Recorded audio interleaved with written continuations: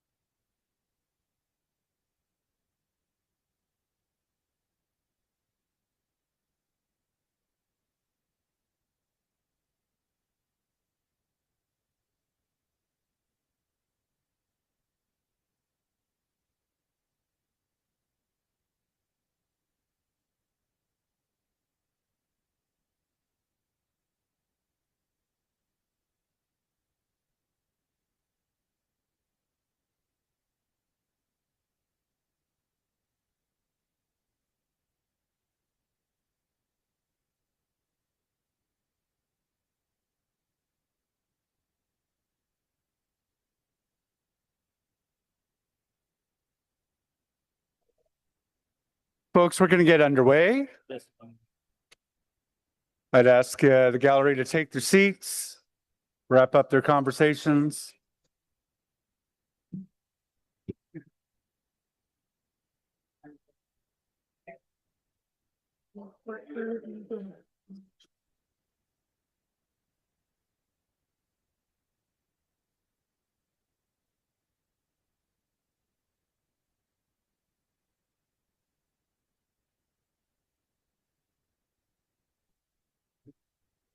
We do want to get the meeting underway. The city staff are looking at how to accommodate those of you who haven't got a seat in an overflow room. But in the meantime, we'll get that discussion going. When I have any news to pass on, I will. I'm sorry, there are a couple of conversations still going on. Thank you very much. Good morning, everyone, and welcome to the 68th meeting of the Planning and Housing Committee. Il est important de souligner que la ville d'Ottawa se trouve sur un territoire non cédé de la nation algonquine Anishinaabe, dont la culture et la présence ont enrichi et continuent d'enrichir ces terres. May I ask for a roll call, please? Councillor Brockington? Councillor Curry? Here. Councillor Dudas? Councillor Johnson? Here. Councillor Kavanaugh? Councillor Kelly? Here, sorry. Councillor Kitts? Councillor Lowe? Present. Councillor Tierney? Present. Councillor Troster? Here. Vice Chair Gower? Here. Chair Leeper? Good morning. Thank you very much. We do have a quorum. This is a public meeting to consider the proposed comprehensive official plan and zoning bylaw amendments listed as items 5.1 to 5.5 and 5.7 listed on today's agenda. For the items just mentioned, only those who are specifically identified in the Planning Act who make oral submissions today or written submissions before the amendments are adopted may appeal the matter to the Ontario Land Tribunal. In addition, the applicant may appeal the matter to the Ontario Land Tribunal if Council does not adopt an amendment within 90 days of receipt of the application for a zoning bylaw amendment and 120 days for an official plan amendment. To submit written comments on these amendments prior to their consideration by City Council on July 15th, 2026, please email or call the committee or council coordinator. I hadn't received any declarations of interest. Are there any? Our minutes of the meeting of June 17th, 2026 confirmed. Thank you. So we'll go through the agenda. We're going to be holding, I think, a lot of these items. The rental renovation license bylaw review will be first up. We'll have a presentation on that. And of course, there are lots of delegations to speak to it. The Item 5.1 is the official plan amendment and zoning bylaw amendment for 287, 299 Loretta and 153, 157 Hickory Street. There is a delegation on that. We'll receive a brief presentation here from the delegations or delegation. And I would also point members of the committee to the written correspondence that was received on that item. At 267 O'Connor, we don't have a presentation. We do have a number of delegations, so we'll hold that item going directly to the public delegations. For the official plan amendment in Stittsville, there are 4 public delegations on that item. We'll receive a brief presentation on it, so we'll hold that. For the Barrhaven South future neighborhood, we hadn't anticipated a presentation. There was no correspondence. There are no delegations for that item. Did any members wish to have that held? No. And I do not have the applicants. Are the applicants here? No, they're not registered to speak. Members, is this item carried? Thank you.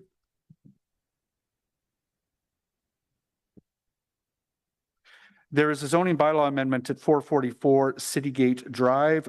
They hadn't anticipated the presentation. We don't have any delegations. We hadn't received any correspondence on the item. The applicants have not registered to speak. Members, did anyone wish to have this one held? Is that item carried? Thank you. The secondary plan update item. I know a couple of members have suggested that they'd like to ask questions and make comments on that. I hadn't anticipated a we do have a presentation. We're going to receive a presentation on that and then go to the questions from members. So we'll hold that item. We don't have any delegations on the item as far as I know. For the omnibus zoning bylaw amendments and updates on motions and directions concerning the new zoning bylaw, I did have an understanding that there might be a motion on this one. And there is a delegation, so we'll go. We'll hold that item for that motion and for that delegation. The urban design guidelines for buildings. We have a presentation to receive on that item. We don't have any delegations, and there is no correspondence. I just wonder, members, did people want to receive that presentation and ask questions? Okay, you know what? Just given the length of our agenda today, is that item carried? Thank you. Let staff go on that one a little sooner. There is an area-specific development charge for Millennium Park. No presentation, no delegations, no correspondence. Did members wish to have that one held? Yes. We'll hold that item. The area-specific stormwater development charges amendment for Monaghan. No presentation, no delegations, no correspondence. Did any members wish to have that one held? Nope. Is that item carried? Thank you. We don't have any in-camera items. There was an IPD. Had anyone anticipated lifting the information previously distributed for discussion? No. Okay. There's going to be a notice of motion, and then Vice Chair Gower had alerted committee to a motion on other business. Do I need a motion to put that on the agenda? Is the other business, the signage with message center at 1 Mulkin Street added to the agenda? Yes. Yes. Did any members wish to have that one held or have any questions? Can we just carry that item? Yep. Is that item carried? Yes. Amazing. All right, we're going to go back to the start of the agenda.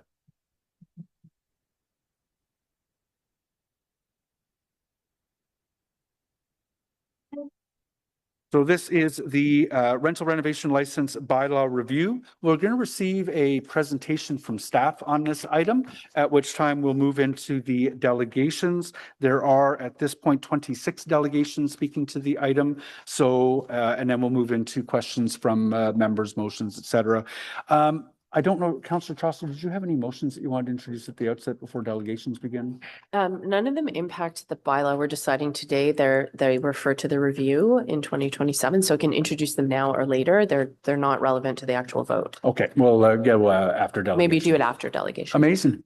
All right, let's get underway. We're in your hands.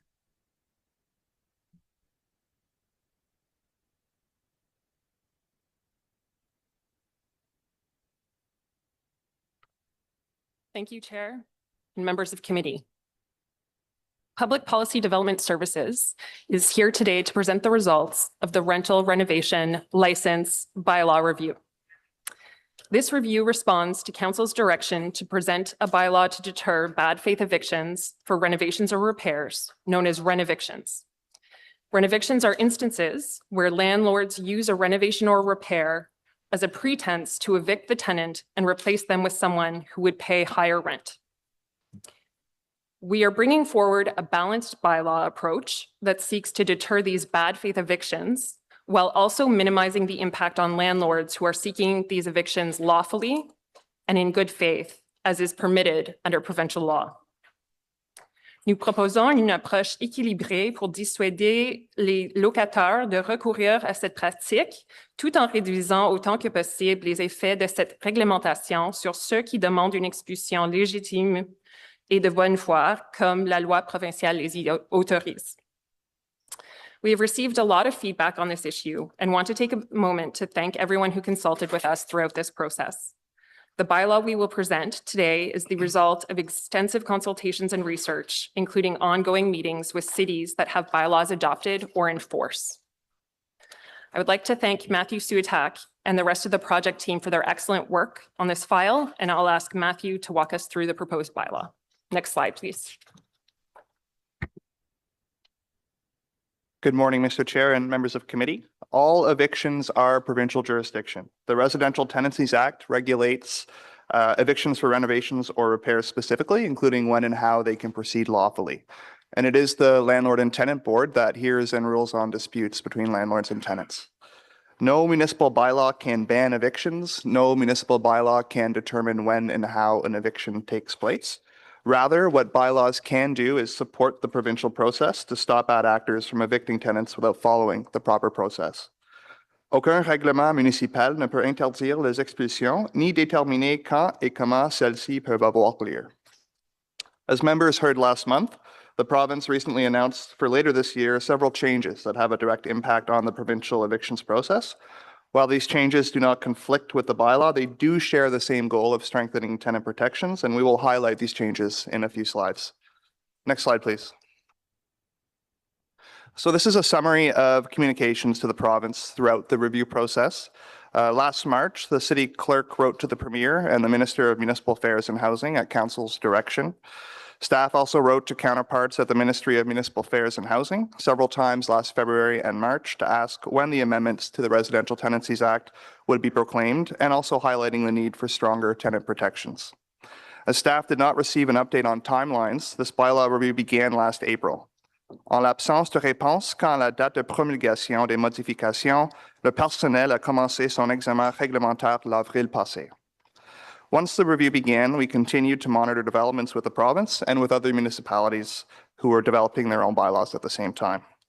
And finally, as we know, a few months ago, the province did proclaim many of these changes to the Residential Tenancies Act into force for later this year. Next slide, please. Here's some context around the Ottawa rental market. 36% of Ottawa households are rentals. 36% des ménages d'Ottawa vivent en location. That's around 147,000 households, and that share is projected to climb to 43% of all households in the next decade. The average and median rents in Ottawa have increased by 60% between 2014 and 2024, and that's about double the rate of inflation over the same period of time. And finally, vacancy rates for lower rents between $1,250 and $1,500 a month. That sits at 1.2% as of 2025. In terms of evictions for renovations or repairs in Ottawa, there are an annual average of 31 of these eviction notices filed with the Landlord and Tenant Board. Une moyenne de 31 avis d'expulsion pour ce motif sont déposés chaque année à la Commission de la location immobilière. Through consultations and a media scan, we've also been made aware of another 230 potential eviction notices since 2020 that were not filed with the board. These, what we're calling undocumented notices, have been challenging for us to quantify and validate throughout our review because there is typically little to no paper trail. The average rent of rentals receiving these notices is 42% lower than the market average rent in Ottawa.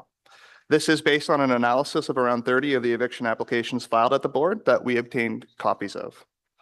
Given renovations or repairs are more likely to be necessary the longer a tenant has occupied a rental, this statistic is not necessarily surprising, but it does illustrate that these evictions generally affect rentals significantly below market average rent. And finally, the median age of buildings subject to these applications is 66. So we are generally talking about older buildings where renovations or repairs, again, may be more likely.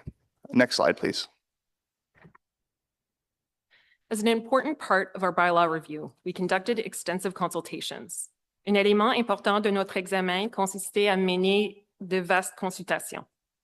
We consulted the general public through an Engage Ottawa questionnaire and open houses as part of the Housing and Homelessness Plan refresh.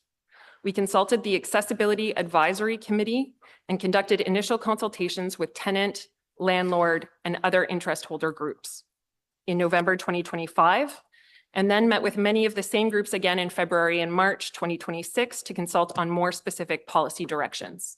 Next slide, please. Feedback has been mixed.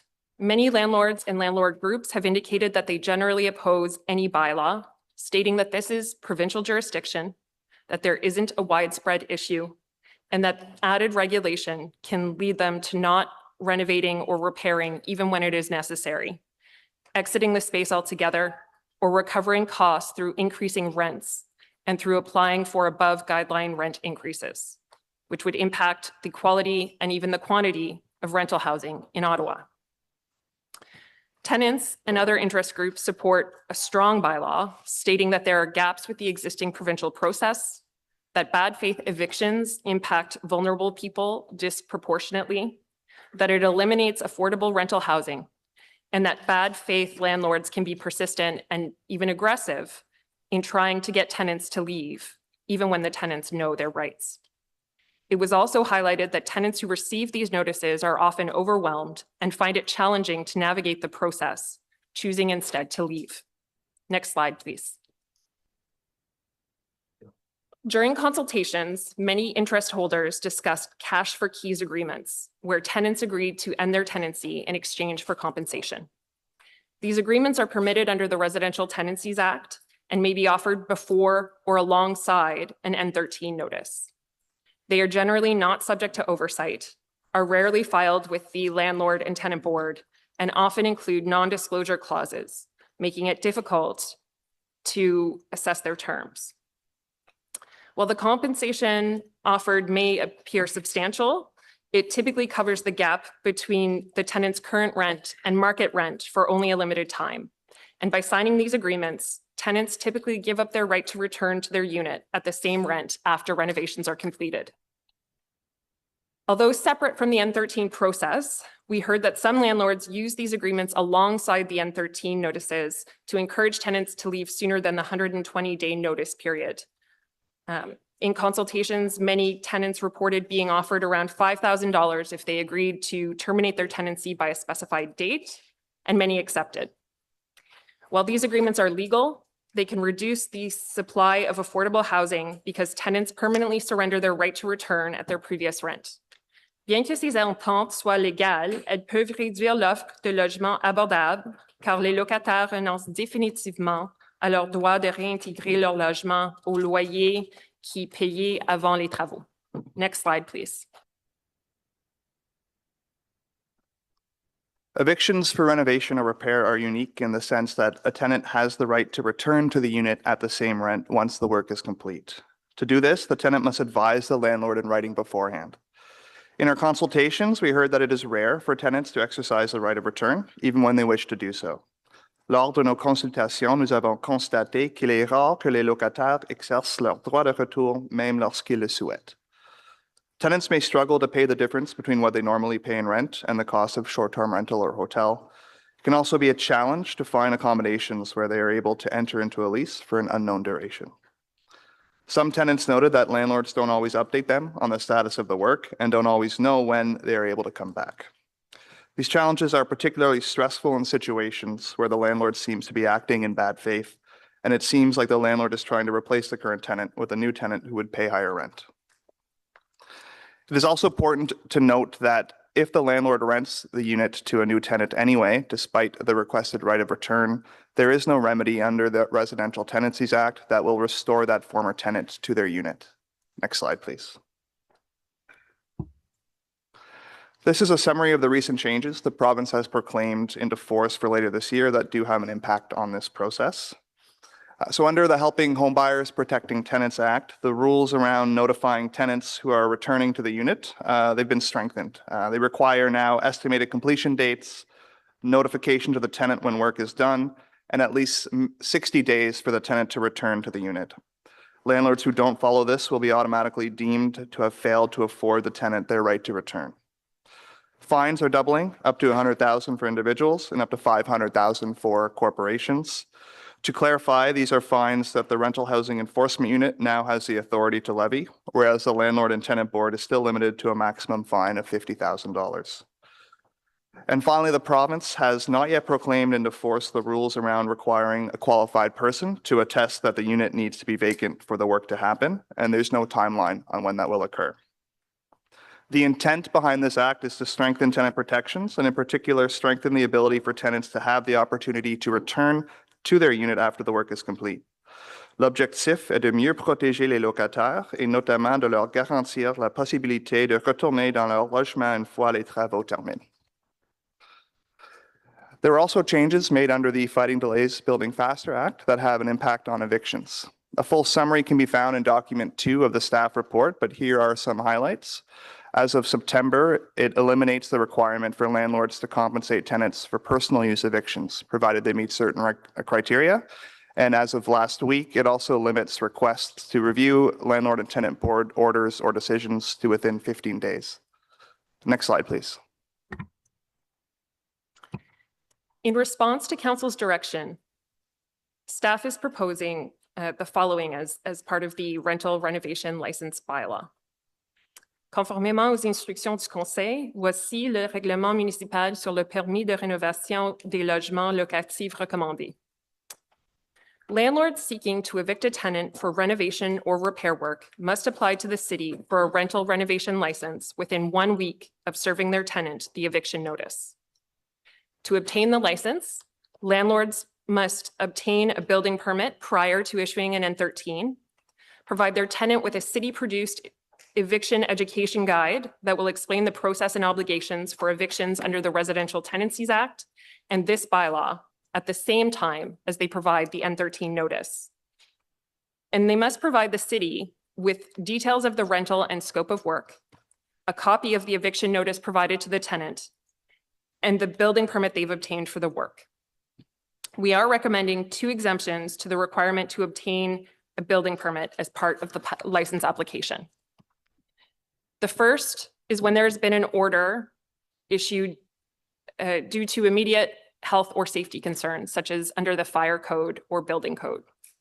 And the second is for when vacant possession may be required, but where a building permit typically is not, which can include, for example, mold or asbestos remediation.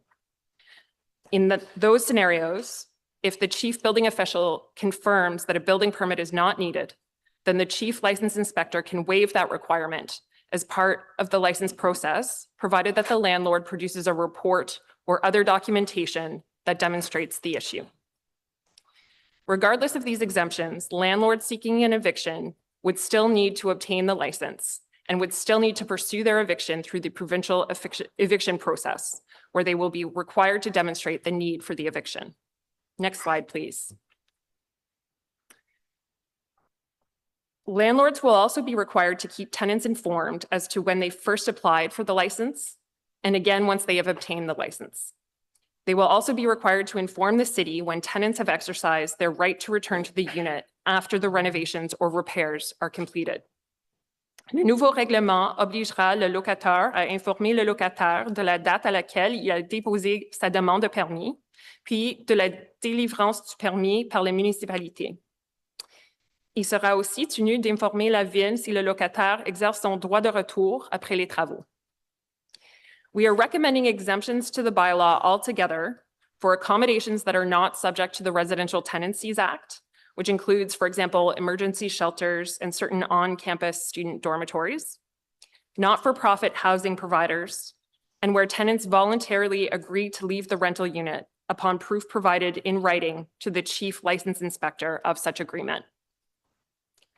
Principal offenses under the bylaw include failure to apply for a license within 7 days of issuing the eviction notice, failure to obtain the license prior to conducting the renovation or repair work, failure to provide the tenant with the eviction guide when providing the eviction notice, failure to obtain the building permit prior to issuing the eviction notice, and failure to permit the tenant to return to the rental unit when that tenant has indicated they wish to exercise their right to return. Next slide, please. We wanted to highlight how the provincial framework compares to the draft bylaw. So the bylaw does introduce a license requirement that is not part of the provincial process. The bylaw requires the landlord to provide a copy of the eviction notice required to be served under the provincial process. The bylaw does not include a qualified persons report, which remains that pending piece of legislation under the Helping Home Buyers Protecting Tenants Act. The bylaw does require the landlord to obtain the building permit before they issue the eviction notice, whereas it's only required before the hearing at the landlord and tenant board under the provincial process. The education guide is part of the bylaw as well, which is not part of the provincial process. The bylaw does not recommend compensation above what the provincial framework already requires, which is between 1 and 3 months rent, depending on certain factors. And the updates in 60 days to return changes that are coming in September are similar to sections of the bylaw that require landlords to keep tenants informed, and the offense under the bylaw in failing to permit a tenant to return. And finally, maximum fines or penalties under both are up to $100,000. Next slide, please. Staff are not recommending any FTEs to begin based on the low number of applications in other cities. If adopted, staff would assess resourcing requirements post-implementation and return to council should new resources be required. One-time costs of approximately $55,000 are anticipated to implement the new program and will be covered by existing budgets. We do want to highlight that this is a new area of regulation and that the long-term impacts of this type of bylaw on the quality and quantity of rental housing supply is unknown. There is also a potential for these bylaws to drive landlords to seek evictions through other processes where tenants do not have a right to return. To mitigate these risks, we have sought to introduce municipal oversight through a process that ensures existing requirements are met rather than impose a system that would disincentivize the eviction for renovation or repair process in favor of other, less regulated eviction processes where the tenant does not have a right to return. A bylaw would create municipal oversight and enforcement mechanisms in the case of noncompliance. It aims to deter bad faith evictions to help retain the existing affordable rental housing supply in Ottawa. The eviction education guide will help landlords and tenants by providing them with information about the process and their respective rights and responsibilities. Based on our consultations, we heard that this would also benefit tenants by providing them with relevant information at a time when stress can be overwhelming. We also heard that making the guide available in multiple languages would be of assistance to many tenants facing language barriers. There's also no fee to apply for the license and fewer administrative requirements than we've seen in other municipalities in an effort to lower costs and administrative burden on landlords acting in good faith. Next slide, please. Should this bylaw be adopted, staff recommend an in-force date of January 1st, 2027. This will provide time to develop the new licensing program, develop the education guide, and make necessary application software changes. It also provides time to ensure that landlords and tenants are aware of the new rules and requirements. Enforcement will be conducted on a complaint basis, and staff will be establishing a dedicated email address to intake service requests. Les mesures d'application seront prises à la suite des plaintes et une adresse courriel spéciale sera créée pour ces demandes. If a bylaw is adopted by council, staff will monitor its implementation, including the number of N13s filed with the board and the number of complaints, investigations, and enforcement actions. If no bylaw is adopted, staff will still work with colleagues in the Community and Social Services Department to monitor the number of N13s and any complaints received regarding potential renovictions. In preparing the next bylaw review work plan, staff will also reach out to interest holders for their feedback on any persisting legislative gaps, and if any are identified, include a bylaw review to address those gaps in the bylaw review work plan for consideration of the next term of council. This concludes staff's presentation, Mr. Chair, and we're pleased to answer any questions. Thank you. Merci. Thank you very much for that very comprehensive overview. And I know that you've been busy briefing councillors and members as well. So thank you for the extensive efforts you've taken on this file. Chair, can I read in my motion and direction now, actually, because I think it'll just help folks understand what's coming. Please do. Okay, could we have that up on the screen? Thank you. Whereas the draft bylaw proposes an important step toward protecting tenants in Ontario and joining other municipalities across tenants in Ottawa and joining other municipalities across Ontario, and if approved, the City of Ottawa has the opportunity to create strong legislation that supports tenants.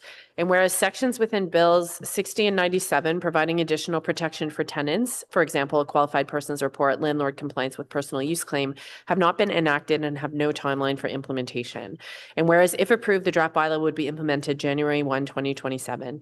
And whereas in its direction dated June 10, 2026, Council directed staff to include a review of the rental renovation license bylaw on the proposed work plan for the next term of council, where the results of the review of the rental renovation license bylaw are to be brought back to committee in Q4 2027. Therefore, be it resolved that the Policy Development Department include a review of the rental renovation license bylaw on the proposed bylaw review work plan for the next term of council, and if approved, as part of that work plan, that staff bring the results of the review forward in Q4 2027. And therefore, be it further resolved that the addition of the following elements to the rental renovation bylaw be considered as part of that review. Requiring a qualified person's report confirming that vacant possession is required to complete the renovation, requiring landlords to provide temporary accommodation to tenants either in the form of an alternate unit or financial compensation for the duration of the renovation in the case that tenants are displaced to achieve vacant possession, data trends relating to N5 and N12 notices. Thank you. So those are not, none of this would be implemented now. It's further review in 2027. Thank you. Thank you very much, Councillor Troster. My understanding is that Councillor Menard, on whose behalf you're going to bring a direction or ask staff to take direction, has suggested this would be a good time as well. Okay, thank you. The next steps in the council directed review of the rental renovation license bylaw and additional demolition control protections for tenants, planning and housing staff explore our legal authority and implementation path to better protect residents in affordable rental units that could be demolished. This could include rehousing, significant financial incentives for compensation, rent top-ups, right of first refusal to return at the same or similar rent, and strict enforcement of negotiated settlements. Thank you. Again, that direction is also for the review in 2027. Thank you very much, Councillor Troster. For the benefit of the gallery, the motion will be voted on toward the end of this item. And then at some point during our discussions with staff and members, we will ask them to undertake that direction. We'll now move into the public delegations. There are 26 of you. It's great to see you out today.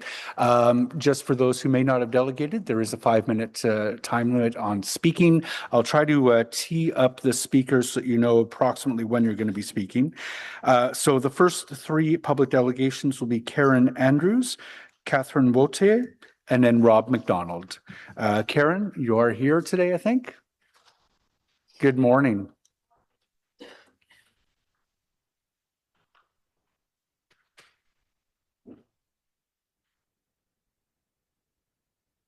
Speak into the mic. Mi dispiace, non parlo francese. I am learning Italian. My brain is small. I have only mastered one language, and that would be English.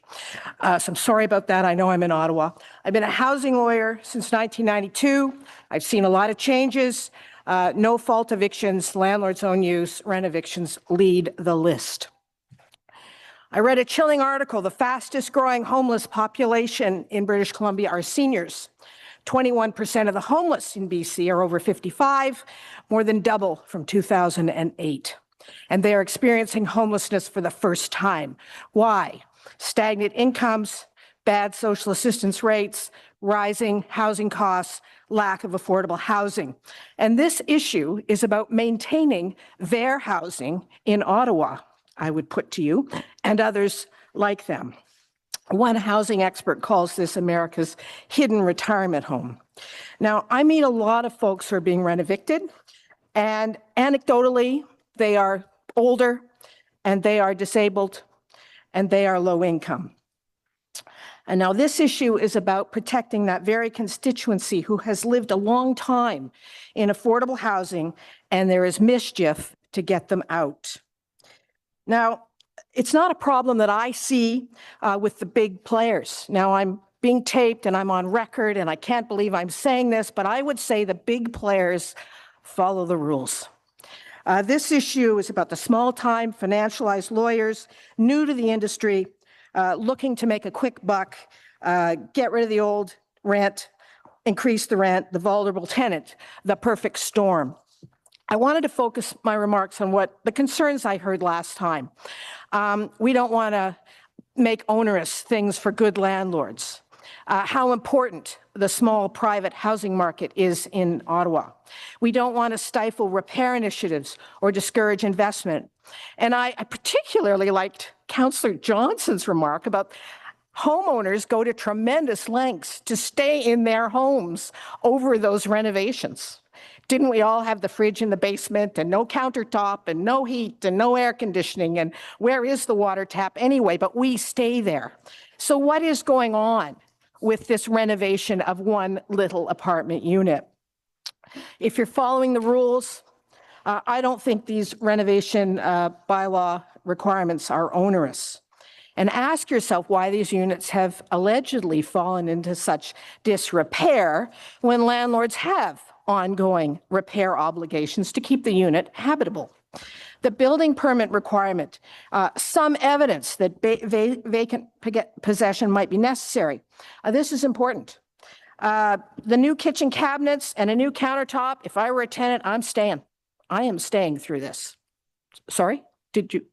Oh, yes, I'm looking. The fine structure is impressive. Incentive for the city to get on these cases. Build up your own revenue, fine these guys that are doing it. Now,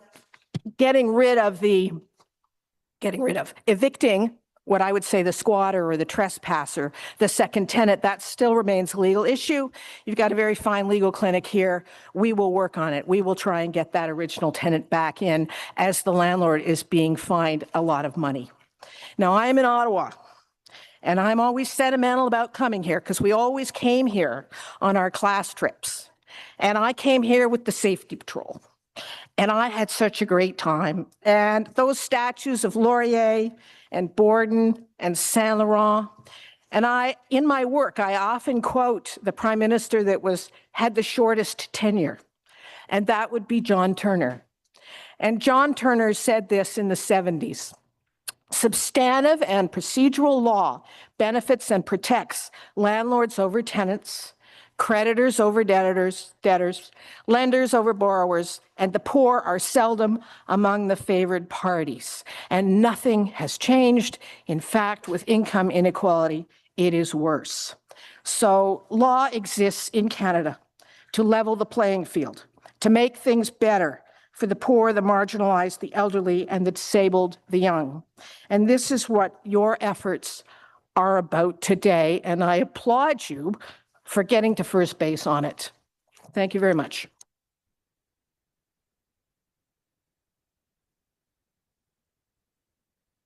Thank you. Thank you very much, Karen.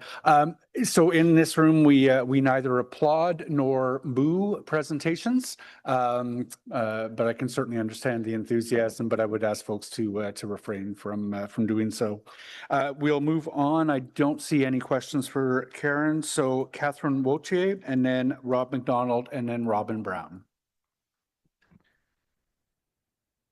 Catherine, are you in the room or?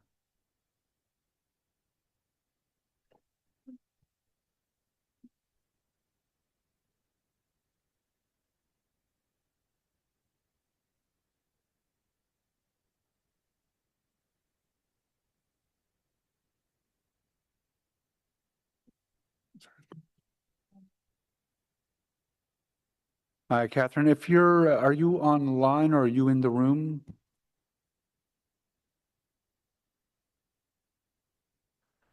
Okay, we're going to move on. Oh, no, Uh, sorry, I am here. Sorry. There you go. Welcome to the committee. You have 5 minutes to make a presentation. Thank you. Good morning. On behalf of Landlord Self-Help Center, I would like to start by saying thank you for the opportunity to share our thoughts and feedback regarding Ottawa's proposed renoviction bylaw. My name is Catherine Wathier, and I'm a licensed paralegal and community legal worker with the Landlord Self-Help Center. For those of you who are not familiar, the Landlord Self-Help Center is the only specialty clinic funded by Legal Aid Ontario that operates with a mandate to provide support and education to the small landlord community in landlord and tenant relations. The client community served by Landlord Self-Help Center is comprised of the secondary rental market, which includes houses, duplexes, triplexes, and landlords who rent a portion of their home to generate the income needed to supplement the cost of ownership.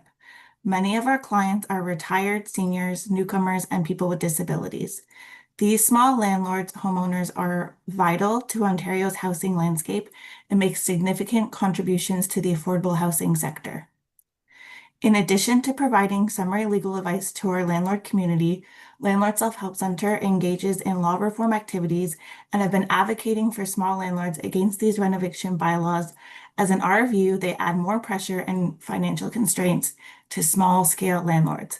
We recognize that the provincial law, the Residential Tenancies Act, already protects tenants from bad faith renovictions, and in many cases, these bylaws overburden landlords with additional paperwork and requirements. For a city like Ottawa, where landlords issued 230 N13 applications since 2020, and cities of Toronto seen about 5 times that amount, Landlord Self-Help Center feels that Ottawa does not require a bylaw at all, unlike other municipalities. The proposed bylaw, however, has taken a different approach and does not impose the same financial burdens on small-scale landlords. I would like to highlight things that I believe Ottawa has done correctly or is proposing correctly. The first being the licensing fee or the lack thereof. Renovations, as one can imagine, are costly undertakings. Adding a licensing fee not only discourages compliance, but passes on additional costs to landlords who may already be financially burdened by the cost of the repairs themselves. It was understood in other municipalities that by charging a licensing fee would offset the cost of implementing and enforcing these bylaws. However, Hamilton, London, and Toronto, as of December 2025, have not even entered into the double digits of people applying for these licensings, resulting in less than $5,000 in fees paid to the city, leaving the city renovation bylaw programs in high deficits. I believe Ottawa's approach by not charging a licensing fee will result in higher compliance with the bylaw, especially among our small landlords, and given the conservative budget for the bylaw, no real financial loss to the city. The next thing I agree with is that not requiring a qualified person's report. Like charging a licensing fee, requiring a qualified person's report, which costs around $1,500, is an unnecessary financial burden and creates a barrier for compliance. This in particular hurts our small landlords who don't have additional resources of income to cover these extra expenses. Should be noted that under the provincial legislation, the Residential Tenancies Act, eviction is only granted when vacant possession is required to undergo the repairs. By not requiring a qualified person's report at city level, it does not prevent the landlord from ultimately having to prove in front of an LTB adjudicator that the scope of the work warrants an eviction. I believe Ottawa's choice to not require a special report keeps the decision-making in the correct jurisdiction, which is the province. The next thing that the Landlord Self-Help Center likes about the Ottawa renovation bylaw proposal is that it does not require any additional compensation. Given that compensation is required under provincial law, we are of the view that any municipal renovation bylaw is found to be in conflict and overreach of the current provincial legislation.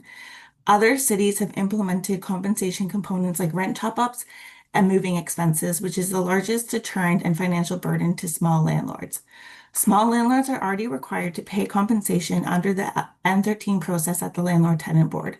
It has been assumed by other municipalities that these additional measures are preventing landlords from attempting N13 evictions, but they're also discouraging landlords from undergoing necessary renovations or repairs, or even worse, encouraging the use of other eviction options that are allowed under the Residential Tenancies Act.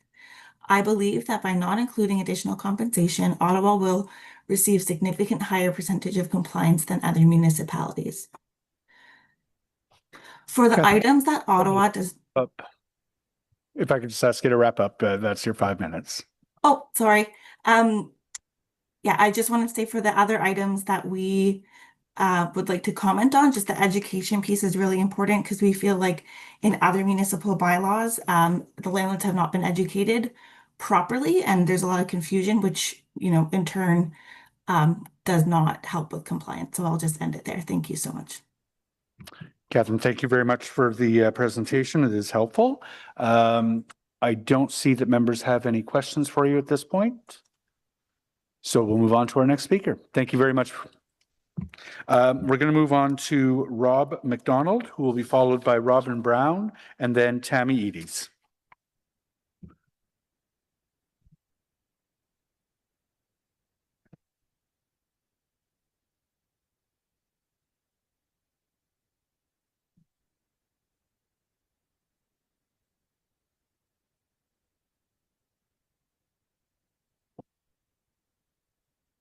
Good morning, Rob. Whenever you're ready, you'll have 5 minutes to make a presentation to the committee.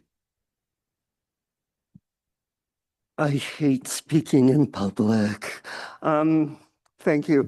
My name's Rob. I began work as an advocate for tenants 40 years ago during a school placement at a nonprofit agency that helped low-income people with their housing problems.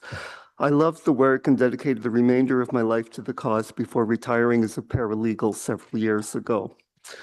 I just wanted to share my experiences and some of my thoughts about this bylaw today. First, I wanted to connect the need for education in the bylaw to the number of N13 notices identified in the Landlord and Tenant Board system. In my work, it was common that by the time a tenant had contacted me for help concerning renovictions, up to half the tenants would have already vacated the premises before I even had a chance to meet with them, while others were finalizing a move. I'd find tenants who were coerced into signing agreements which gave them less compensation and less time to move than they would have had if they had exercised their legal rights. I'd advise those tenants they were not required to vacate and forced the landlord to apply for an ex-parte order to evict, at which point we would file the motion to set aside their ex-parte order, which eventually led to a hearing at the board. Often it would be accompanied by applications against the landlord for harassment, threats, and coercion to vacate the unit. All of this is to say that for every N13 notice identified at the LTB, there are multiple other applications, motions, appeals, and orders related to renovictions, but they don't show up as N13s in the system. When tenants are displaced in today's housing market, it is traumatic and impossible to find housing that is affordable, temporary, and adequate. I was therefore disappointed that the city is not recommending compensation for tenants. Tenants with renoviction notices face significant barriers such as discrimination against low-income people and finding landlords who will accept short-term leases. Long-term tenants in a rent-controlled apartment could pay an additional $600 to $900 per month. Tenants of moderate incomes must bear the costs of multiple moves and incur additional costs such as utilities or transit if they are displaced from their communities. And also, I just wanted to point out that if a tenant does return to a renovated unit, yes, they return at the same rent, but landlords can apply for an above guideline increase afterwards and pass on renovation costs to tenants even after they've moved back in. I wanted to talk about the number of T5 applications in bad faith notices as well. In my experiences, most tenants did not bring T5 application against landlords for renovictions. And that's hardly surprising considering the evidentiary burden that is placed on the tenant, the lengthy delays in tenant applications, which can take up to 2 years for a hearing, minuscule financial compensation for the personal and financial economic costs suffered, and the fact the LTB does not reinstate them into the unit after it's been re-rented. Bill 97 does nothing to address any of those problems. It's reactive, remedial legislation that won't prevent renovictions. Doubling the fines for bad faith evictions is actually a slap in the face to tenants. In cases where I ask for fines to be applied against landlords for illegal lockouts, harassment, and bad faith notices, the board regularly declined to issue the fine, or they were in the lower range of about $500. A landlord can simply decide to absorb these costs since the financial compensation remains so low to tenants. Fines are not a deterrent, and the burden is all on the tenant to initiate and endure lengthy hearing proceedings. And while Bill 97 allows tenants 60 days' notice to exercise their right of first refusal, they can still be held responsible for costs of breaking a lease if they are unable to assign the unit they occupied during displacement. The critics of a renoviction bylaw claim, without evidence, that it will discourage investment and construction of new rental housing. Well, let's look at that. In Ontario, between November 2022 and November 2023, 10.8% of all rental units were turned over. This resulted in an average rent increase of 35.6%. A report by the Canadian Evident Housing Collaborative shows that rents are rising 3 times higher in older buildings than newer buildings, despite general statistics showing rents are remaining steady or dropping. Currently, Ontario's 10-year overall housing starts remain at historic lows. This is due to high interest rates, high construction costs, development charges, cost of land, and taxes. Tenants needing protection from renovictions should not be used as scapegoats by landlord lobbyists and investors seeking to maximize their profits. And the community would benefit from a bylaw by saving tenancies that are affordable and keep people housed. Thank you. Rob, right on time. Thank you very much. Please, I'm going to ask that there not be any applause. I don't see any questions for you from members, so thank you very much for your presentation today. We're going to move on to Robin Brown, who will be followed by Tammy Eades, who will be followed by Amy Zhu. Hello, can you hear me? We can. Good morning, Robin. Whenever you're ready, you have 5 minutes to make a presentation to the committee. Thank you, Chair. Hello, members. I'm here today in support of the proposed rental renoviction license bylaw. And I want to start off by congratulating the activists of Acorn for all their hard work that led to this where we are now.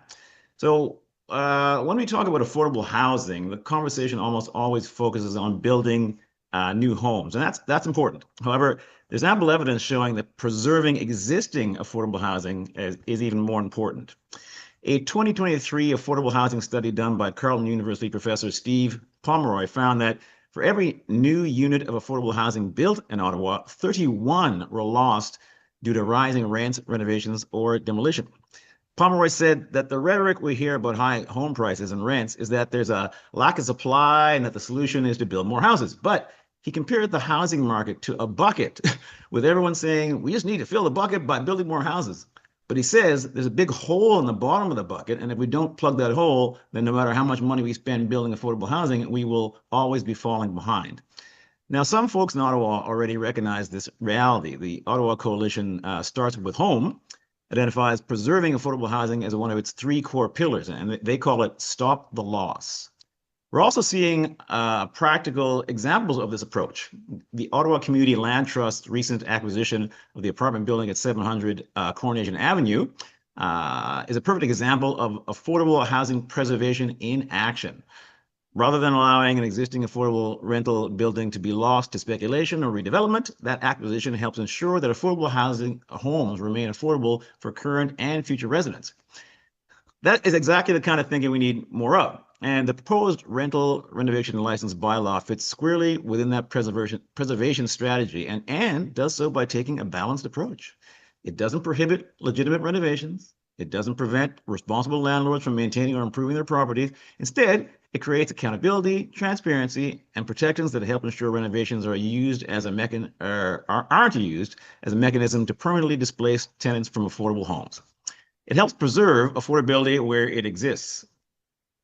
Recent federal housing announcements have understandably placed an enormous emphasis on building more homes, and that investment is welcome. However, the Build Canada Homes program, as the name suggests, ignores the issue of preserving existing affordable housing. If we spend billions creating new affordable housing while allowing existing affordable housing to continue disappearing, we're simply running on a treadmill. We need to build more housing, but we also need to stop the loss. Preservation and construction are complementary strategies, not competing ones. This proposed bylaw, which would require landlords to obtain a license from the City of Ottawa when renovations or repairs are for a rental where an eviction is being sought, recognizes that reality.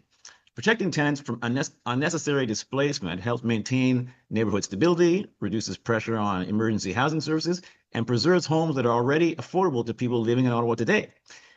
Every affordable unit we preserve is one less affordable unit we have to replace later at far greater public expense.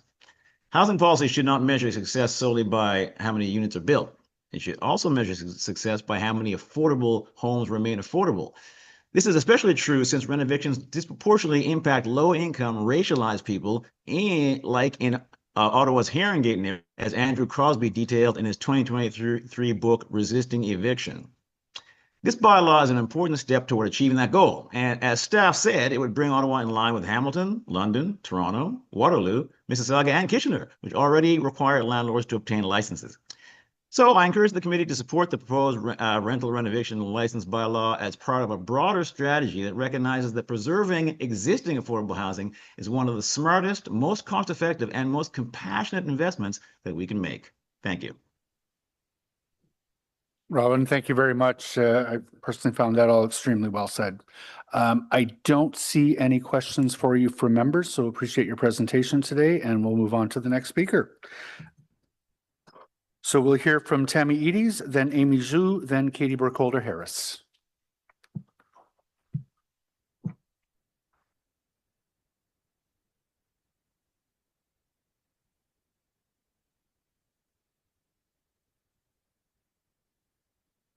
Good morning, both. Welcome to committee. Whenever you're ready, you'll have 5 minutes to make a presentation.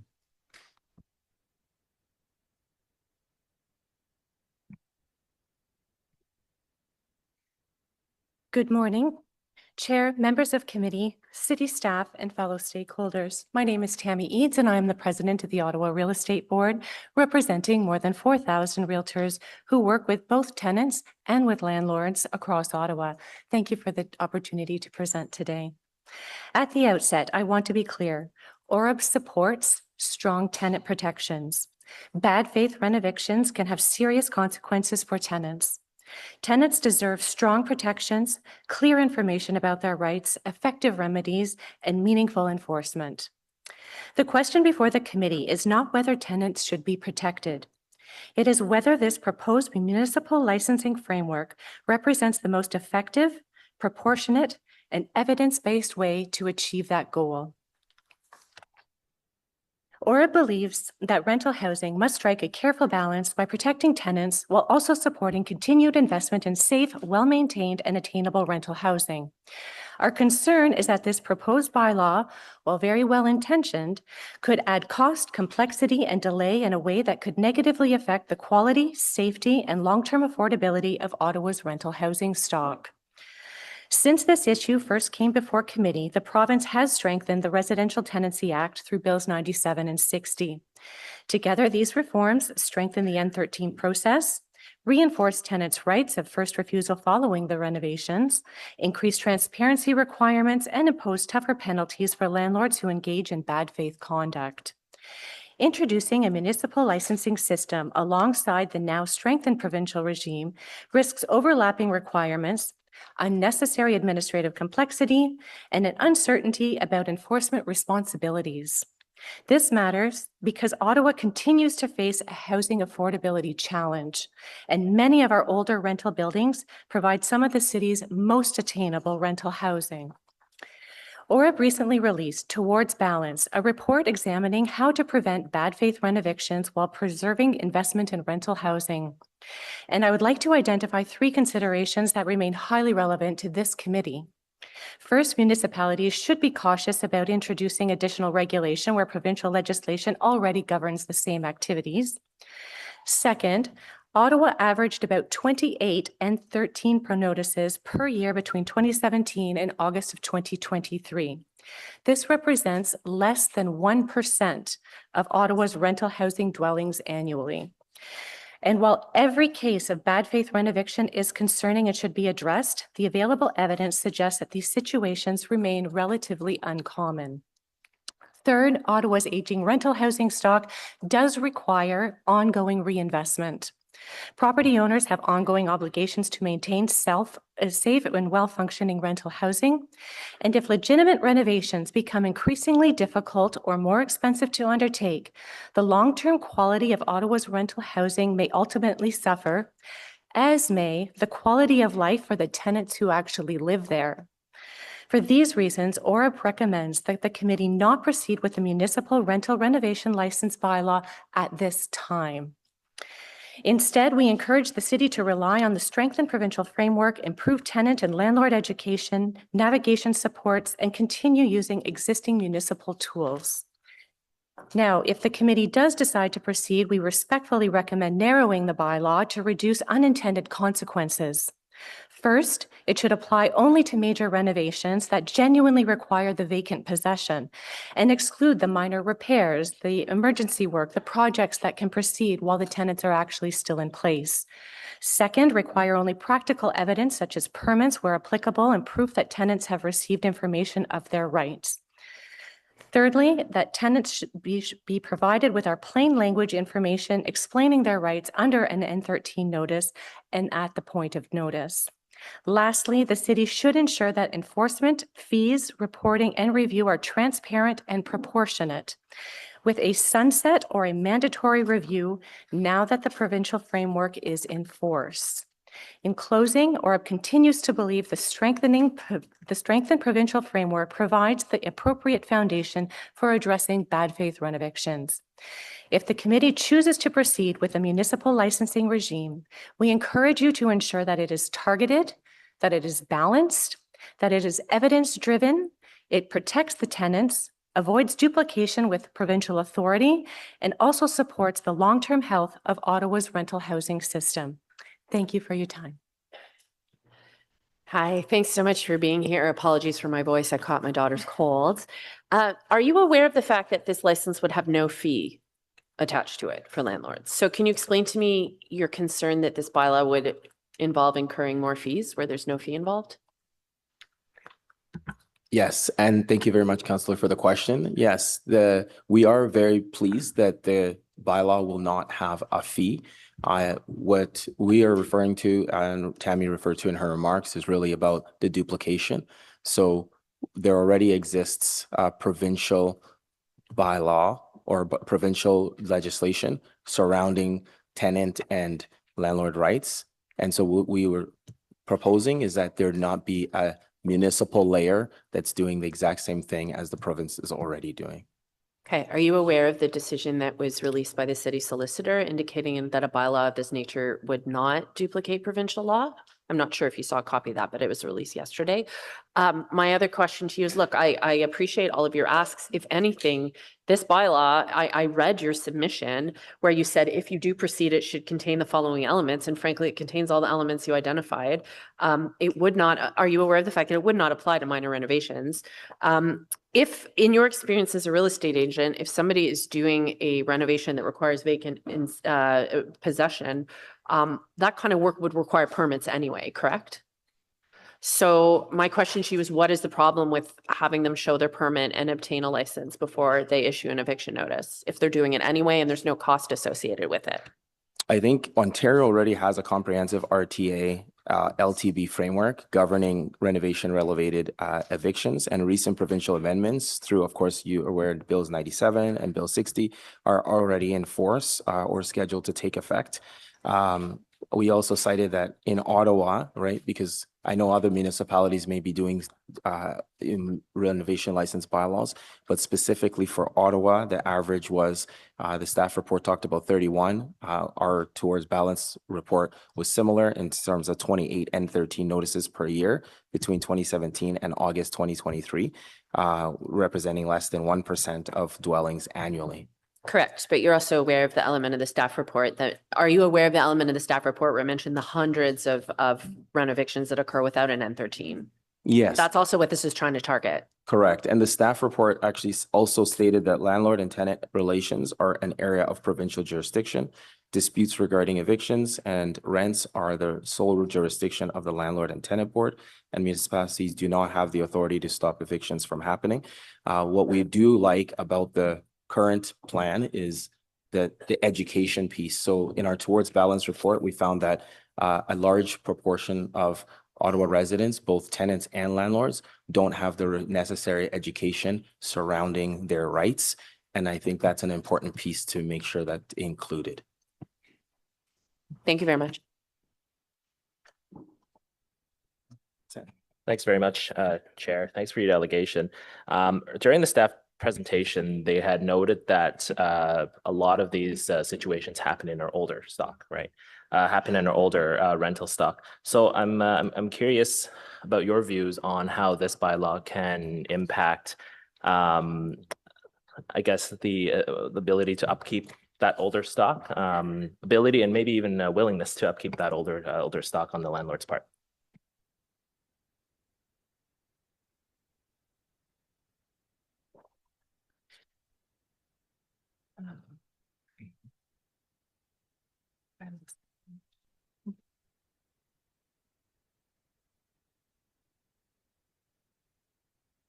Sorry, so I just wanted to go back to the rental stock that we currently have. It's a little bit older. And when you were talking about legitimate renovations that are needing to be made, if you increasingly increase the cost of those renovations and create them so that become increasingly difficult or expensive to undertake, then the long-term quality of the housing stock does suffer. And noting that, it also may affect the actual living and quality of life for the tenants who actually are living in place. So that's why we're looking forward to allowing this to continue so that they don't have to update, that they will continue to update without the added expense, the stresses, the administrative burdens that come with it. So I guess then the follow-up to that would be, if there is let's say this passes and then there is actually, let's not say, whatever. The follow-up to that question is, do you foresee this then causing a backlog, I guess, of necessary work, like work that needs to be done, and which leads to some sort of a correction, and then we see a deluge of either applications or things that are done that can happen outside of the proposed purview of this bylaw? Yeah, absolutely. And what will end up happening is some of the smaller landlords, especially who do not have the means to continue, they'll ultimately sell the stock. And then we're in a spot where we have even less available for people to move into. And especially noting that most of the older stock is generally what is providing the ability for some of the attainable housing that we see. Okay, thanks. Thank you. Thank you very much, Councillor Lowe. Councillor Hill, welcome to committee. Go ahead. Thank you, Mr. Chair. Thank you to the delegation for this presentation. Several of my questions have been addressed. You spoke, Tammy, to the potential impacts on renovations. You spoke to the potential for especially smaller landlords or property managers selling off stock as a potential result to additional regulations such as this. But could you speak to, because it's been mentioned before, the issue of supply, the issue of supply growth, supply management, and also the issue of preserving existing stock. But could you speak to how regulation like this type of a bylaw could impact on the desired growth of rental units in the market?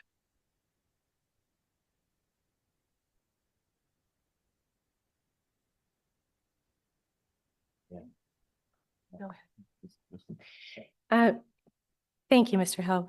ORIP supports protecting tenants from bad faith rent evictions, and our concern actually is that the proposed bylaw, while it's well intended, it could add the complexity, the costs, and the delay in a way that affects the quality and the safety and the long-term affordability of the Ottawa rental housing stock.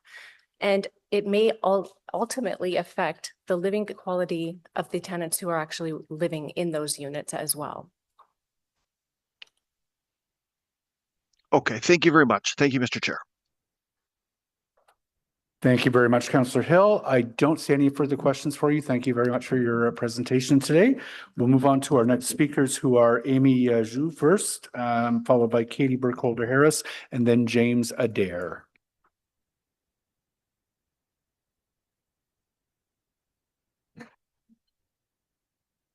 And I've just noted to one of the gallery who is waiting for a subsequent item, we're probably a good 90 minutes, 2 hours from finishing up on this item. We'll give the number of folks speaking.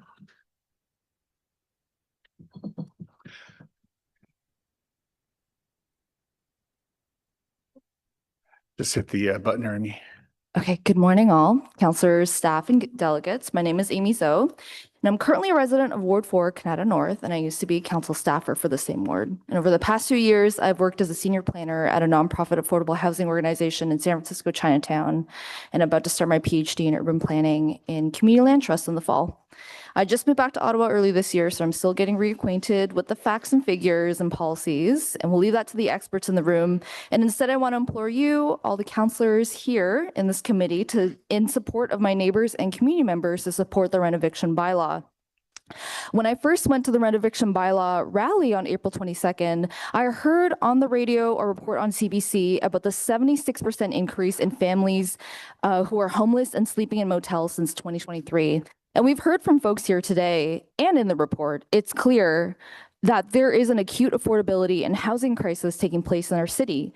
The rent eviction bylaw is meant to prevent the bad faith evictions that only exacerbate the crisis, and it's clear that it works.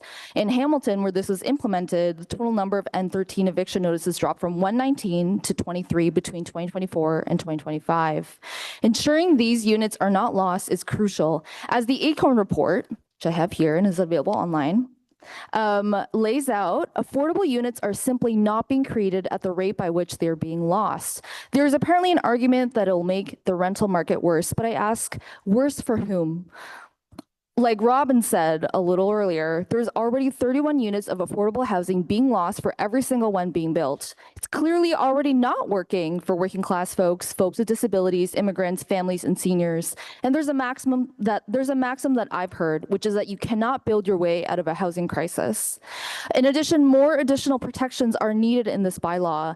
The old employer that I worked for in San Francisco, Chinatown, was a non-for-profit affordable developer that served working class seniors, adults, children, and families in a neighborhood with a history of marginalization. And even when this mission-oriented organization needed to temporarily move residents to renovate units with the explicit intention of having them return, moving and relocating can still be a deeply traumatic experience. Seniors, individuals with disabilities, being forced to move can be a life-ending experience. And that's why I also support ACORN here in strengthening the bylaw and adding more around temporary accommodations and moving costs, as well as the qualified persons report confirming that the unit is vacant for work to be done, as well as rent gap payments. So in closing, councillors, I really implore you to please vote yes on this important bylaw and support your neighbors and community members, and please to continue to work on strengthening this. Thank you. Amy, thank you very much for the presentation. It's good to see you again. I don't see any questions from members, so we'll move on to our next speaker. Katie Burkholder-Harris, who will be followed by James Adair, and then Sienna Kansi. I'm sorry about the pronunciation on that name.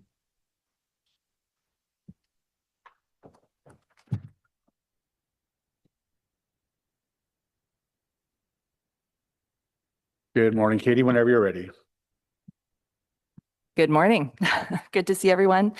Thank you for having the opportunity to speak to this. Not a surprise, the Alliance strongly supports the city's proposed rental renovation license bylaw. We commend council and staff for taking action to address bad faith renovictions and strengthen protection for tenants. This bylaw recognizes something fundamental.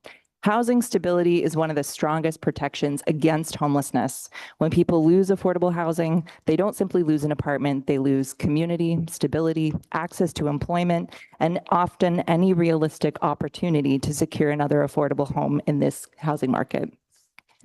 Displaced tenants are forced into a rental market where affordable housing is simply out of reach. You've heard the Ottawa numbers. We lose 31 existing affordable homes through rising rents, redevelopment conversion, and the loss of naturally occurring affordable housing. That stat should fundamentally shape how we think about housing policy in our community. Building affordable housing remains essential, but preserving affordable housing is equally important. Strong tenant protections are not separate from housing policy. They're an essential part of a balanced housing strategy. A healthy housing system requires both new housing supply and policies that prevent the unnecessary loss.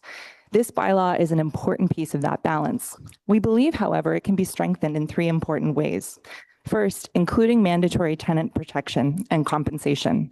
Municipalities like Toronto have recognized that legitimate renovations shouldn't result in financial hardship for tenants. Requiring landlords to cover reasonable moving expenses and compensate tenants for rent increases ensures that the costs of renovation are not downloaded onto renters. Importantly, tenant compensation also creates the right incentives. When landlords are responsible for these costs, they have every reason to complete renovations efficiently and return tenants to their homes as quickly as possible. It protects tenants while supporting timely renovations, a benefit for everyone. Second, remove the exemption contained in Section 7.3. As currently drafted, the bylaw exempts certain renovations that result from maintenance or repair orders. This creates a significant loophole. A tenant could spend months pursuing basic repairs through the LTB, successfully obtain an order requiring the landlord to complete the work, and then receive an N13, requiring them to vacate because those repairs must now be undertaken. In that circumstance, the tenant would lose many of the protections this bylaw is intended to provide, simply because they exercise their legal rights. This exemption risks undermining the purpose of the bylaw.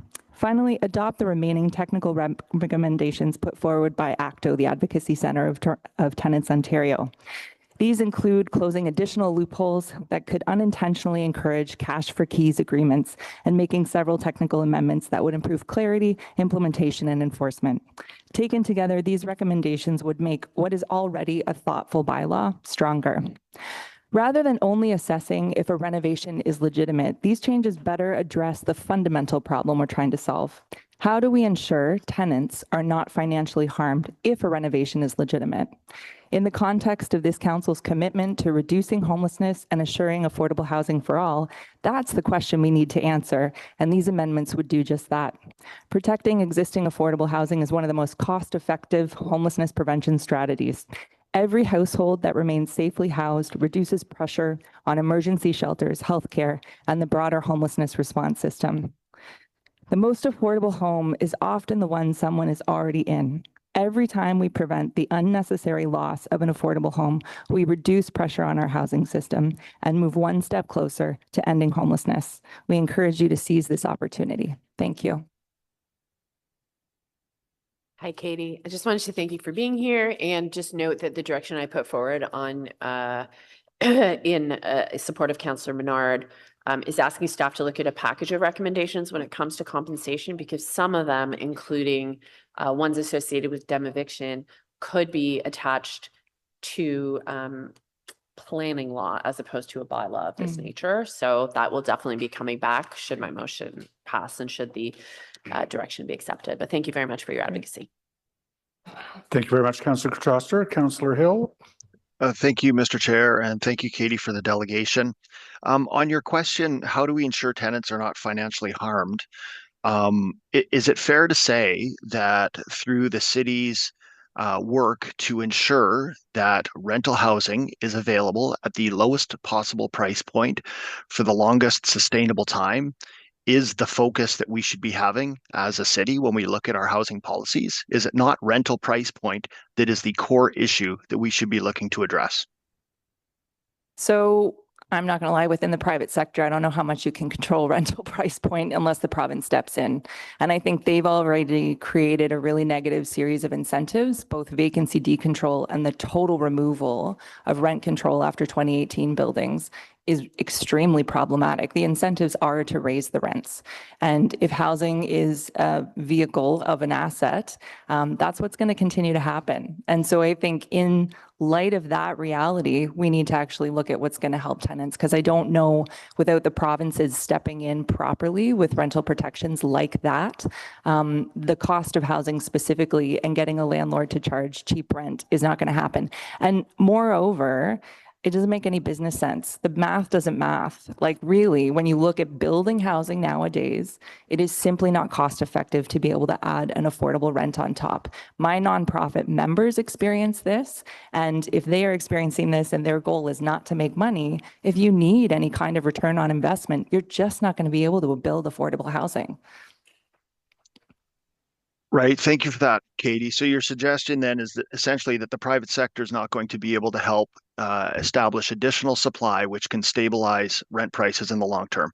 The solution to the rent price issue is going to be through government and subsidized housing. I think that oddly in this case, government subsidized housing would actually create balance in the housing market because there would be legitimate competition. You know, we have a private sector, and I'm not against private sector housing at all. It's part of a healthy ecosystem for housing, but we have so little affordable units. What is the incentive to create affordable supply when holding land or holding an asset, even an empty asset, creates more money? But when you actually have enough stock that is non-market, you actually create some competition in the market. And right now that balance is really off. And so I just, you know, the private sector has a lane, absolutely. And when I talk to developers, a room of developers on a panel, and say, who can afford to build a $1,700 unit, which is what 40% of Canadians can afford, not a single hand goes up. And they come up to me after and say, yeah, that's absolutely true. So that's okay, but we just need to name that that's what's actually happening, and be able to invest our thoughtfulness and our money most efficiently. That is both non-market housing, but then how can we protect better tenants in the private market?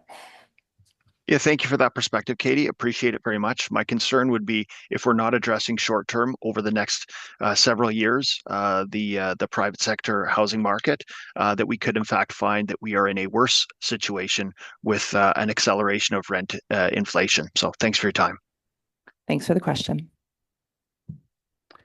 Thank you very much, Councillor Hill. I don't see any further questions for you, so thank you very much for your presentation today. Thank you. We're going to move on to James Adair, who will be followed by Sienna Kansi, who will be followed by Eileen Leo. Hello, can everyone hear me? Hi, James. We can hear you whenever you're ready to proceed. You have 5 minutes to make a presentation to the committee. Yeah, thank you. Hello, councillors and staff. My name is James Adair. For the past 5 years, I was a proud resident of Centretown until a couple of months ago when I was rent-evicted from the home I had lived in for many years. Like countless buildings downtown and across Ottawa, my building was the site of a mass rent-eviction. Almost 2 years ago, the ownership of the building changed. It was purchased by a corporate landlord. Within months, there were already noticeable changes. Repairs stopped happening. Lights in the hallways would burn out and not be replaced. Building maintenance and cleaning stopped, and then without warning, our laundry machines were removed. Tenants would move out, and during the midst of a housing crisis, units would sit empty for months. While the conditions of the building deteriorated, we were told, finally, that we would have to move for quote-unquote substantial renovations. We could leave early and take a small amount of cash that would maybe pay for first and last month's rent. A cash for keys offer has been addressed in this meeting. Or stay until their deadline and receive only what we were legally entitled to under the threat of an N13. The story of my building is not unique. It's a story that repeats across Ottawa constantly. People are forced out of their communities that they live in and out of their homes, forcing people to scramble to find a place to live, to make their new budgets work with higher rents, and unfortunately sometimes forcing people to couch surf, use our shelter system, or onto the streets. One of the last days I was in the apartment, the door to the unit next to mine, which had been left empty for almost a year after our neighbors had moved out, had been left open by the construction crews. They'd already begun the renovations that we were told were supposed to be substantial. And they looked largely complete. The renovations consisted of a fresh coat of paint on the walls, some new flooring, and some new appliances. The unit had been empty for almost a year. No one had had the chance to live there, and the building had been evicted so that they could paint the walls and fix the appliances. I was lucky to find a new place to live, but renovictions are destroying our communities, families, and people. A renoviction bylaw is long overdue, and I'm glad that council is pursuing this initiative. And I urge all of you to vote in favor of the new bylaw. It's part of a wide plethora of strategies that we can use to address the housing. Thank you very much, James. Not seeing any questions for you. Thank you very much for your delegation today. Our next delegation is Sienna Cansey.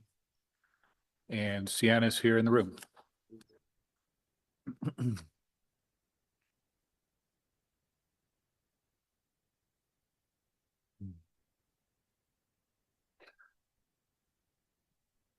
Good morning. My name is Sienna Cansey. I'm a small housing provider in the city, and I'm also a qualified person, so I do have my BCIN. Every purpose-built apartment building that we own and manage has been built by us. So it's purpose-built by us. We've always owned the asset. Our oldest property is 30 years old this year and will be due for necessary repairs in the future that might require vacant possession. The average tenancy length is about 5 years in this building, but I have some residents that have been there for as long as 15 years.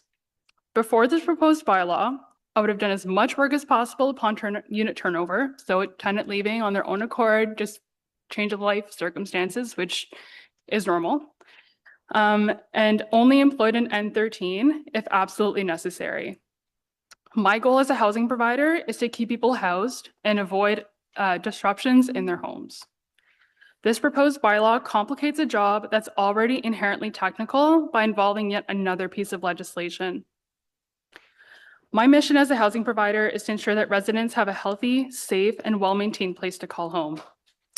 What is being proposed today is an additional barrier to serving the residents of today and those of tomorrow. Municipal taxpayers expect their municipal councilors to address municipal issues that they're responsible for. This bylaw seeks to intervene in matters of provincial jurisdiction. As staff correctly pointed out in their report and their presentation, evictions for renovations or repairs are provincial jurisdiction and are governed under the Residential Tenancies Act of 2006.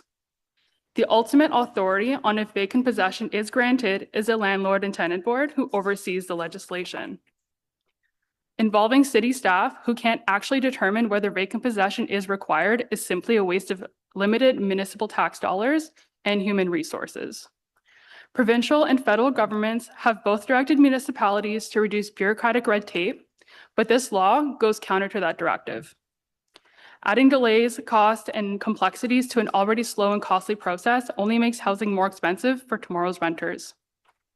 I think it's important to point out that this proposed bylaw exempts housing providers that are predominantly serving the most vulnerable renters this bylaw seeks to protect, such as non-for-profit, cooperative, municipal, provincial, and federally owned housing.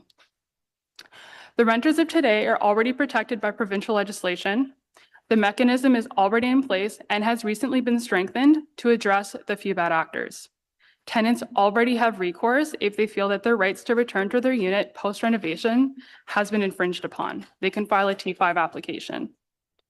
The only housing we can count on is the housing that already exists today. Housing providers want to ensure that this continues to exist and wants to invest in these older buildings so that they can continue to be places where people can call home. The councillors at the table can help us do that by saying no to the proposed bylaw and focusing its attention on items of municipal jurisdiction. Thank you. Okay, thank you very much. You have a couple of questions. First from Councillor Johnson. Okay, thank you very much, and thanks for being here today. I guess I was just hoping you could offer some comment on my perception of what's being presented on the municipal layer of bureaucracy is actually just a change in the order of operations so that you have to have a building permit in order to get your N13. Other than that, the cost is not there for a landlord. So I'm really struggling to understand what is the difference for you when it comes to just switching an order of operations to prove your work? So it's not just a switch in so yes, you're saying it's a switch in the order of things, but the reason, from what I understand, the provincial legislation has that flexibility where you can get your building permit after you've already started the N13 process is because of the delays at the municipal level in actually getting that permit. So if you have to wait an additional month to get your permit from the city so that you can actually go in and apply to the N13 to do your renovation, that's a month lost. Time is money, unfortunately. It's just a reality of the world that we live in. So if you're going to create an additional delay, that's an additional cost that the tenant returning will not bear, but the tenant of tomorrow that goes into that unit in the future, once that tenant decides to leave that unit and vacate it, it'll increase. It's just a reality of the situation. I really appreciate that response because I think what we're seeing, what I hear then is it's a question of what's happening in our permits department. You know, do you have a capital asset plan that can predict what kind of renovations you need over your portfolio over a number of years? That sounds like something, you know, that you would be able to manage. One of the reasons why the larger groups are accepted is because they have that. So I think that I will absolutely direct those questions to staff, but I would still maintain that I think it's reasonable given, you know, the real human cost, that a predictable renovation would benefit everybody. Both the landlord and the tenant. So thank you for your response today. Can I counter or maybe add to that? Quickly. Oh, okay, sorry. I just think it's important to recognize that, yes, you can plan ahead for renovations, but sometimes you have things that just break, like a plumbing stock explodes and you're like, okay, there's actually feces like everywhere and we got to deal with this. And then sometimes there's even situations where you may not have to issue 4 N13s to repair a plumbing stock because you've got 2 units that just happen to be vacated because people's life situations have changed. So you can't necessarily plan for you can plan to a certain extent. So having that flexibility under the provincial framework just helps execute that project more easily, and it allows providers to be more flexible in how they execute that. Thank you for that. And we will be sure to ask staff for those exemptions for emergencies because I think they've been covered. Thank you. Councillor Tierney. I just want to thank you for coming out and speaking today. And I will have questions to staff in regards to what takes precedence, the provincial, which I think that's pretty clearly laid out, but I do have questions in regards to the permitting. It's something I've been very vocal about. I think our permitting department has challenges and I want to see that resolved. Especially after this flood, you see how many permits are going to have to be issued. I know we're not charging fees, but they still got to be stamped, which creates a new challenge as well. So I want to thank you for your delegation today. Thank you very much. I don't see any further questions for you from members, so we're going to move on to Eileen Leo, who will be followed by Sarah Spruill, who will be followed by Andre Robert.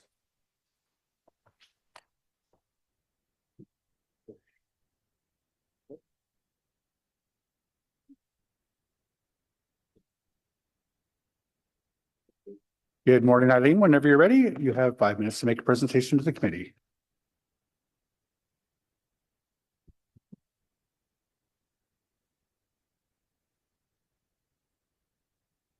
Oh, there we go. Thank you, members of the committee. We appreciate the opportunity to be here today to discuss this important issue. The Ottawa Mission is grateful to Councillor Troster for championing this renovation bylaw as an essential tool to support housing loss prevention in our community. In preparation for today, I watched the video of this committee's June 3rd session. It was frankly heartbreaking to watch vulnerable people recount what happened to them after they had received renovation notices and the profoundly negative impacts this had on them. Watching their testimonies, I reflected on what I said before this committee in April 2024, over 2 years ago, when a possible bylaw was being debated then. And I quote, "It's incredibly frustrating and dispiriting to see our clients who have gone through Ottawa Mission programs and find themselves back at our shelter, which is not where they want to be. It's also distressing in terms of the potential impacts on their health, well-being, and sense of self-worth.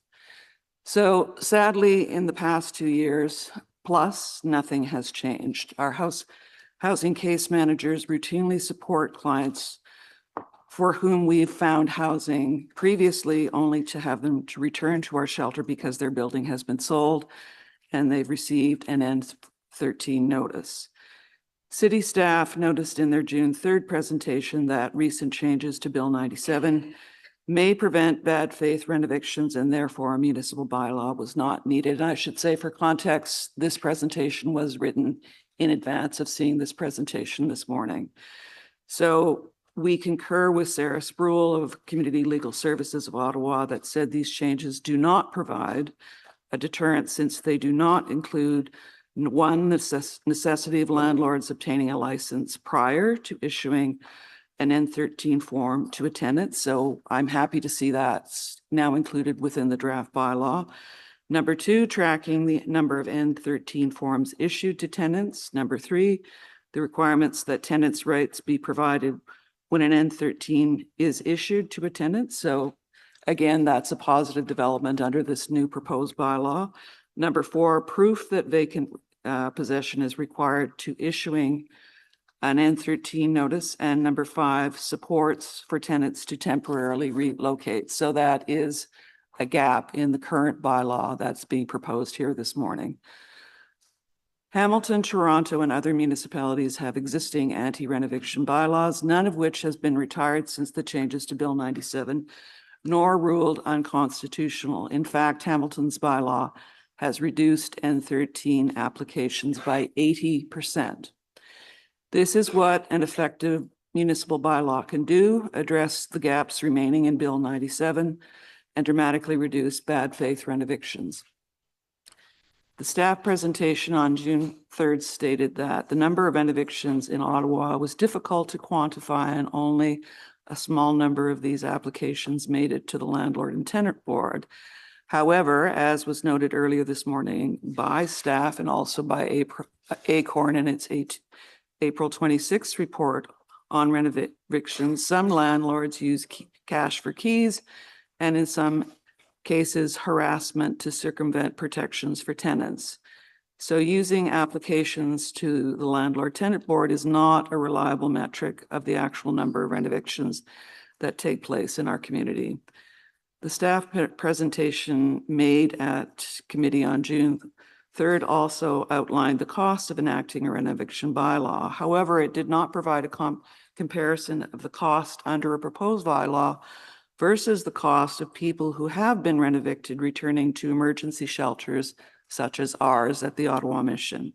Costs that are borne by the City of Ottawa and Ottawa taxpayers. And as we all know, emergency shelter beds in Ottawa are full and have been for some time. In 2020, Ottawa City Council unanimously passed former Councillor McKinney's motion to declare a homelessness emergency in Ottawa. Unfortunately, in 2024, the point in time count for that year showed that almost 3,000 people in Ottawa were homeless, over 500 of whom lived on the street. Given these developments, it beggars belief that Ottawa would reject an option to address remaining gaps in Bill 97 and not adopt a renoviction bylaw that addresses those gaps, as the experience of Hamilton shows. No one should experience the trauma of losing their home. On behalf of our clients and other vulnerable community members, the Ottawa Mission urges this committee and in turn City Council to adopt a robust anti-renoviction bylaw. Thank you. Thank you very much, Eileen. Councillor Troster. Yeah, thank you for being here, Eileen. Apologize again for my nasal voice today.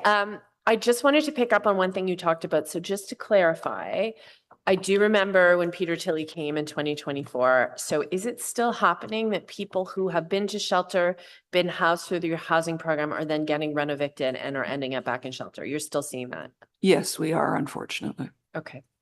Yeah, and just when you mentioned the cost for folks, if you saw the inquiry that came back that I put forward about the cost of an individual person in shelter per year, because I know I asked Peter about that when he was here in 2024 and he didn't have the number. The city's figure is $26,000 per person per year is what it costs us to have someone in shelter. Thank you very much. Thank you. Thank you very much, Aline. I don't see any further questions for you. We're going to move on to Sarah Sproul, followed by Andre Robert, followed by Erica Charbleau.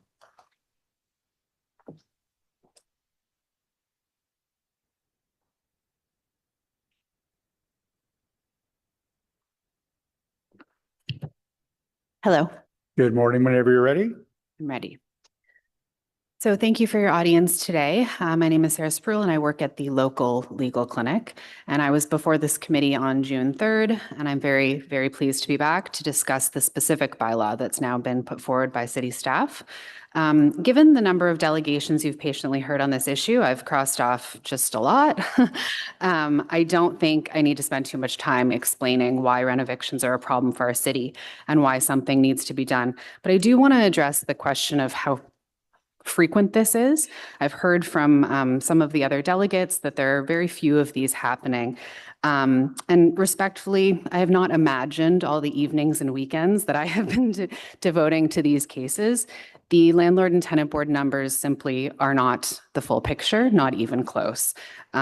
We cannot know the number of N13 notices that are simply printed off the internet and handed out to tenants in our city, but we do know that the number is far greater than those that reach the landlord and tenant board to be recorded. At my office alone, we advised close to 200 tenants on these issues last year. And just yesterday, I signed a retainer with a 77-year-old who received an N13 after the sale of his rental complex, and he's now facing eviction from his affordable home of 12 years.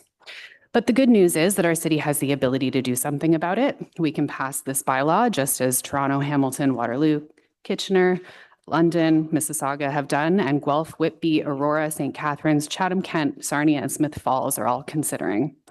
The bylaw proposed by city staff is more restrained than those in some cities. However, it is a very, very good start. This proposed bylaw does what our city routinely does in other ways. It regulates extensive construction work and its impact on our communities. The province governs the eviction side of things, but our city has the jurisdiction and responsibility to regulate what processes and limits are in place for major building work and how these things affect housing. This bylaw complements the residential tenancies law and its recent changes with Bill 97 by filling in the gaps that have allowed bad faith evictions to flourish. It tracks the N13s that are handed out in our city. It requires that tenant rights information be provided with an N13 notice. It requires that a very straightforward and primary step in any major renovation project, a permit application, is done at the outset of the process to provide clarity. And it allows our city to fine bad actor landlords who refuse to do a bit of paperwork and follow the rules during their major repair projects. This bylaw is not a concern for the largest landlords in our city. None of them are here delegating. The Mintos, the Paramounts, the Taggarts. On this issue, they're not here delegating. I think they might be here. Nor is it a concern for homeowners who rent out their basement suites. They are not the ones undertaking bad faith N13 evictions. It's investor landlords who buy buildings full of low-paying tenants for the purpose of driving them out and driving up profits. This bylaw will not prevent good landlords from keeping their properties up in a timely way. It will not prevent developers from building new housing. And it will not even interfere with the rights of landlords to undertake major renovation projects when it's truly necessary. Major renovation projects and N13 evictions already require paperwork, time, and financial investment. A licensing requirement does not change that. What it will do is deter investor landlords, like that of my client Andre, who was here on June 3rd and is back here again today, from driving vulnerable tenants out of their homes and into the arms of our social safety nets, like the Mission, at our expense. And before I wrap up, I would like to briefly touch on two things that are not in the bylaw and why I think it's a mistake. Requiring a qualified persons report to be included would ensure that an individual tenant could better understand what's planned and challenge it when it isn't in good faith. And 3 years ago, the province recognized that this is an important piece of information, but it has not yet been proclaimed into law. And even if they did proclaim it into law, it would be at the LTB phase of this problem, not at the early N13 stage of the process, which is critical. A requirement for a landlord to provide provide financial support for a tenant to temporarily move would ensure that a tenant could relocate without ending up on the street, and it would also deter landlords from dragging out repairs to dissuade tenants from returning. These two pieces would make this bylaw stronger, and it would not be too burdensome to add to an already big renovation project that would have construction plans that could address vacant possession and budgets that could support some relocation. So in closing, we'd encourage this committee to affirm its support for this bylaw and to consider further ways to ensure that vulnerable tenants and our affordable housing stock is protected. Thank you. Skin in my teeth. Sarah, thank you very much. I don't see any questions for you from members, so thank you very much for the presentation. We'll move on to our next speaker, who will be Andre Robert, followed by Erica Shardlow, and then John Dickey.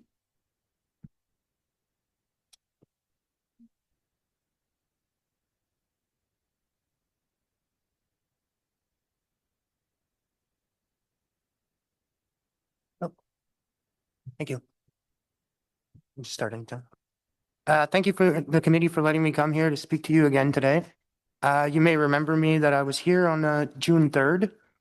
I'm not here to repeat my story, but I do want to share my thoughts on the bylaw that you are considering. Before I do that, I'll just remind you briefly of who I am. I'm on ODSP. I live off of about $1,400 a month. I rent a small apartment that I can currently afford. And I take good care of my animals in there. My brother also lives in the same building. He provides me with some mental health support. My building was sold to a new owner in 2024, and right away, within 3 days, all 5 tenants were given N13 notices.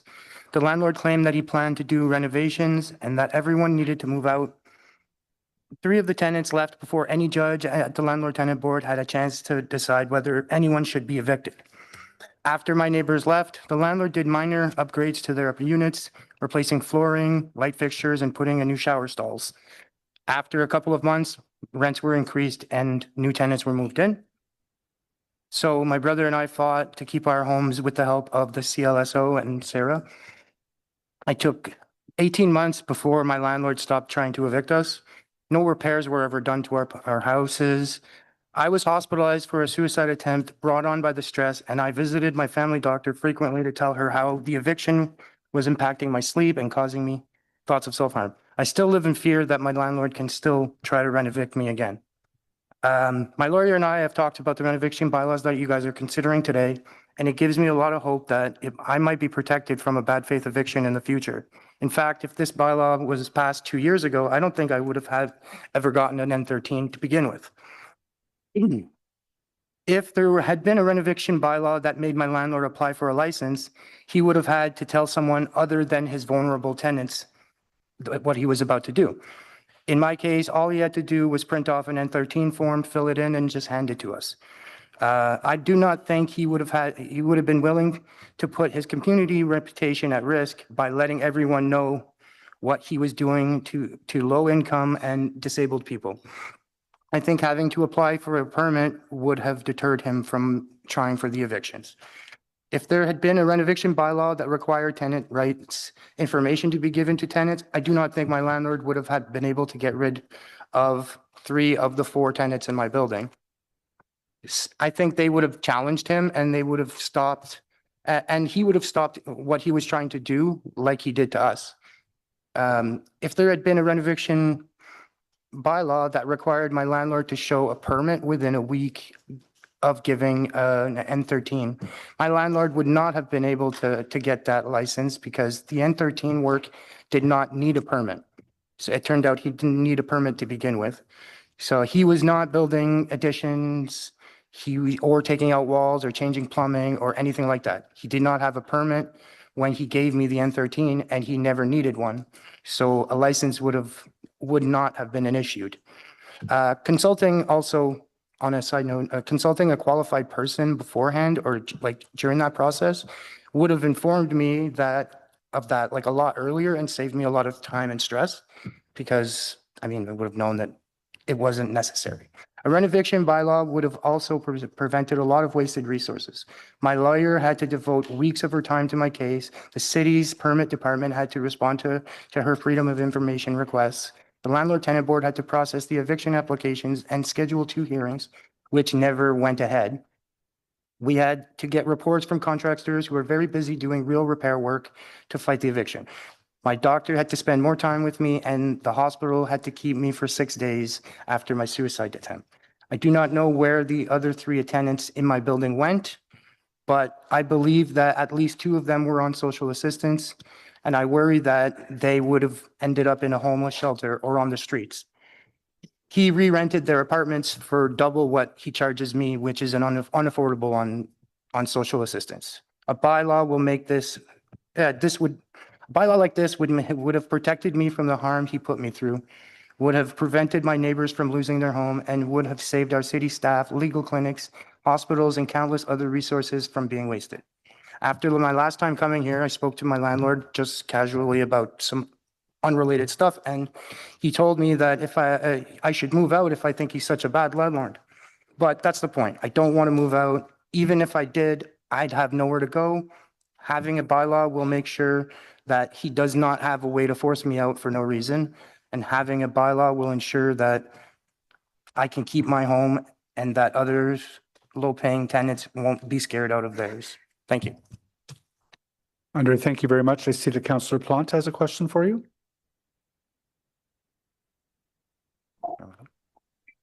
Hi, sorry, can you hear me? We can. Okay, yeah, I'm so sorry. I'm literally waiting for dental surgery, so I do apologize. I just wanted to thank you for being here. I do remember you from the last round, and I wanted to acknowledge how stressful it can be to just tell your story over and over and over again in hopes that someone will listen and take action. But I found it so compelling, and I just wanted to tell you that I'm really grateful that you're here, and I'm really grateful you're here to tell your story. So thank you so much. And yeah, thanks so much for being here, and please reach out anytime. You're very brave. Thank you. All right. Thank you for your time, so. Thank you very much, Councillor Plante. Andre, thank you very much. I don't have a question for you, but I keep thinking about your story as we heard it months ago and hearing it again today. We hear over and over again from the industry that, you know, it's a small number of these, as if it is insignificant. And what your story makes clear is that it's a very significant issue for those who are experiencing this. So thank you very much for coming out again today. Yeah, thank you. We're going to move on to Erica Shardlow, who will be followed by John Dickey, then followed by Jeremy Newman.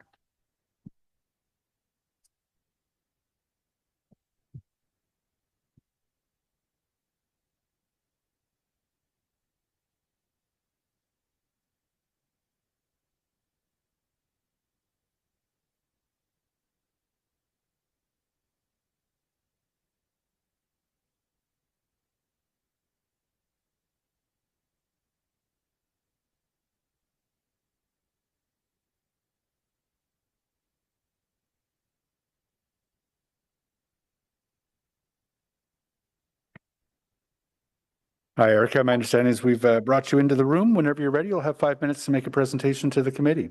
Perfect. Thank you so much. My name is Erica, and I'm here to talk about why retrofit shouldn't cost tenants their homes. Next slide, please. So I am the Trees and Green Space Coordinator at Cafes. We are an environmental nonprofit in Ottawa. Next slide. Cafes supports a rental renovation license bylaw. We call on the city to make sure that climate retrofit funding can't be used to fund displacement. Equitable climate action means a strong bylaw and tenant safeguards built into climate retrofit and disaster relief programs. Our rationale is that climate action and housing justice have to go together. Tenants shouldn't pay for decarbonizing Ottawa's buildings. Extreme weather is already forcing repairs on rental buildings, and bylaws in other cities, as we've heard today, have strong tenant protections in place that are already seeing positive results, so we can too. Next slide. So next I'll just talk about the context, our concerns, and recommendations. So next slide, please. Perfect. So for context, buildings are a major source of Ottawa's emissions, accounting for about 50%. Hitting the city's climate targets means retrofitting nearly all existing rental housing. climate retrofit incentives do exist. For example, there's the city's Better Homes Ottawa loan program. And on July 1st, on Canada Day, as many of us know, thousands of basements flooded from the record rainfall that fell during the heat wave. We just wanted to highlight one example of a property at 61 McEwen, where tenants will be out of power for weeks, and we're told to seek other accommodations due to major building repairs, and it is unclear if or how much financial support they will receive for their displacement. Next slide, please.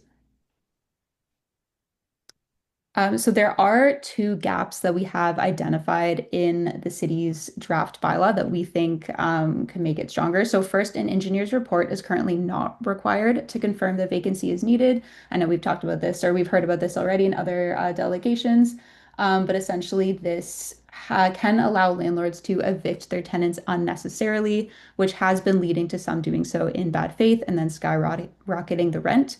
The draft also does not require compensation for temporary accommodation for the tenant beyond the provincial minimum, which again, as we've heard, is often not enough to pay for market rent prices, moving expenses, as well as the many other inconveniences and stresses of having to move and be evicted. So this practice has been increasing homelessness. It's been disproportionately affecting seniors, women, low-income earners, and people with disabilities. Next slide.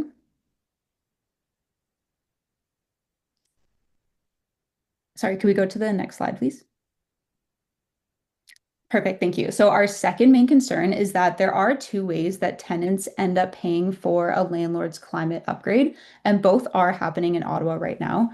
So first, the landlord may evict the tenant, do the retrofit, and then re-rent to someone else at market rate. Research shows that only about 5% of rent-evicted tenants ever go back to their unit. So clearly this is happening. Landlords are finding a way to make this happen. Or what can happen is that the landlord can keep the tenant, but then apply to the board for an above guideline rent increase. And 88% of these applications are approved. So either way, the landlord can get a greener building, a subsidy for the retrofits, and profits from higher rent. And climate disasters can trigger the same dynamic where repair for a flood or mold can require renovation. So the cost of both retrofits and disaster repair can fall disproportionately on tenants. Next slide.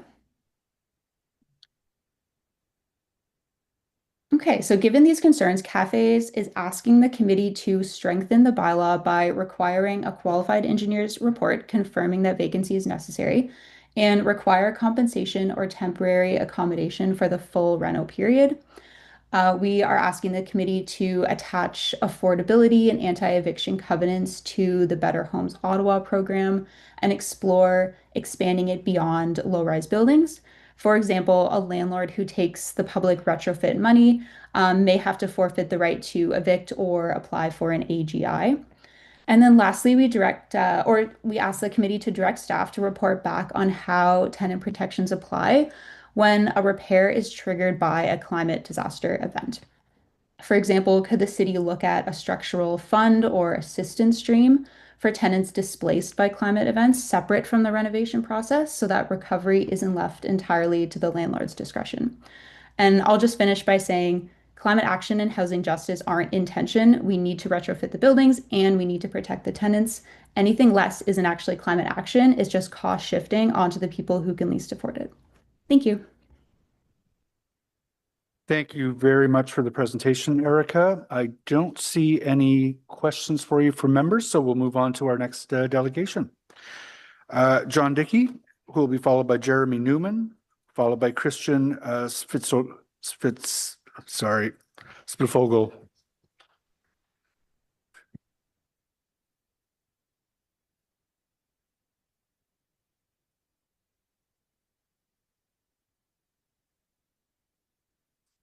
Good morning, Chair and committee members.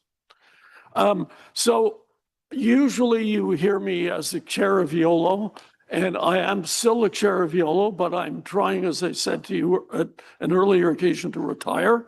And part of that is that the new executive director of YOLO is Jeremy Newman. So he's going to step up behind me and speak for Eolo. I'm here speaking as John Dickey. I'm a landlord and tenant lawyer in the city. I represent only landlords. I've done that now for over 30 years, although in the 8 years before that, I did act for tenants and tenant associations. I'm also the co-author of Working with the Residential Tenancies Act. It's now in the 5th edition, and I'm told it's actually one of the best-selling legal books in Ontario, in part because paralegals have to take the course and they use this book. So hence, a tip to authors, if you can get the community colleges to require your book to be used, it's a good plan. So the issues I want to address here in my personal capacity are, and understand over the years I've been involved in this issue, or at least renovations and N13s and all of that stuff a lot. And I'll tell you as well, I have had landlords come into me saying, I want to get rid of my tenants. Can I give them an N13? Can I give them an N12 for personal use? And I explain to them what can happen to them if they do that, if they don't go through with the action, if they don't move in for 12 months, if they don't actually do the renovations. And when they hear all that can happen to them, they invariably walk out of the office without proceeding. So to me, that is an indication that people who actually take the trouble to find out what the law is are already deterred by what the law is. So that's one point. A second point that I think is relevant here that you should know, which the staff sort of didn't focus on much, is that all this question of the information report that's to be or given to the tenants with the N13 notice, well, the N13 notice already has the key information on the provincial form. It says right under the reason that I require the unit to do repairs or renovations so extensive that I'm required to get a building permit and the rental unit must be vacant. It says, note, you have the right to move back into the rental unit once I've completed the repairs.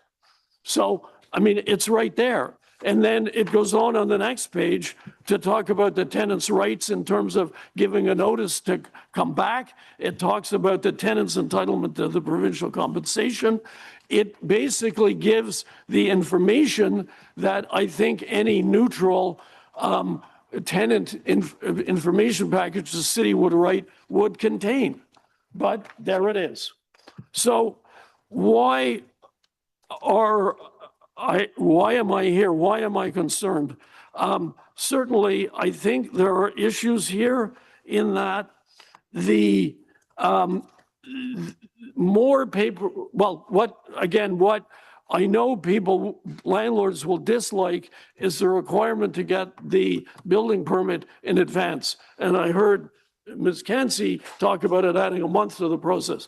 I would say we'll add 2 months to the process. And I actually had a case like that in October. The landlord wanted to proceed. And I said, well, have you got your building permit? And they said, no. Well, I said, you better apply for it right away because you can give your N13, we can apply to the board, but you've got to have it before you can have your hearing and get your termination order. And they ran around and the boards, it took them 2 months or more to get their permit. And the board called the hearing on us. And I was getting nervous. We were going to have to go to the board and ask for an adjournment. Like, board, you've been too fast. We're not ready yet. So, and the board is getting faster. So what the point for you is that requirement in this bylaw will turn a 4-month process into a 6-month process. And the other issue is the additional paperwork. It just puts people off. And to me, that will be a deterioration in the rental market position. The city has its housing accelerator plan, 52 ways to make it more inviting to invest in rental housing. a third of them are underway, but 2/3 aren't underway. So while we're still trying to get rid of some, let's add another thing that makes it more difficult to be a landlord. So I have more, but I'm out of time. So thank you for hearing me, and I don't want to impose on the time limit because that would be rude. I was listening closely and lost track. Thank you for doing my job for me. John, I've got a question for you from Councillor Curry. Yeah, thanks, John. And thank you for all you've done over your entire career in helping tenants and landlords. It's admirable and much appreciated. So I definitely wanted to ask you, because in this report, it indicates that many different representatives from the housing sector in general were consulted and will be continually consulted as they move along and when we do the review. So first of all, I want to ask you, were you involved in those consultations? Question number one. EOLA was involved in that, and I was part of that consultation, yes. And we certainly talked to the staff about the numbers issue, which is one of the most problematic things in the report, because the numbers are just not clear, not good. I heard OREB talk about an N13 is less than 1% per year. Well, it's incredibly less than 1% per year. It's less than 1/64th of 1% per year when you actually do the math. I'm a math guy, and it's not less than 1%. Well, it is less than 1%, but it's insanely less than 1%. And that's when you take all the applications to the board, and many of the ones that go to the board may be perfectly legitimate. In other words, the landlord has the right to have his termination order. The landlord's going to go ahead with the work. The landlord meets all the tests, which was another point I wanted to make, but I'll stop there. Okay, and thank you. And I honestly, John, I did think that myself. I think in the staff report, it sort of indicates that there are a bunch that they just can't track. And that's what they're sort of getting at. There's this unknown. I think staff made it clear that they aren't quite sure about whether the numbers are accurate because there's so many situations that aren't actually officially tracked, and they're happening behind the scenes with conversations between landlords and tenants. But anyway, one of the things I wanted to ask you about was when you're saying the delay could turn a 4-month process into a 6-month. I think that's what you said. Yeah. So, I mean, I guess when I first read it, I thought, okay, if I wanted to do a renovation as a landlord and I wanted to, and I had a plan, would I not be able to put a whole bunch of things in place ahead of time to speed the process up? I mean, it's not just that you decide to do something and then the clock ticks. Like, you think about it ahead of time before you actually get all your ducks in a row. So I'm wondering how we would measure that delay or the additional months when we go to review this in January. Well, I'm not sure how you're going to be able to measure the impact. I just know in my bones that there will be an impact. And if I could add, the client I'm thinking of from October, November wasn't some green person off the street, the little old lady who's never done a renovation before. The people sitting in my office actually did renovation work on buildings. But they'd never given an N13, and they didn't realize that to get their order through a hearing, they needed to have a building permit. And again, I mean, EOLO does this, and other landlord organizations educate people as to their rights. But there's 10,000 landlords in the city here, and I regret to say that they don't all read my material. I mean, appalling though it is, they don't all read it. Or if they read it, they forget about it after they've read it. It's really, really sad. And, perhaps Mayor Watson helped at one point because he told council that when he read my material, he understood stuff, whereas when he got the ministry's briefing notes, he didn't. And I always remember that comment, and here I am trying to keep it going. Oh, John, as a former high school English teacher, I feel your pain, okay? People not reading stuff, coming not prepared. I know all about it. It's it's very frustrating. But so, John, the last thing I wanted to say was the information guide, right? So one of your comments was that it really will be replicated because it's already there. I'm wondering if you would specifically be able to help with that if this passes and we go forward. Or is it my understanding and your understanding it's already been written and you've seen it and you're telling me it's replicated? Oh, no, I haven't seen it. I don't think it's been written. I'd be happy to help with it. I'm sure Acorn will want to provide their input. And if they do, I will want to provide EOLO's input. Well, assuming I'm still there. And if not, then Mr. Newman will want to provide EOLO's input. Because we want the guide to be as accurate and useful as possible. It needs to be balanced. It needs to be accurate. And when the staff listen to the public, both those two things are usually enhanced. And most of the time the staff does that. I have no reason to doubt that the staff involved in this file will do that if that is your direction. I mean, your alternate direction could be to tell them not to listen to Acorn and not to listen to any landlord either. But that's your choice. And certainly if it's to listen to everybody with every stakeholder, including OREB, if they want to pitch in, then sure, I'm sure YOLO will help. And I can help. I've actually, as John Dickey, helped the city write stuff. Wonderful. Okay. Thanks so much, John. And, staff, we'll have questions for staff after this, but I'm sure that they would look forward to some of your help. Thanks so much. John, there are questions for you from Councillor Hill as well. Thank you, Mr. Chair, and thank you, John, for your delegation. The amending motion and direction that were read in this morning did speak to tenant compensation, and we also heard advocacy for that from several of the previous delegates. Could you give a comment from a rental price point perspective and also from a rental market growth perspective on what the consequences of having a formal tenant compensation component to a bylaw like this and what that would be? Well, certainly I will say that I wasn't terribly concerned about the bylaw as drafted. I want to be careful what I say here. I mean, I don't like the added the building permit issue. But I thought that Councillor Trosser might today bring forward some changes, and I came here in part to oppose those, just on speculation, whatever they might be. And when I read the list of things that staff are to review, I mean, I can give you advance notice that I'm sure YOLO and others will be fighting against them tooth and nail, every single one of them that has been put forward. But, and we will be doing that on the basis that they will make the climate for rental investment less attractive or worse, depending on where you think we are on the spectrum. The notion, you see, understand how the rental market works and think to understand this, because many of you don't own rental property, but all of you, I'm sure almost all of you own a car. And when you have a car, it gets old. And, when it's only 8 years old or 6 years old, if the transmission goes, you can spend $2,000 or $3,000 to keep your car running.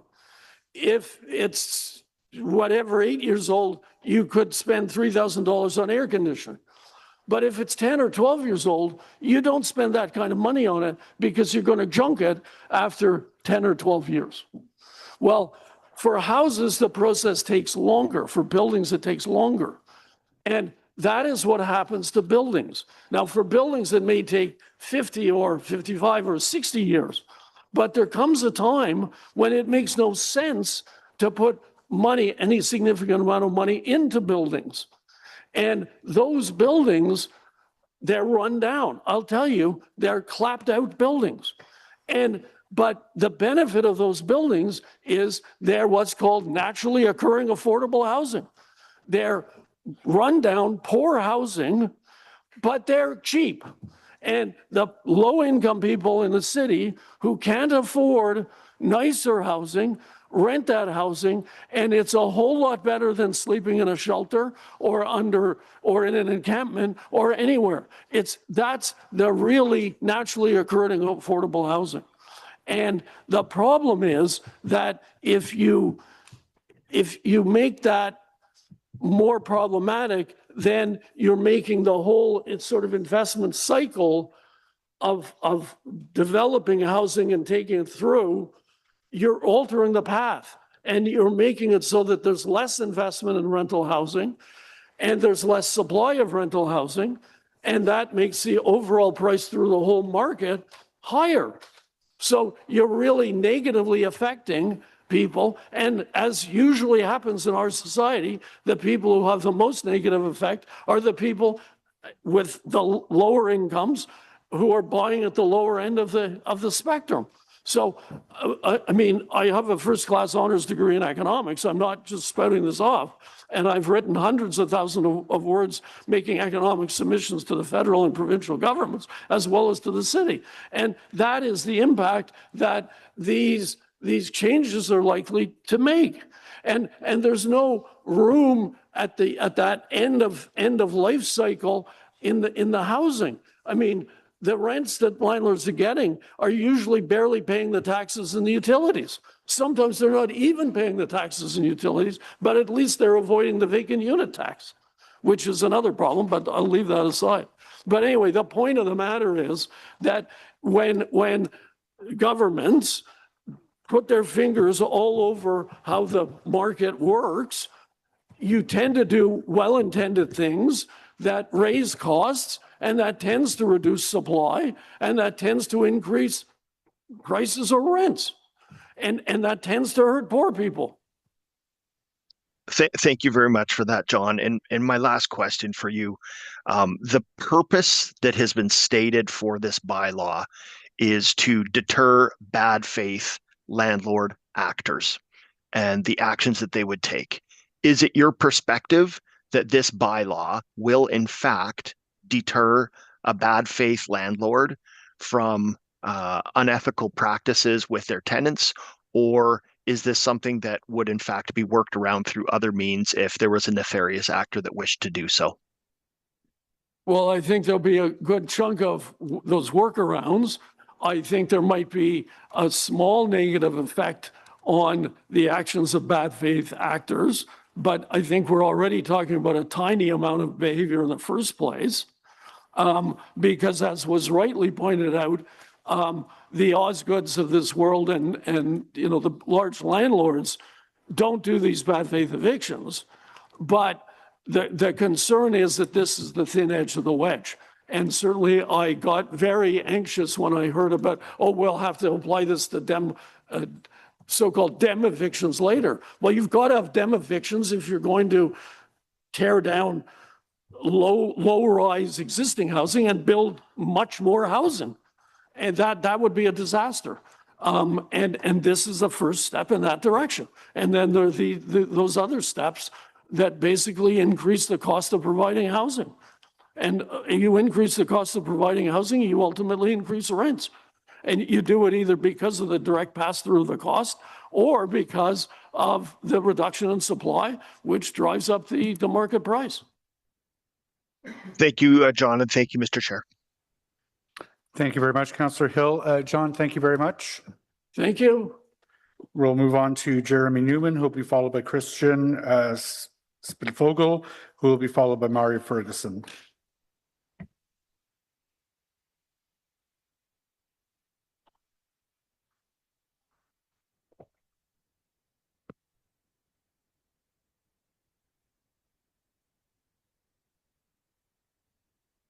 Good morning, whenever you're ready. Thank you. Thank you for the opportunity to speak today. My name is Jeremy Newman, and I am the incoming Executive Director of the Eastern Ontario Landlord Organization, also known as EOLO. EOLO represents responsible and engaged rental housing providers who own and operate Ottawa's purpose-built sector. Our members strive for positive and stable relationships with residents in our buildings. In total, we represent more than 40,000 residential rental suites in Ottawa, which is about half of Ottawa's purpose-built market, or about a quarter of the rental units overall. As we've heard this morning and in the reports, we recognize that tenants may experience serious hardship through the use of bad faith evictions in the N13 process. EOLO is here today in good faith to engage in constructive dialogue. Our members seldom ever seek to terminate tenancies for repair or renovations. Instead, we prefer to plan work in such a way that it minimizes or eliminates tenant disruptions. Most frequently, we seek to either allow the household to stay in place, arrange agreeable alternative accommodations for the duration of the work, or perform anticipated work between naturally occurring vacancies. At the same time, we believe it's important to challenge the suggestion that housing providers' need for vacant possession is inherently nefarious. In a good faith N13, we agree that the work must be genuine, the vacancy must actually be necessary, that the tenants must receive proper notice, information, and compensation, as well as the right to return must be respected where it applies. Some examples of repair renovation work that requires a vacant possession are serious fire or flood restoration, hazardous material remediation, structural rehabilitation, replacement of end-of-life plumbing or electrical systems, and major safety and building code compliance work, among others. We are frustrated by those who misuse the process because bad faith N13 use harms tenants and damages trust in responsible housing providers. We support stopping bad faith conduct. We believe that the recent provincial measures will address this issue and that it would be prudent to see what effect those measures have. That said, we support clear, neutral education as a measure to combat bad faith use of N13 notices. Tenants and landlords alike should be able to understand and exercise their rights, as well as understand and discharge their responsibilities ethically. We agree with the staff recommendations to limit the scope of the bylaw to not require a qualified person's report, as it is costly and is required anyway if the N13 is contested, and to not impose additional compensation requirements. These measures would impose heavy financial burden on good faith actors performing already expensive yet necessary work. Among smaller operators, the additional expenses could serve as a barrier in completing essential work and may result in postponement of necessary work, leading to further deterioration of building systems, potentially leading to or exacerbating safety issues. We are concerned, as Mr. Dickey indicated, that requiring the building permit in advance of issuing the N13 will create delays to essential repairs. In summation, the Eastern Ontario Landlord Organization believes that incoming provincial measures will already act to curb bad faith N13 use. And if this new bylaw is to go forward, we urge a balanced and measured approach that focuses on education and minimizes unnecessary burden on good faith actors using the N13 process appropriately. Thank you very much for that presentation. I'm sorry, I just lost my screen for a moment. I don't see any questions for you, so thank you very much. We'll move on. Thank you. To Christian Maria, who will be followed by Allison Pilon.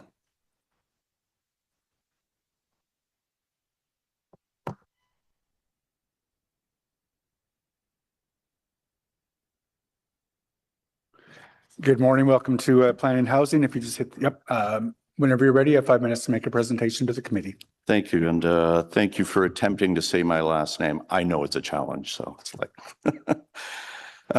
So Chair, members of the committee, thank you for having me here. My name is Christian Spilfogel. I'm a developer and rental housing provider with the Oliferis Group. We own and manage multifamily properties in Ottawa and in other Ontario municipalities. I want to be very clear at the outset. I oppose bad faith renovictions. They harm tenants and they harm the reputation of responsible housing providers. My concern today is that this bylaw, as designed, will harm tenants and the broader rental system, even while trying to help tenants. First, the province has already created strong tools to deal with bad faith N13s. We should use those fully before building a second municipal regime. Bill 97 was brought as a direct response to the very concerns you're hearing about today, the bad faith use of N13s. Bill 97 cannot retroactively change the past, but it does significantly change the risk for landlords. Through Bill 97 and early amendments, the Residential Tenancy Act now makes N13 abuse much riskier for landlords. When landlords use N13 for renovations, we must give a good faith estimate of how long the work will take, update that estimate as needed, and once the unit is ready, offer the tenant 60 days to move back. If we fail in any of that, our actions are deemed bad faith. Tenants can recover the difference in rent and up to 1 year's rent in additional compensation. On top of that, the Act allows for a very significant fines in bad faith cases for both individual landlords and corporate landlords. These penalties, as pointed out by bylaw, are large enough that it is very difficult for a rational operator to treat them as a routine cost of doing business. Taken together, the existing provincial regime is already serious and targeted. If there are still bad actors, the answer is to enforce that regime consistently and predictably, not to build a second overlapping city licensing process that mostly adds friction for those who are already following the rules. Second, well-intentioned rules have unintended consequences that actually make tenants worse off. Let me give you an example from my own portfolio. I have long-term tenants, stable tenants who want upgrades. One tenant, she's a professional in a very well-located building. She has an outdated 1970s kitchen. She has asked me to modernize it and is willing to pay more for a better home. Because of how rent control and capital expenditure allowances work, I cannot fairly recover that investment while she remains. So I cannot do the work for her. This just adds more. She stays in a unit below the standard she wants, and I'm constrained from improving her home. That is a direct result of how our current rules operate. My concern is that this renovation bylaw will repeat that pattern. Additional requirements around permits and licensing timelines may sound modest, but on the ground, they push owners towards fewer proactive midlife upgrades and more rigid minimum standard processes instead of cooperative, tailored arrangements. The result for tenants is older units for longer, tighter timelines, and less flexibility, not more. Third, there's a system-wide impact on where housing gets built and on the choices available to Ottawa renters. There are roughly 140,000 renter households in Ottawa who depend on a healthy rental market. When you layer a new municipal regime on top of already strong provincial rules, you change where new housing gets built.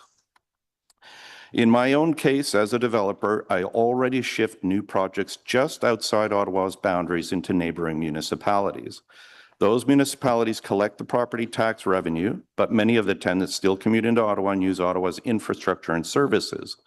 Ottawa bears more of the cost while missing out on the assessment growth. At the same time, the city talks about wanting to be a welcoming, predictable place to build housing.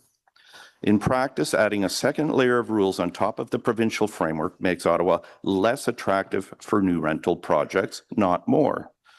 Over time, that also means less new rental supply in the city, more competition for the units that exist, and fewer choices and higher pressure on the very tenants this bylaw is intended to protect. Bad faith renovations should be stopped, but the way to protect tenants is to enforce the robust provincial tools that will be enforced on September 21st, and to avoid adding layers that discourage reinvestment and push new housing and tax base to other municipalities. For these reasons, I would respectfully ask you to reconsider this bylaw. At the very least, if you proceed, please keep it as simple and narrow as possible, with strong focus on education so if you can just wrap up and coordination with provincial enforcement, rather than additional process that will ultimately reduce flexibility, upgrades, and supply for Ottawa renters. Thank you for your time. Sorry, I went over a little bit. Okay, thanks for your delegation. I'm not seeing any questions from committee. Thank you for being here today. Thank you. Our next delegation is Marja Ferguson.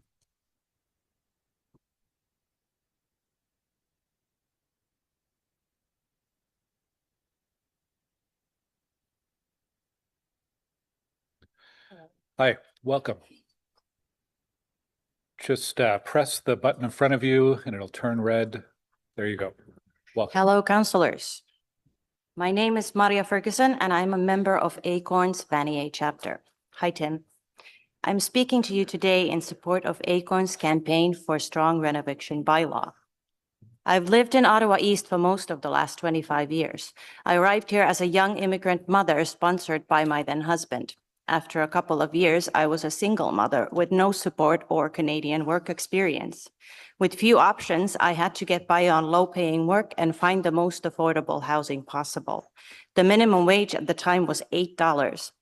I was able to rent a 3-bedroom townhouse, hydro included, for $950. It was difficult then. Today, it would be mathematically impossible. While minimum wage has doubled over the last 2 decades, average rents have tripled. Out-of-control inflation continues to outstrip both wages and average incomes. For Ottawa's most vulnerable residents, seniors on fixed incomes, people with disabilities, single-income families, and those battling mental health challenges. This isn't just an economic squeeze, it's a crisis of survival. It is difficult to imagine where I'd be without help. I am fortunate. I am the fortunate one from the Acorn community. I have a secure home and my rent is reasonable. I don't have to fear losing my home to rent eviction like so many others, but that is only due to a privilege of circumstance. My landlord is family, and even then, half of my income goes to rent. While I acknowledge the council's step towards housing reform, we are still losing existing affordable units far faster than we can build new ones. Constructing new affordable housing means little if we allow landlords to systematically evict tenants from the units we already have. The crisis is actively stealing the future from the next generation. The United Nations Annual World Happiness Report shows a stark decline between 2018 and 2026 in the well-being of young Canadians under 30, driven directly by the crushing weight of cost of housing. The inconvenience of added paperwork for landlords cannot override the need for housing reform, starting with the rent eviction bylaw. For the sake of our youth and the stability of our neighborhoods, I ask this council to show leadership, follow the framework already proven in Hamilton and Toronto, and implement a strong rent eviction bylaw for the City of Ottawa. Thank you for your time today. Okay, thank you very much. I'm not seeing any questions from committee members. Thanks for your delegation today. Our next delegation is Allison Pilon, who is online. Thank you. Hi. Hi, Allison. Good morning, members of the committee. My name is Allison Pilon, and I'm speaking to you all today in support of a strong rent eviction bylaw that also includes dem evictions, which are devastating for tenants, residents, and communities. I live at 441 Echo Drive in Old Ottawa East, and our landlord, JB Holdings, which is owned by JBPA Developments, has proposed that the city rezone 441 and 443 Echo Drive to allow them to demolish our building and to build a 7-story tower with 3-story 50-car underground parking garage. Myself and other residents of the building have been shocked by this application and we're devastated to lose our homes. Our landlord has barely communicated with us, and most of the communication has been indirectly through our counselor. When they have communicated, they've ignored the impacts on the people that live here and they've dismissed our concerns. When we first heard that this was coming in March, we asked the landlord what was happening and they denied it and lied to us and told us that there was nothing happening. And then 2 months later, without any notice from our landlord, there was simply notice on the city website that's, on the development applications website that said what was happening to our building. So without even telling us, the landlord did this. And as a matter of fact, they told us that they didn't have plans. So this landlord is acting in bad faith. There are 16 units in our building, and we have tenants that have lived here for 40 years, some for 20 or 30 years. We have seniors in our building. We have young people, lower income folks, and folks with disabilities. I myself have disabilities, and I live alone with my son who has autism, ADHD, and dyslexia. I have a good paying job, but I have to pay for autism services. I have had to pay for tutoring and services to help him learn to read. So that doesn't leave a lot left for rent. And my son and I deserve a place to live with some stability. Picking up and moving is very devastating for folks who are on the autism spectrum, who need stability and predictability. The dem eviction will, this dem eviction and others like it will result in the loss of affordable homes for me and my fellow tenants.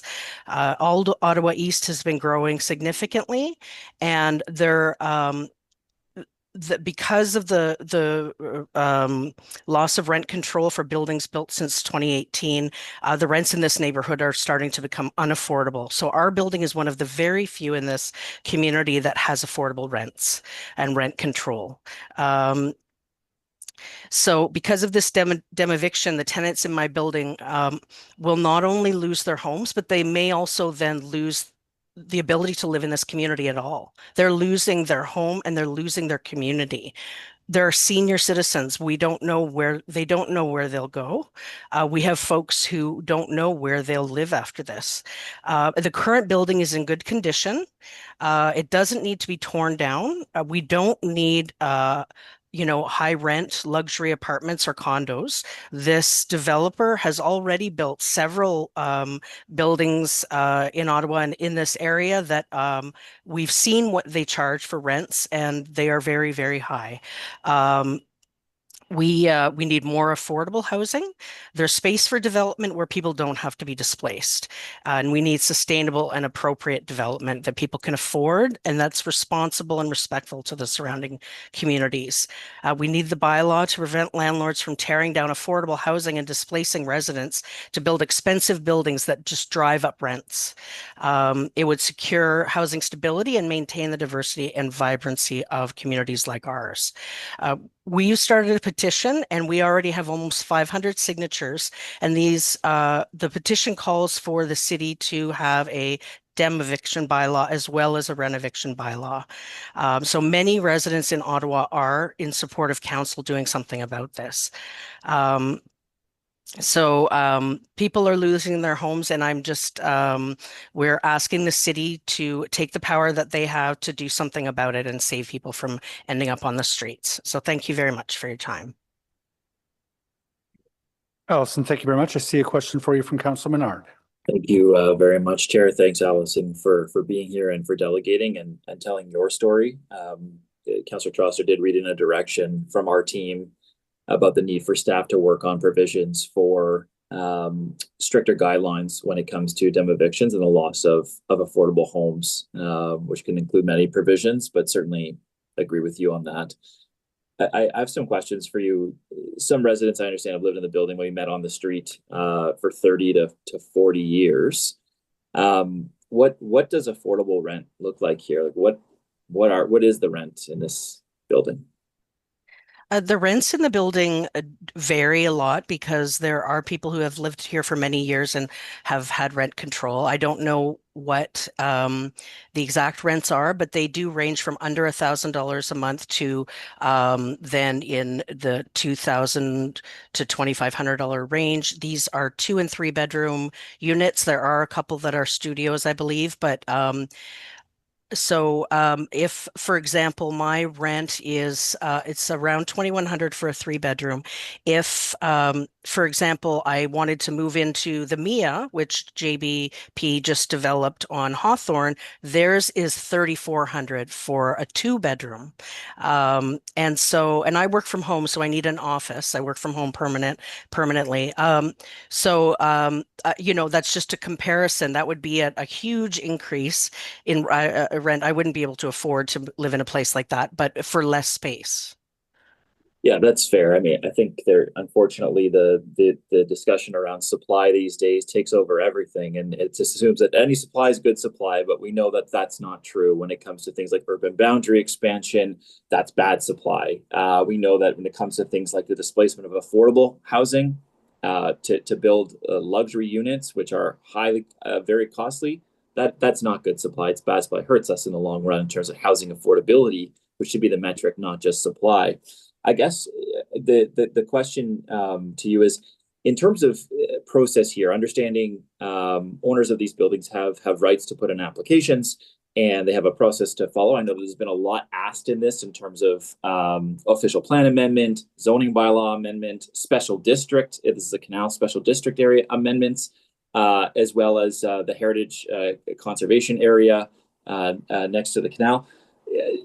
Though they're asking for all those amounts, what is something that would be acceptable to you, understanding that sometimes they're going to come forward with applications? Would it mean things like the option to rehouse at the same rent in a new building if it came to that? Would it mean compensation? What, in looking through kind of the different options, that because it's going to happen again and again in our city until we have something with more strict, with more teeth, what would be appropriate in these situations where some building owners feel that they want to take down that building, build something else there, what in your view for tenants it makes sense and is fair in those situations? I mean, I think that tenants need a lot of notice and compensation.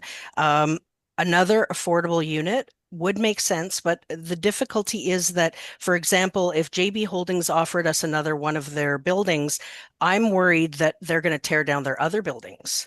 So how long would I be able to stay in one of their other buildings that's older? Because the 2018, post 2018 lack of rent control means they have an incentive to just tear down everything that's older than that and rebuild. So I'm not sure I don't know the details of this proposed bylaw. Tenants need to be involved in the process and we need to be considered. We need to be given notice. We need to be given other available affordable housing, preferably in our community where we've lived for many years, not to have to move across town, where we're near schools, we're near our family and friends, but that we have some guarantee that the housing that we are offered, if we're offered another apartment, that it be somewhat stable and that we have some rent control on it. And so we're not going to just be, dem evicted again in 3 years when we move to another building, or that we're not going to get some huge rent increase in a few years. Yeah. Allison, thanks so much for your comments and advice. I appreciate hearing from you today. Thanks, Chair. Thanks so much. Thank you very much, Councillor Menard. And Alison, I don't see any further questions for you. So thank you very much for your delegation today. We're going to move on to David Longchamp, then followed by Debbie Staples, and then Rosalind Klempen. Sorry. So David.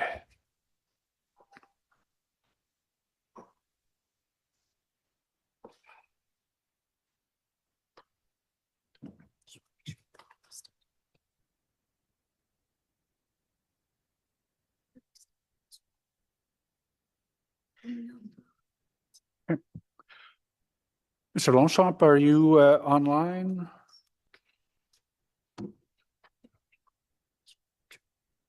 Okay, we'll move on to Debbie Staples.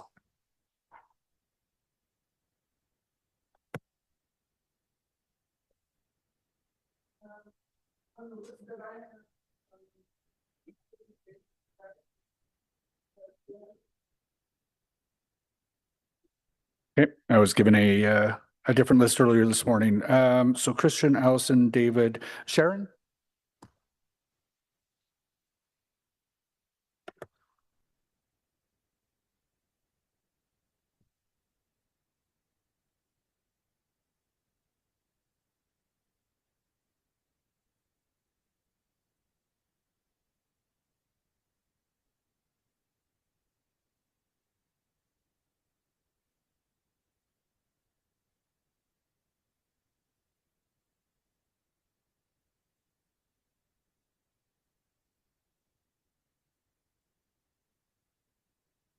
Hi, Sharon. It's good to see you. Sorry about the mix-up. And whenever you're ready, I'll have 5 minutes to make a presentation to the committee. Hi, and I'm partly giving the presentation that Eddie Rule was supposed to give, but he had to leave.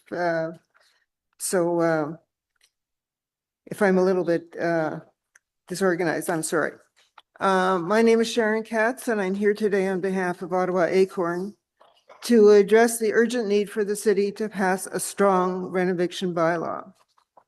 We are urging committee members to strengthen this watered-down proposal and pass a bylaw with real teeth, just like Hamilton, Toronto, Waterloo, and Mississauga have already done.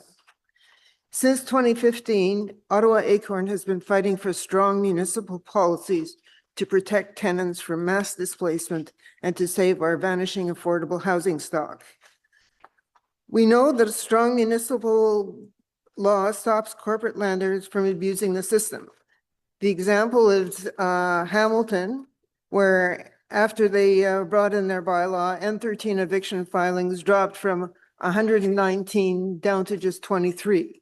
That's a massive reduction of over 80% because their bylaw made bad faith renovictions a bad business move. The evidence shows that bylaws that put landlords financially on the hook for temporary displacement requiring temporary accommodations, rent gap payments, and moving costs act as the ultimate deterrent. This model works because it takes the profit out of bad faith renovictions. The current proposal claims that an education guide and a permit requirements are enough. This is fundamentally wrong. Educating tenants on their weak rights does absolutely nothing to deter a profit-driven landlord. Under this weak proposal, tenants are still on the hook for finding temporary housing at much higher market rents during renovations, paying thousands of dollars out of pocket for moving costs twice, paying a private investigator to track the landlord's progress and search online ads to make sure their home isn't being illegally re-rented to someone else. Ottawa Acorn is demanding that the Planning and Housing Committee strengthen the current proposal with the following changes. First, a qualified person's report, something every other city has in their bylaws. The license application must include a report from a qualified engineer or architect stating that vacancy is absolutely required to do the work.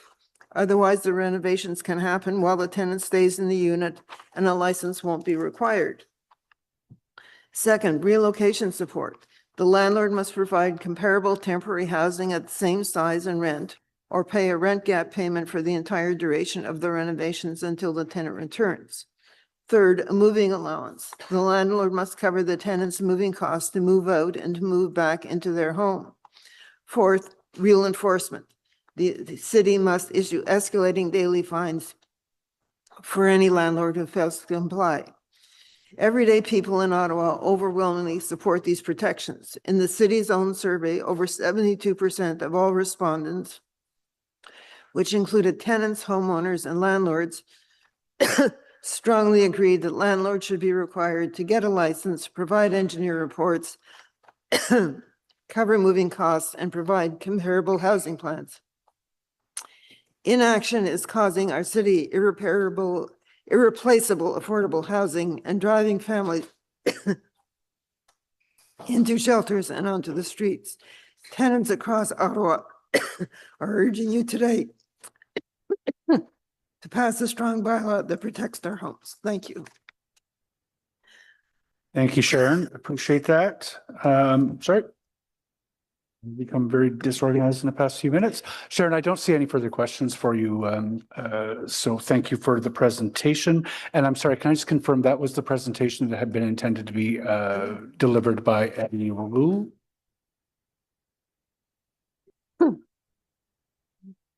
Eddie Roux, number 24. Okay, thank you. We'll move on to Roxanne Donovan, who will be followed by Nelda Giroux, and then Debbie Staples.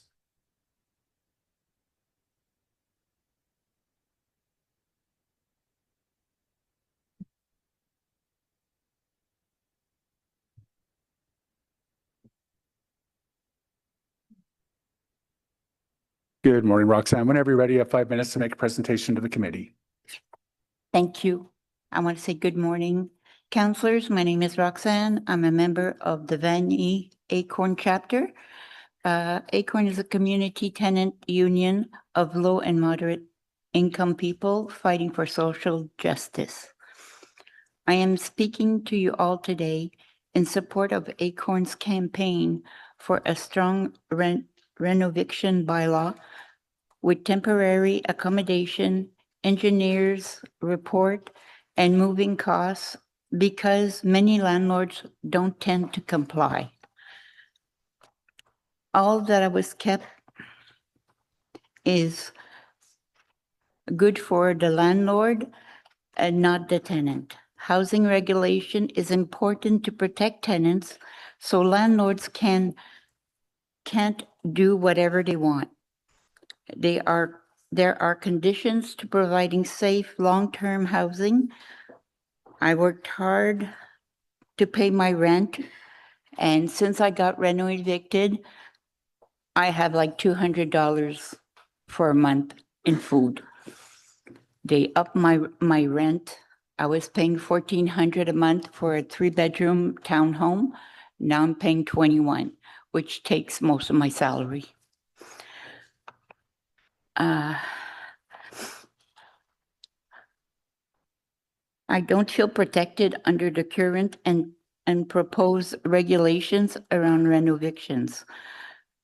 I was evicted. I had to move from my previous house due to a renovation into a newly renovated unit, which they only did the floors, the, I don't know, cirer les planchers. I don't know how to say it in English. Wax the floor, the hardwood floor. They put tiles in the kitchen and redone the bathroom. They call that fully renovated. I rent under Concord Limited, and they are not of good faith. The people who were living there before me got evicted for those renovations. So I don't see where the good faith is in that. They didn't need to be evicted. It's not been enough for landlord to tell timelines. I know someone left for 6 months, had to pay double the rent. When they came, during the 6 months they had left, their house was kept as, what do you say? To keep their stuff in storage. When they came back 6 months later, nothing was done in their home, and they had an autistic child. Now they are fighting. This is the bad face of Concord. Fines aren't enough because the tenants have to do the hard work to catch the landlord after the fact. It's all reactive, especially if your landlord rents it out to someone else. When you have gone for 6 months and we're told you could come back and there's somebody already living in your house, there's nothing you can do. You are not protected. We don't just need after the fact enforcement, we need proactive bylaws to ensure tenants vacate only when absolutely required. Temporary accommodation to ensure tenants can return to their units and not end up on the street because after the fact, fines won't help the tenants if they become unhoused. They have a lot of money, mostly corporations, so they don't really care about the fines. That's why Ottawa needs a strong renoviction bylaw. This city has the power to create one. We are the capital city. We shouldn't follow behind the others. We should be leading by example. Thank you very much. Thank you very much. Debbie, that is, oh, sorry, Roxanne. I've got a couple of different lists in front of me. I apologize. I don't see any questions for you, so we'll move on to the next speakers. Thank you so much. Thank you again so much. You're welcome. So we'll move on to Nelda Giroux, then Debbie Staples, then Rosalind Klempan.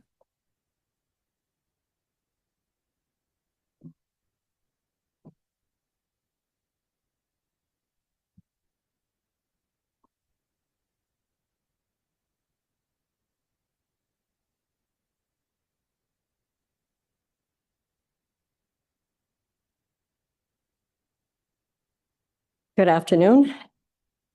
I might have to repeat myself because like she said a few things that I have on this. My name is Nelda Giroux and I'm a member of Acorn Ottawa West chapter. I want to let you know that today I'm not writing professionally. I'm retired and we had enough professional writers, people talking. I'll be speaking from my heart.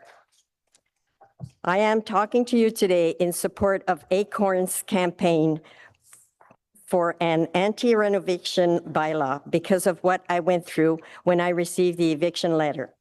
A tenant's notice telling me to end my tenancy by November 30th, 2024.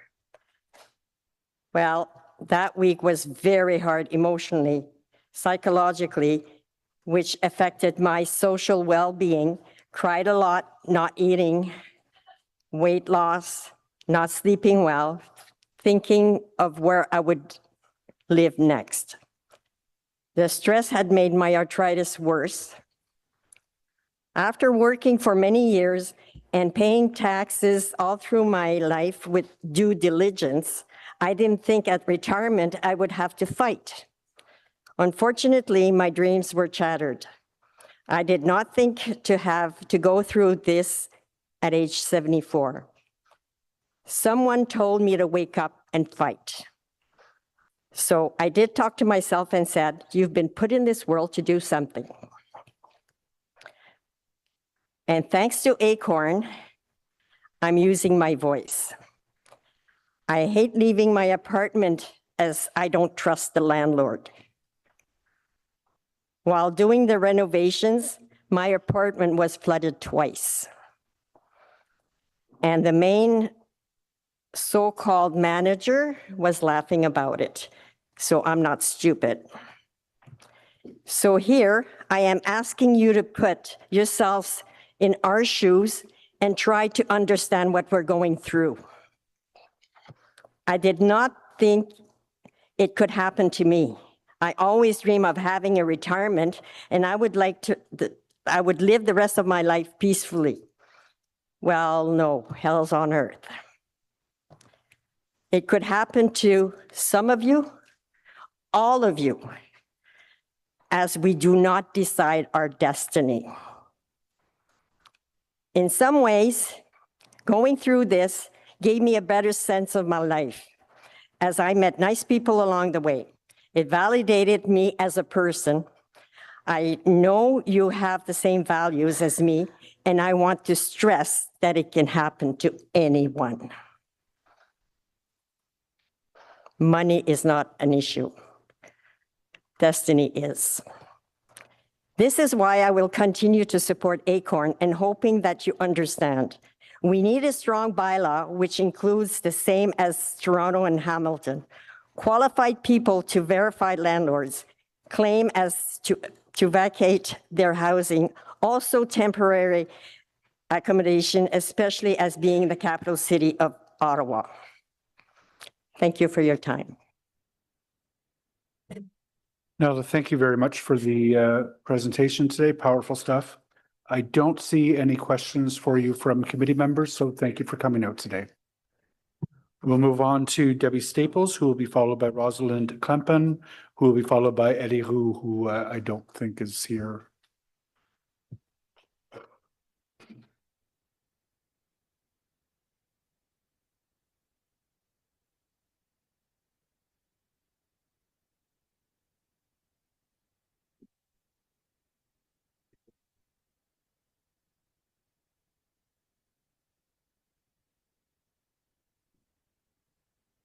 Good morning.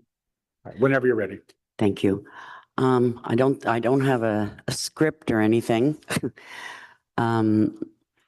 Everything that's been said is pretty much what I want to say. I'm a member of Acorn. I've been there for about the Vanier chapter for about two plus years. The two buildings were twin buildings. We would have been thrown out, but I decided to take over because for the buildings, because some of them work and some of them are just a little too old or have certain elements. And so I went on, I went on the news, I went through the press, but I was more of a reserved person, but I had to open up my life and spew it out in front of everybody, which was one of the hardest things I ever had to do. I mean, I'm not private anymore. It was hard. And I realized after the fact that what I did was waking up some of the people that needed help and getting them to do the same, because as hard as it was for me, it kind of opened some eyes and some minds and whatnot.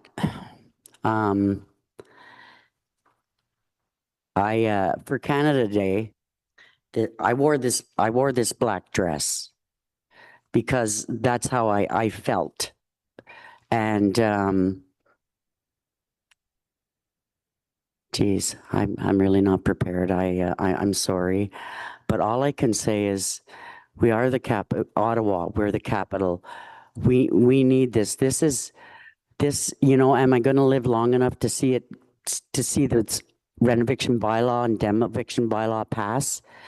The renoviction, I don't know. I hope I will be. But I hope, you know, once again, I say it from my heart. I hope you listen with yours. Thank you.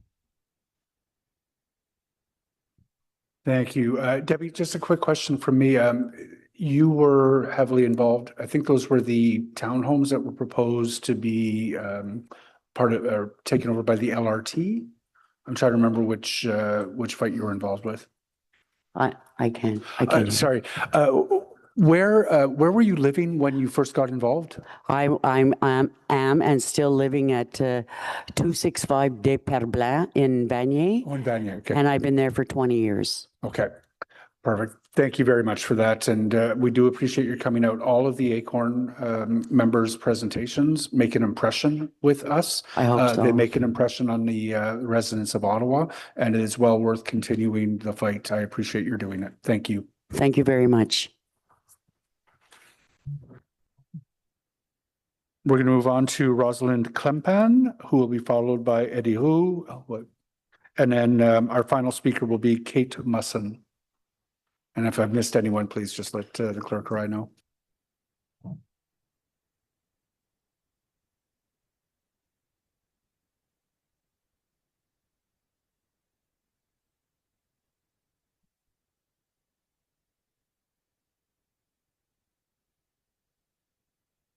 Good morning, Rosalind. Whenever you're ready, you'll have 5 minutes. Thank you for the opportunity to speak today in support of all the requirements proposed by ACORN for the rental renovation license bylaw. My name's Rosalinda, and I am an ACORN member.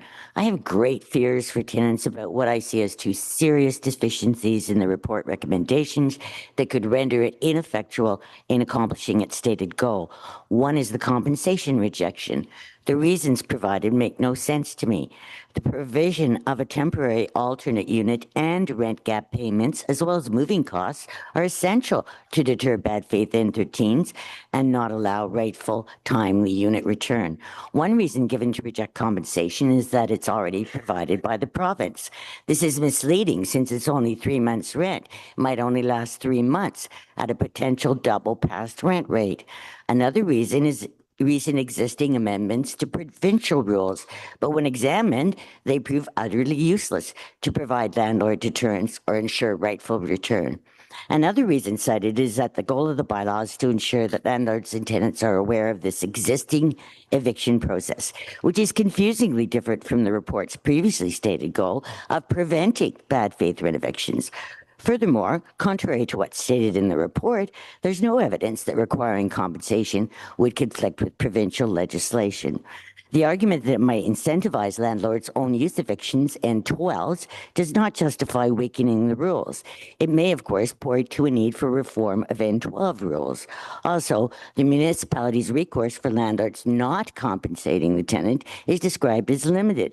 However, it includes revoking the renovation license and fines under the Provincial Offences Act, both of which actually offer significant deterrence to bad faith N13s. The report seems to be grasping at straws to unjustly reduce landlord compensation costs while shifting obscenely unmanageable financial burdens onto tenants who may have very limited resources. No compensation is not just a gap, it's a giant chasm, the Grand Canyon of hazard to tenants with predictable disastrous consequences. How do they pay a full 1-year lease of unaffordable temporary net rent?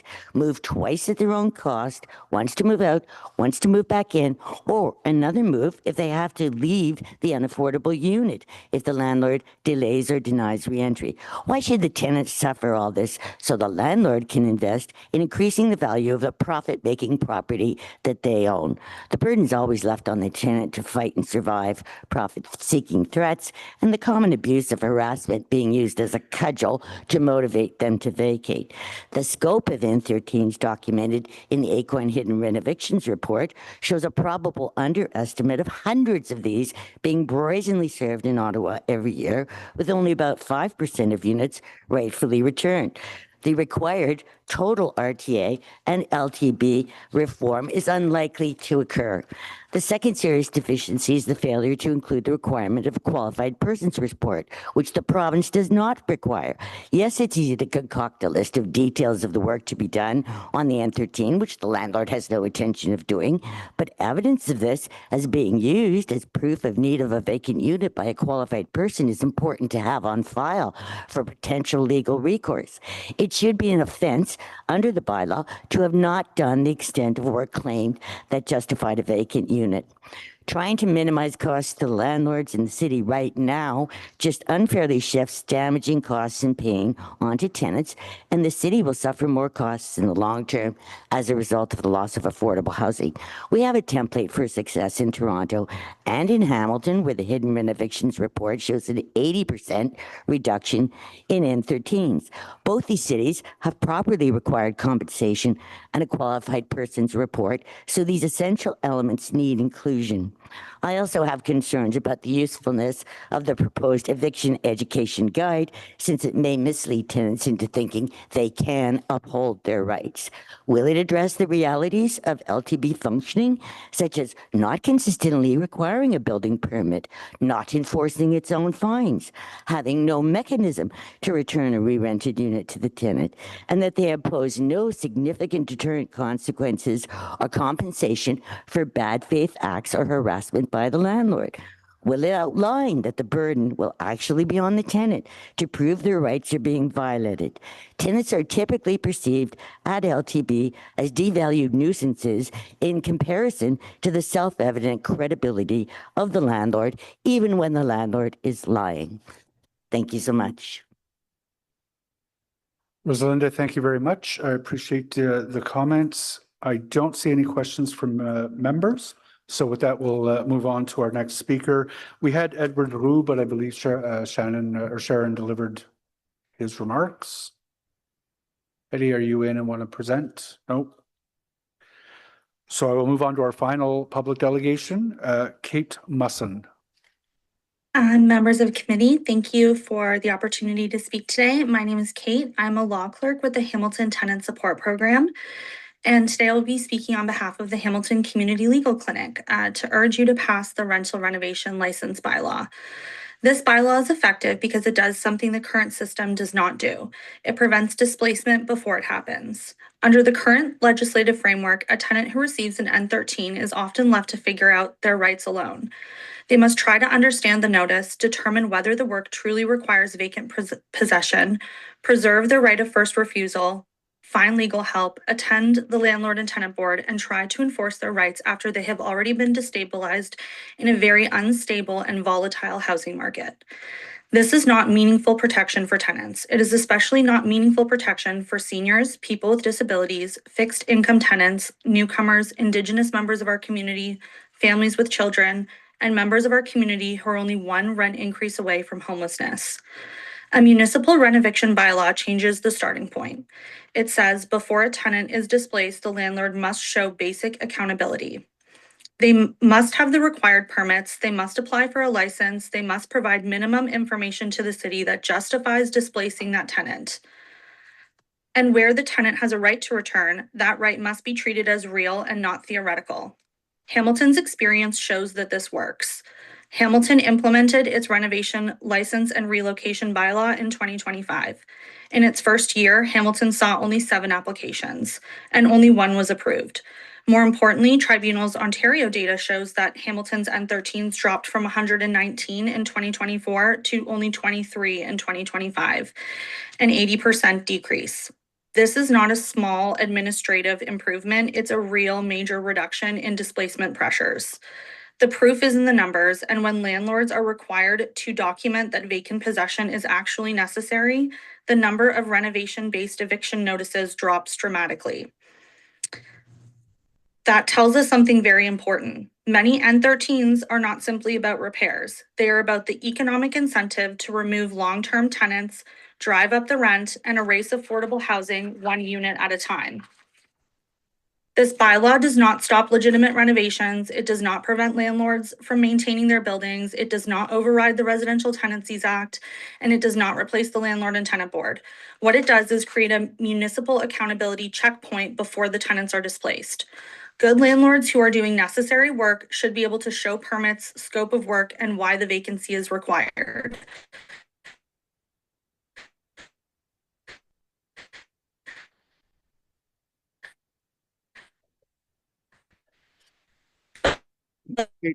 Landlords who are using renovations as a path to vacate restrictions are not only Kate, I don't know if you can hear me, but you're starting to dispute stutter. their municipal housing issues. You may wish to try turning your camera off. Every affordable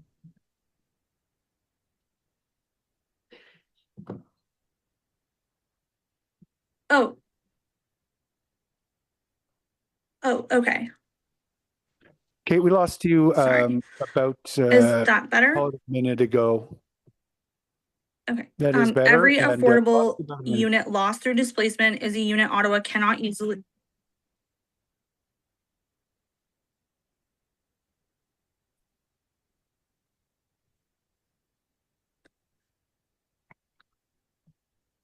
Sorry, can you hear me? Sorry, we lost you again. I am just wondering whether you want to try reconnecting somehow. Okay.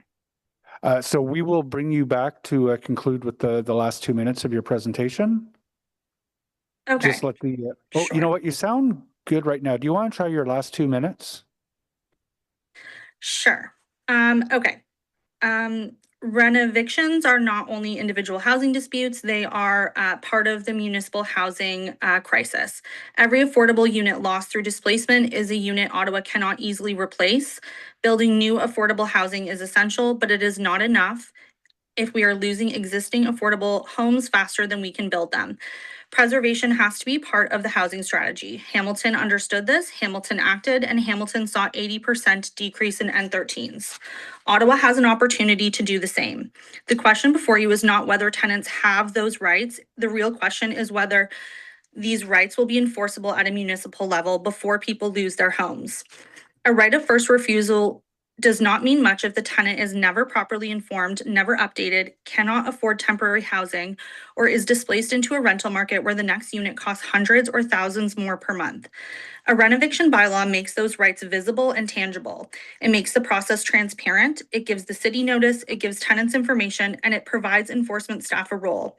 It tells the market that Ottawa will not allow rental housing to erode through avoidable displacement. This is a practical, proven preventative tool. Homelessness prevention and affordable housing preservation keeps Canadians housed and reduces the financial and humanitarian pressures on rapid rehousing and shelter requirements that are already at capacity in cities across our province. Hamilton's numbers show that renoviction bylaws work. Ottawa should not wait until more tenants are displaced, more affordable units are lost, and more households are pushed into crisis. I urge you to pass this bylaw and put tenant protection and housing stability and affordable housing preservation first. Thank you. That's all I have. Okay, thank you very much. We heard all of that. There is a question for you from Councillor Troster. Hi, Kate. Thanks for being here, and thanks for turning off the camera so we could hear you. I think it's really important to hear from other jurisdictions that have implemented bylaws of this nature. We did hear some alarmism from landlord associations that if we implemented a requirement to show your permit before you evict, that'll have a negative impact on the rental market or that people will just sell their housing stock. Did anything like that happen in Hamilton to your knowledge? We have not seen that. And the other thing is your bylaw has a couple of elements that our bylaw does not have, but that I've seen added to a motion for us to have staff look into when they do a review of the bylaw. One is compensation for tenants for relocation, and the other is a qualified person's report. Can you speak to those items and how they've been working in your city? Yes, so the compensation is essential to assist the tenant with relocation. So if we are, it also prevents sort of overwhelming the shelter system. So one thing that it does not account for when the tenants are displaced, when they're unhoused, you can't, they're provided 1 month of compensation at the LTB level, but that does not assist them with rehousing and relocation, moving and storage expenses.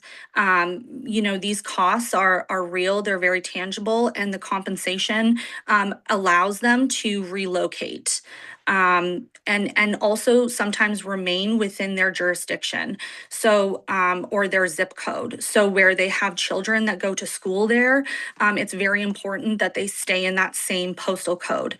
And where we're seeing rents increase, that relocation compensation is very important. Also, the engineering reports that we require in Hamilton are essential. It just sort of reinforces that the scope of the work is necessary and that it requires vacant possession and that the work is actually being done. Great, thank you. And one more question, because I know that as a legal representative at the legal clinic, you deal with a lot of tenants, and so do your colleagues. Is your impression that landlords aren't renovating, or is your impression just that they're not evicting before doing minor renovations? No, they're still absolutely carrying out renovations. They're just not they're not displacing the tenants and then driving up the rent. That's what we've prevented now. It's just before, I think that they were using these N13s as a way to circumvent and remain within the gray area, the confines of the law, and sort of using the landlord and tenant board as a revolving door to evict people for profit. And this is just sort of, you know, a municipal checkpoint to make sure that that's not happening anymore. Thank you very much. I appreciate you being here, and it's really great to hear from Hamilton's example about how it's going. Thank you so much. Thank you, Councillor Thank you. Troster. Thank you, Kate. I don't see any further questions for you, so we're going to move on to the next part of our discussion. So, members, it's your opportunity to ask questions of the assembled brass in front of us. Thank you very much to staff for coming out with all the necessary resources to help us understand this. Remember that we do have a motion that is in front of us, has been brought by Councillor Troster, that would ask staff to take a look as they review the bylaw at the potential for adding a qualified person's report and compensation. And we also have a direction that we'll be asking staff to take that would add a preliminary look at eviction to that same work plan. So moving first, we have Councillor Johnson. Thank you very much. And thank you to staff for working so diligently to come up with what I believe is a fairly focused, narrow, reasonable approach to what is a very desperately felt vulnerability in our rental market, well, forget the market, the people are hurting. And I do think it is responsible of a municipality to offer what they can. I was encouraged by the city solicitor's memo yesterday to speak to that, you know, whether or not it is appropriate. And I feel confident after reading that it is absolutely appropriate. I asked some questions to those that were landlords coming forward to really try and understand what pressure remains from the approach that was taken by staff, given that there will be no cost. And as I've said many times, I do think this is just an order of operations, a reasonable order of operations when it comes to maintaining your capital asset. So I would like a comment on the permitting process and, you know, the idea that the permits taking too long would be enough of a reason to not advance with a renovation license regime. So could I have a comment from staff on that, please? Perhaps I can start, Mr. Chair, and then invite the chief building official to add any comments. From a policy perspective, the building permit is not a new requirement. It is something that's required under the provincial process. What this bylaw does is front end that requirement before the eviction notice is given to the tenant, and there's a few reasons for that. It does help tenants understand that the scope of work does require a building permit because the landlord will have already obtained one. But we also view it as a low barrier way for staff to, or for the weeding out of bad actors who never had the intention of doing work that required a building permit or never had the intention of doing renovations at all.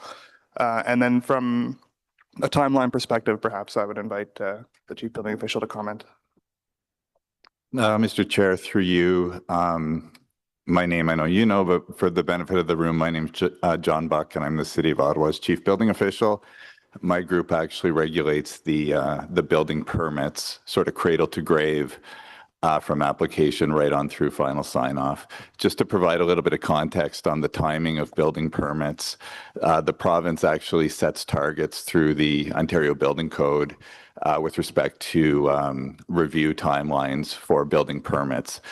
Starting at starting at 10 days on the low end for housing, business days that is, and working up to 30 days for a complex building. Complex building could be a high rise, could be a hospital, a post-disaster structure.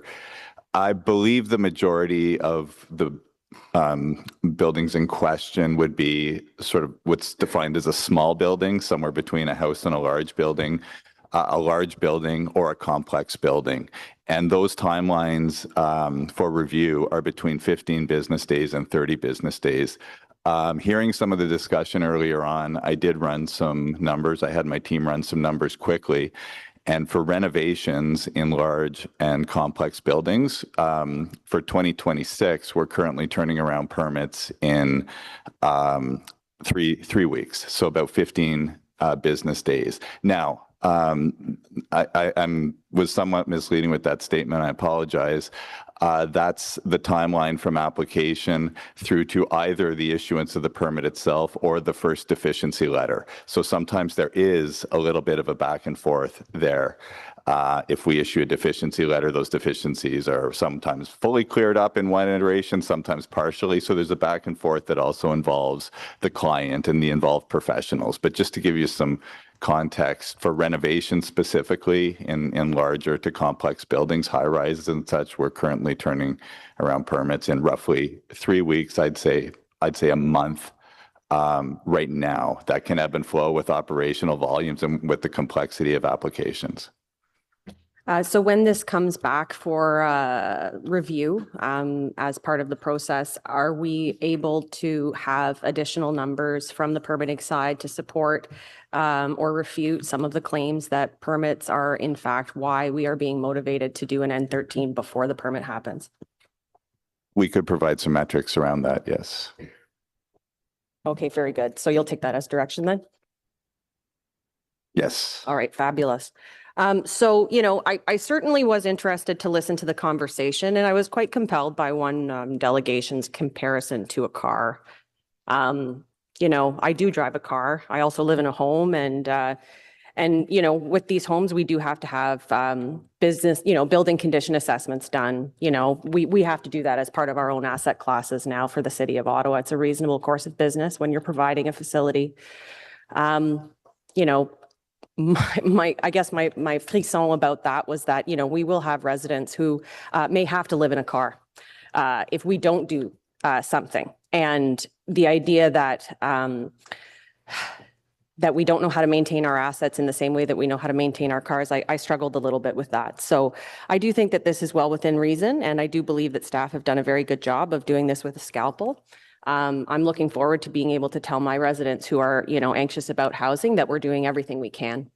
And this is an opportunity to show up.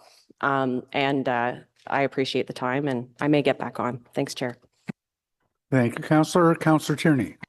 Great. Thank you. And thanks, John, for coming out today. That was a lot of my questions, actually. So I think we're really talking about small and mid-size. I mean, big apartments, they got big developers and they can do whatever they want with themselves.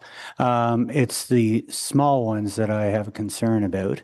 So you're saying 15 to 30 days for the issuance of a permit or an efficiency letter. And that seems to be where I'm having a problem, is because does that require an inspection? And you know how that is. Booking an inspection is like, good luck to you. So that could add a lot of time on. That's no fault of yours. It's just we're under high demand right now. So what would that look like? Maybe it doesn't require an inspection. Maybe it is after, like, just give us the vibe here. That'd be great. Yes, sure, Councillor, and through you, Mr. Chair. Yes, so the timelines that I had indicated previous, so say 15 to 30 days, or that we're running, roughly 3 weeks to the issuance of either the building permit or a deficiency letter. At that point, to hone in on the deficiency letter process, the building permit has not yet been issued. There's still a back and forth between our permit approval staff and, say, the architect who has submitted the building permit application to clear up any, deficiencies that are raised by our staff, any clarifications that we require, in order to determine that the building permit application itself has met the Ontario Building Code and any other applicable law. Once that process has resolved itself, in other words, our staff have determined that the building permit application is indeed code compliant, then the building permit is issued by our staff. And then that would permit the construction to begin, notwithstanding the process we're talking about now. But under normal circumstances, once you have your building permit, then your construction is then permitted to begin.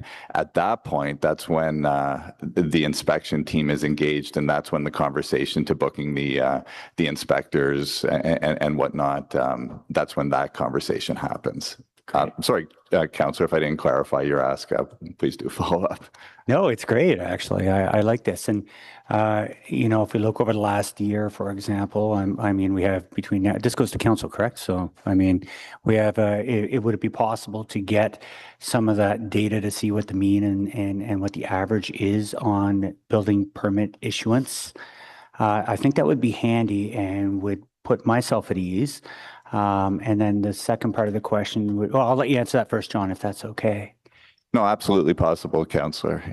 And the second part, I guess, is related to what is the cost of a building permit? I think people are all asking that because we're waiving fees for those all over the place. And I know it's not a big chunk of change, but it's all the stuff behind it that costs all the money. The fee is almost irrelevant. Yeah, so for renovations, situations where you're not adding new gross floor area, it's $12 and not for the permit, and $12.75 per $1,000 of estimated construction value. Wow. So say you're doing $1 million worth of permit related construction, then by my math, that would be, $12,750. It's about 1%, just over 1% of the estimated cost of construction. Now, quite correctly, Councillor, that's the building permit fee itself. Many jobs are subject to other fees, development charges, cash in lieu of parkland and whatnot, but I think many of these, by the sounds of things, if not all, would be simple interior renovations that would simply come through the building permit process. Excellent. And so for the issuance of the building permit, is there a requirement for the electrical plans to be submitted, different things like that to complete the application process? Electrical is actually, there's a separate permitting process through the Electrical Safety Association. Our process takes care of any building, like any architectural elements that are done, say drywall, fire separations, that sort of thing, as well as mechanical, and the only electrical components would be like the fire alarm system. The Ontario Building Code plays a role in that, and along with its reference standards. and mechanical modifications being things like, say if there's sprinkler modifications, if you're creating a bedroom, you may have to rejig some sprinkler heads and whatnot in a renovation. So generally, City of Ottawa is and plumbing as well, sorry. So is building, mechanical and plumbing with a little bit of electrical on the life safety side. And then in terms of how the wiring is run and whatnot, the nuts and bolts of that's done through Electrical Safety Authority. So yes, we're not necessarily the only show in town when it comes to permitting construction. Right, but for the purposes of this discussion, people would only require the building permit and all those others would follow after the fact, or is it in concurrence and they'll all have to be complete before the issuance of the building permit? I think that's the real question. Yes, and my understanding is the conversation that we're having today is simply the municipal building permit. Perfect. That's great. You guys are busy now, and I know there's a whole $13 and change being saved by all people that unfortunately have had devastation in their basements and dealing with insurance companies that's going to drag on forever. What's your shop like right now? Are you guys pressed right now? Is this pretty easy to deal with right now? I mean, the 1 in 100 year storm's happening every second year. Can I just? So I just want to. I know I've got a bunch of hands up. We're not obviously. Well, can I complete and go back in the board chair? I'm asking you the chair.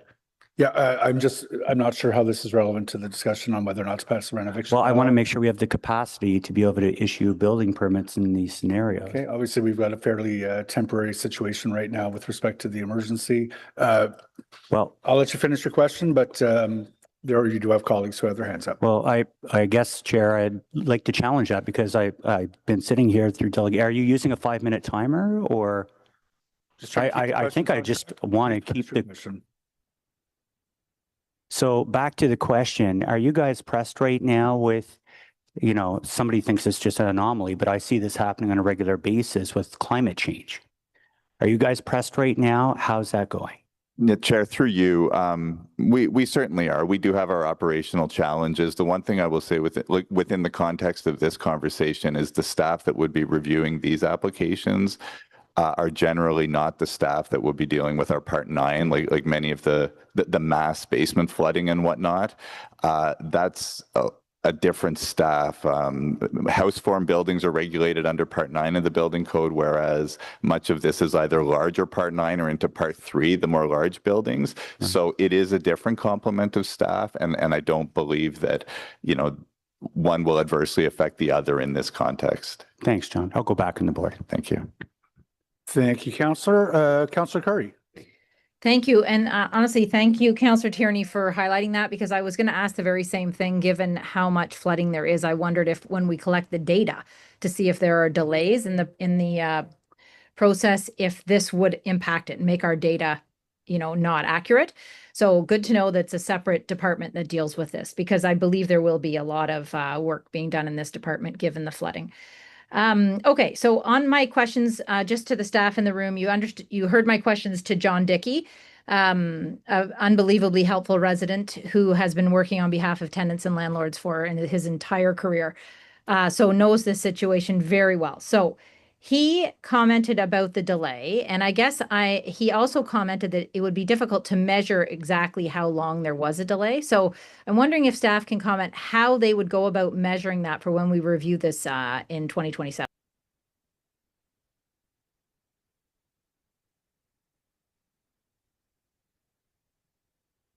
Chair, perhaps if I could just clarify the question, you're asking how we would measure the delay to obtain a building permit? Yeah, compared to how long it would take otherwise if there weren't this.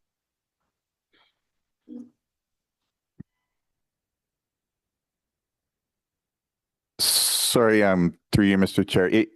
Compared to if there wasn't what, Councillor? I'm sorry, I missed that. Let me be clear. In this new policy bylaw, we would have a delay, we are hearing, to get this building permit ahead of time if we front end load the process. So we're going to review this in 2027. How are you going to measure whether there truly is a delay? If there weren't the building permit requirement, how long would it take? Now that there is, how long has it taken? How are you possibly going to collect that data? Perhaps I can begin the answer, Mr. Chair. One of the recommendations that we're proposing is if this bylaw is adopted, to amend the building permit application process to include a question, whether or not this building permit is for a renovation or repair where eviction may be required. So if that question is, or if that box is ticked off as part of the application, then we'll know which one of these building permits are in relation to the to a potential eviction, and we can measure timelines in that way. Okay, but do you understand what I'm saying and what John indicated, that this is going to be very difficult to do? You can't have two universes, one where this happens and one where this doesn't happen. So are you going to be surveying the developer to say, had this not been the case, what would your actions have been that would be different, that would have taken less time? Chair, as part of our review, if there's a direction from council to monitor the implementation of this bylaw and to consult with interest holders about issues that may arise. And so certainly that would include following up with, for example, YOLO and other interest holders so that they could flag any such issues or articulate those delays. So that is something that we could monitor sort of through qualitative data through a review if that is approved by on the work plan for the next term of council. Okay, I think that will be critical because I think, and especially John and the new head of YOLO, they will be able to get that feedback for you and help you with that, because I think that will be important. If it's an unnecessary delay and what the consequences of unnecessary delays are, like I'm happy to support this now. I just want to make sure when we do that review, we get all the information and that it's actually coming straight from people who would have, otherwise who would be affected by all of this. Okay, second thing John talked about was the education guide or information guide and his concern that it would be duplicated or replicated what is already there, and that might lead to confusion if residents are going there but not going to what's provided by the landlord tenant board or is in the Residential Tenancies Act. How are you going to make sure that is not the case? And would you be consulting with others to create that guide? Thank you, Chair, for the question. First of all, on the N13 notice that is issued to tenants, there is a certain amount of information available. A city produced eviction guide would speak to that process, but would also, if the bylaw is adopted, provide information about the municipal process and how compliance, various resources, I guess, associated with the municipal bylaw. And so that will actually be developed by our colleagues in CSSD. But my understanding is that they have already spoken to some interest holders, and that John Dickey in particular is very generous with his offers of assistance. And so he's already been in contact with them. And that's certainly something that we could do in the development of the guide. Okay, I think that would be helpful given he's written textbooks that paralegals use for their courses. I think he has a wealth of knowledge that he could share and be able to compare different documents and see where there may be confusion or overlap. So I would highly recommend that. The other thing I would say is, we have another motion being proposed. I'm wondering if staff have any early comment on that the consideration of additional components to all of this, if staff have a comment yet on that motion. And I'm wondering if staff have had time to look at it. Chair, thank you for the question. We have reviewed the motion, and it's certainly feasible if a bylaw review were approved as part of the work plan, the bylaw review work plan for the next term of council. We could consider those elements. It's not to say that we would necessarily recommend them, but we would look at the potential of implementing them. Okay, and Mr. Chair, I just have one comment and then I'm done. I guess my overall thought on this is, I will be supporting this. My bigger concern is the unintended consequences. And I always feel that we all have the same intention to help tenants, that we all don't want to see people suffer. We don't want to hear delegations like we heard today, where this has affected people's lives so deeply.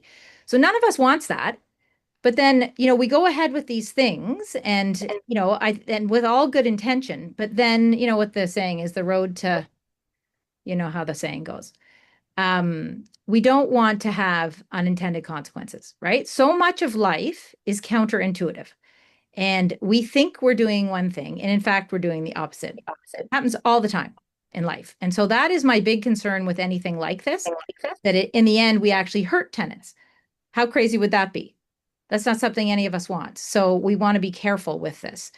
And you heard my other comments about I don't want to get in the province's lane, but I'm willing to look at this, and I would look forward to what the report says coming back, as long as it actually has truly helpful information about the consequences. So that is my general overall thought. Thank you. Councillor Curry, thank you very much. Moving on to Councillor Kitts. Thank you, Mr. Chair.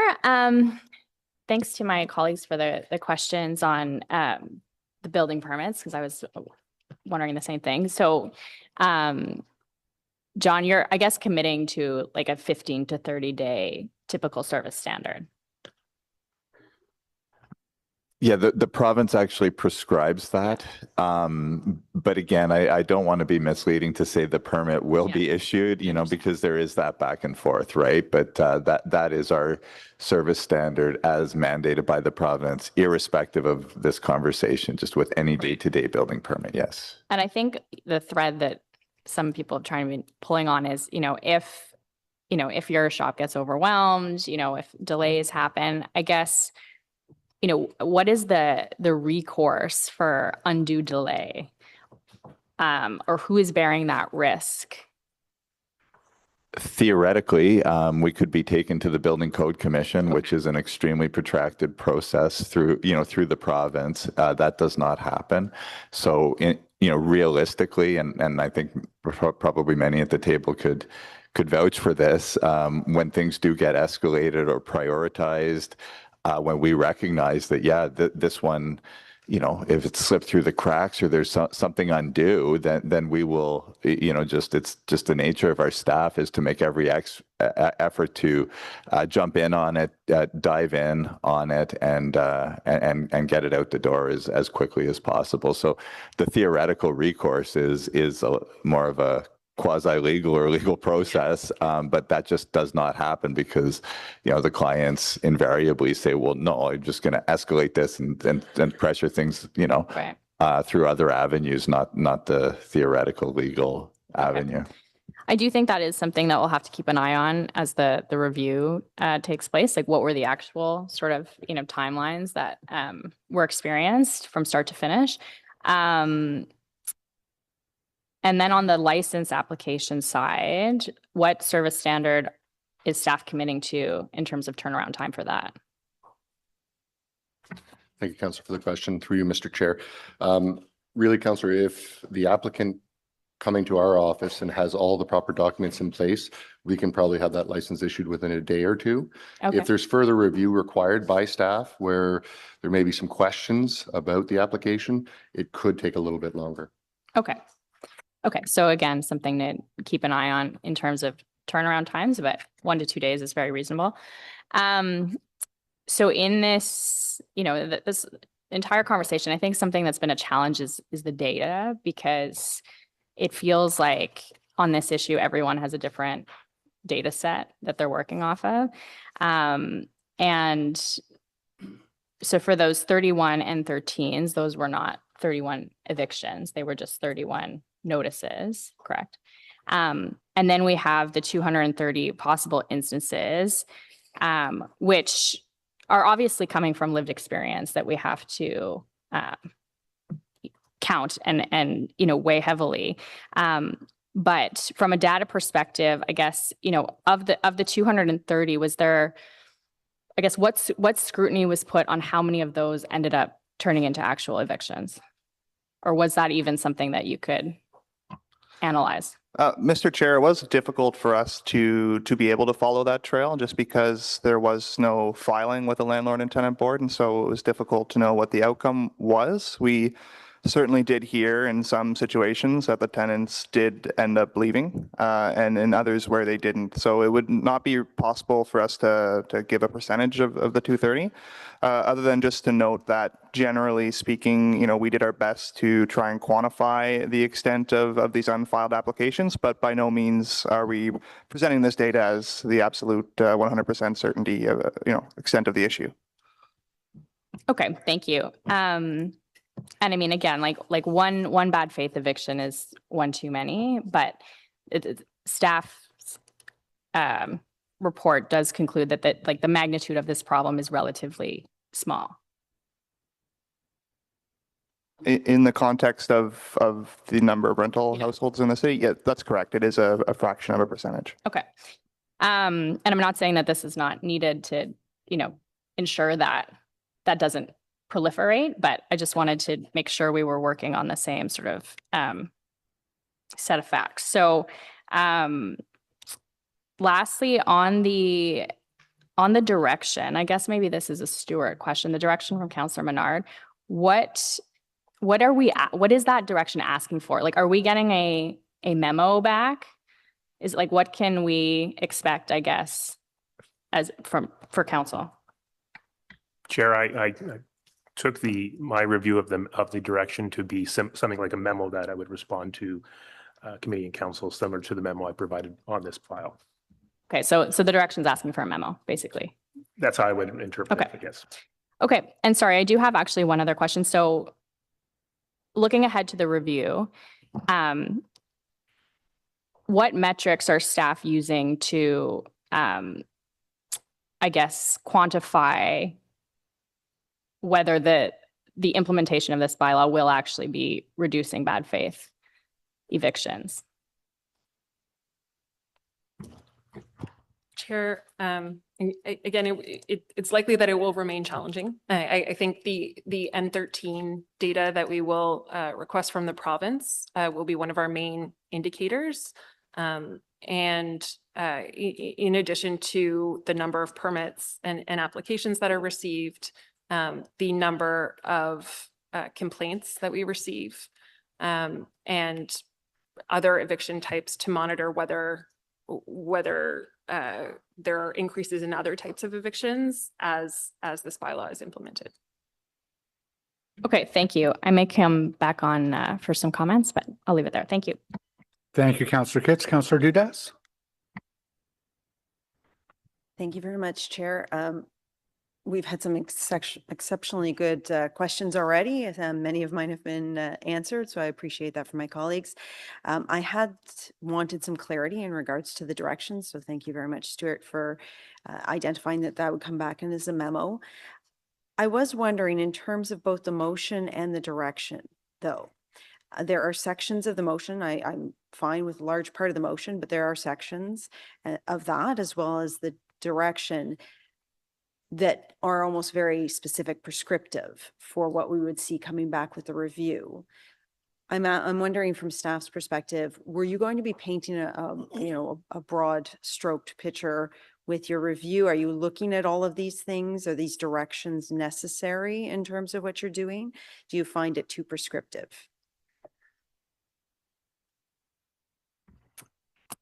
Thank you, Chair. I think that the direction highlights items that we would include in a future review.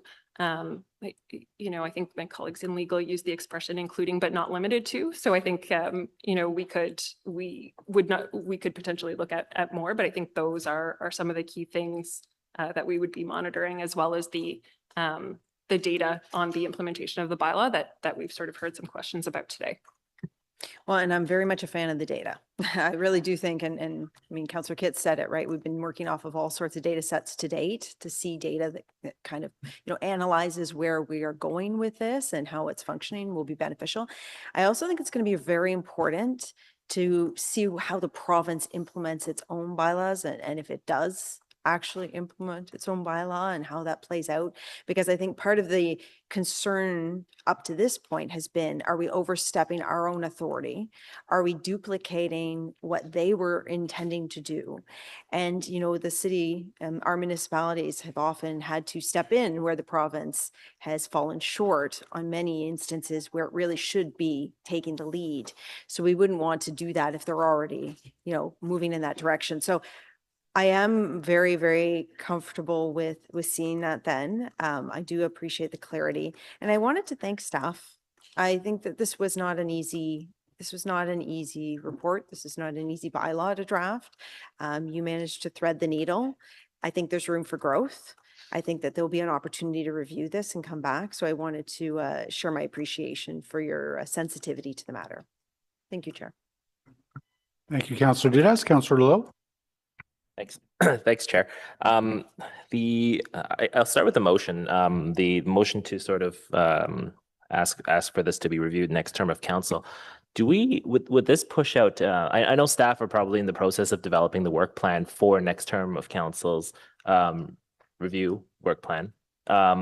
Would this, if we add this on through motion now, are there any vital, like more important reviews that we may be pushing out or delaying past what we should be, past what the cycle should be? Thank you, Chair. We are just beginning the work plan, so this would be a review contemplated on the proposed work plan, but there's nothing for it to bump just yet. Okay, no, good to know. Okay, so then on the substantive item, the initial recommendation from staff before we got to this committee meeting was that the province had done what they did and that it is the recommendation to not proceed. I know the report here says that the recommendation is to approve it, but that's because that's what the initial report said, and we sort of council brought it back. What is staff's actual recommendation, independent of what's in the report? Chair, thank you for the question. What's in the report is what staff is recommending if council chooses to adopt a bylaw. So we are bringing forward a report, or sorry, a bylaw that, and we speak to this in the report. It seeks to address the issue of rent evictions by deterring bad faith rent evictions and driving landlords and tenants towards the provincial process in a way that minimizes costs and burdens to landlords. And so it's certainly, we are bringing something that we think can be implemented and that mitigates the risks that we highlighted in the initial feasibility assessment. Thank you. I get that, but you know, this recommendation is before us because council asked you to come back with it a few weeks ago, and so you know, when what led to that was that you had changed the recommendation to not proceed with the rent evictions bylaw because the province had passed what they passed. Is that ultimately still the recommendation, independent of what we asked you to bring back? Thank you, Chair. And I think this is an opportunity to maybe clarify. So, you know, the path for this bylaw has been a bit unusual. So initially staff brought forward a feasibility assessment and it highlighted some risks. And the direction from council was to proceed with a review, to pause for 3 months to provide the province with an opportunity to enact these amendments and to advocate to the province. And if we didn't hear anything from the province, to then proceed with a review, which we did. And while we were conducting that review, in the late stages of the review, the province proclaimed certain amendments into force. And so we paused the review and brought forward an information report to update council, which was also part of the direction, and to seek direction as to whether to bring forward the report or not. And council directed us to do so, and that's why we're here today. But the recommendation in the report has not changed. So this was what we were working on when the legislation was proclaimed. Okay. I'll move on. So in the report acknowledges that it is quite difficult to quantify the rent evictions, and I know that at least one of my colleagues had touched upon this already. But I have some, I guess, concern when there's the not 100% certainty, and we are passing, and we are it's being recommended to pass a bylaw based on data that's not 100% certain. Is there, have we done that before? In terms of creating a piece of not legislation, creating bylaw where the data upon which it's based is not 100% certain? Mr. Chair, perhaps I can start by just clarifying that I guess there's two sets of data. The 31 eviction notices filed with the board, that annually, that is a certainty. We do have that data from the province. And where we're less certain is in the quantifying those that aren't filed with the board. And I think it would be very, very difficult to be able to state confidently that we've uncovered every potential instance of this that's occurred in the last 6 years. And so, the recommendation that we brought forward was based off of the data that we have certainty about, and also a consideration of the data that we did our best to try and quantify. So then, do you have any concerns when I'm sure there's going to be some form of check-in or KPI or something when if this goes live? Do you have any concerns, or what certainty do you have that the performance measures are also accurate? Thank you, Chair. So I mean, if this bylaw is ultimately adopted and implemented, it will introduce new metrics into the into the equation by introducing municipal oversight. And so the city will have data with respect to the complaints that it receives, the number of applications that it receives. We will continue to have or file our request with the province for the N13 data and on other evictions. And what it does is, that's the fascinating and sometimes challenging part of our job, is to look at that as a whole, and to then communicate that information to you and your colleagues to allow them to make the decision. So we would continue to do that. Okay. Last question. The report states that the enforcement will be primarily complaint driven. If there are, vulnerable tenants, notwithstanding the fact that there are advocacy organizations, and I do believe that I think you also said that there'd be a guide as part of this bylaw, as a part of this bylaw. If vulnerable tenants are reluctant to engage now with the landlord-tenant board, how likely is it that violations and how likely is it that violations will be reported and then therefore enforced? Chair, thank you for the question. I mean, it's difficult to forecast how people will respond. Appreciating that there is the education guide, I think the hope is that tenants and landlords will both have a better appreciation of their rights, and so more tenants may have a mechanism to another option to take action when they run into violations. I think in other cities, tenant advocacy groups have also served as maybe a liaison between tenants and the municipality, but ultimately that is something else that we would monitor during the review of implementation. Okay, thanks. That's all for questions. I'll come back on later. Thanks. Thanks, Councillor Lowe. Councillor Tierney. Great. Thank you again. And so look forward to that data, John, before the council meeting. I think we like data. Data is a key part of the puzzle here, I think. Obviously, we look at this is going to come back first quarter, I believe, is what I heard. Fourth quarter, 2027. Oh, it's the fourth quarter of 2027? Can I get confirmation? So it's a full year. Yes, Mr. Chair. If this bylaw is adopted, it doesn't come into force until the 1st of January 2027. So we would need some time after that to assess implementation. So, okay, great. So, and of course, that would require another vote at that point as well. I assume. So there'll be time to evaluate and see what's in there. With the province changing things, like it feels like every day, again, whether it comes to the high efficiency homes and where we were looking at that one point. And then, of course, the province came in with their hammer and said, no, this is the new rules. You had the active transportation. We built out a great plan in TMP Part 1. And now we're going back to the books again because they've changed all the rules again. When it comes to planning applications, we really don't have a dog in the fight anymore because they pretty much stamped them all. And we don't even have staff that go out to meetings anymore because this is the new world that the province wants us to be in. So as municipalities lose their autonomy, it becomes more challenging. And I know I just want to be, you can't predict what's going to happen with the premier. But is there any likelihood he's going to come in with a hammer again after this and say, yeah, we're wiping all of them out? I'm going to support this, by the way. I'm just fearful of where this is going to go.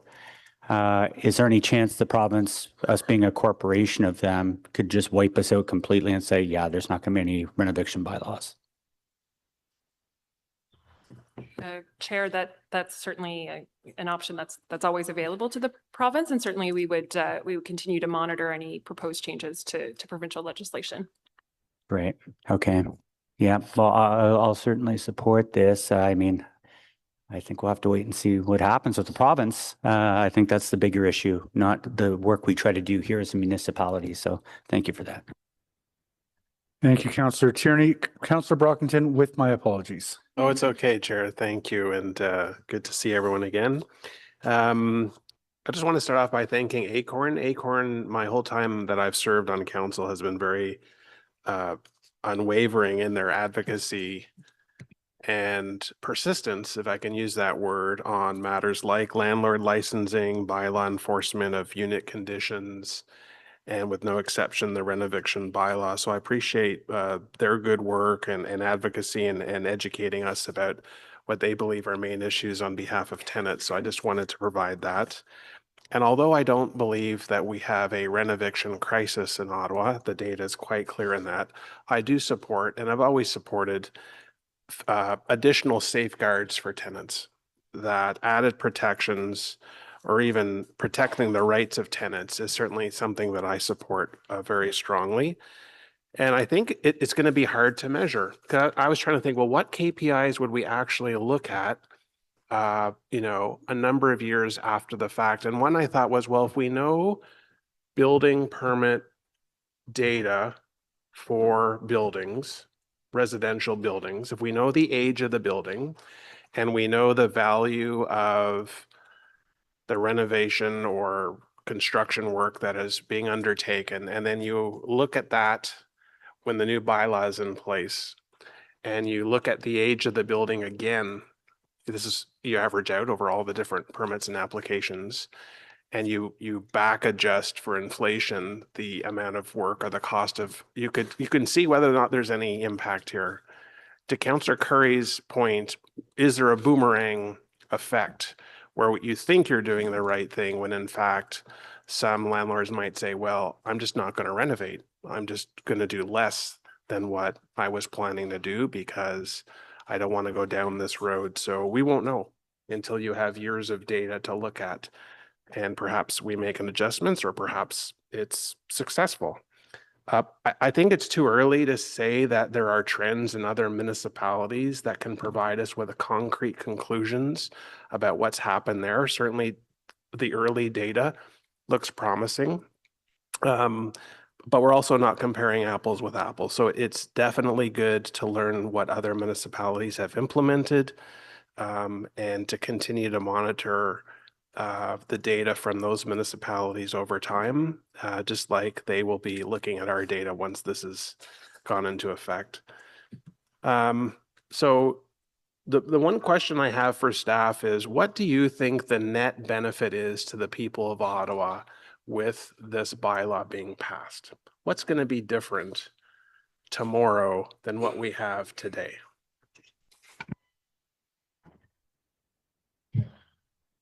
Chair, thank you for the question. I think there are two sort of key benefits that we are hoping will come from this bylaw. The first is that by requiring a building permit, the landlords that pursue evictions for renovation or repair are doing so in good faith, and that this will help to prevent unnecessary displacement of tenants.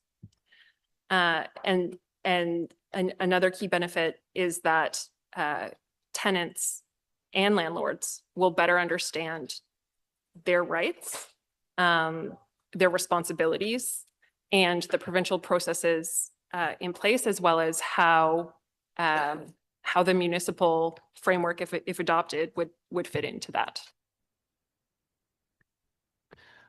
Okay, thank you. And then can you describe for us, and I apologize if this was part of your presentation, which I was not here for earlier today, but how will you engage the industry going forward, not just landlords, but tenant groups and associations as well?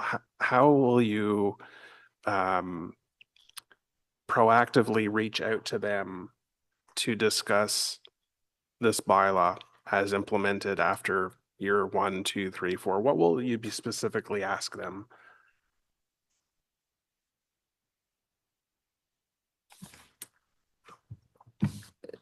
So I mean, it's early days of the review. I don't know if I have a specific list of questions, but certainly we would want to know examples of where this bylaw is working and what is not working for them as the bylaws are implemented. If there are gaps that have appeared or continued under the bylaw, and that would be for landlords and tenants, right? So that would be our landlords encountering issues in proceeding with good faith renovations, as well as tenants that are encountering challenges in the process.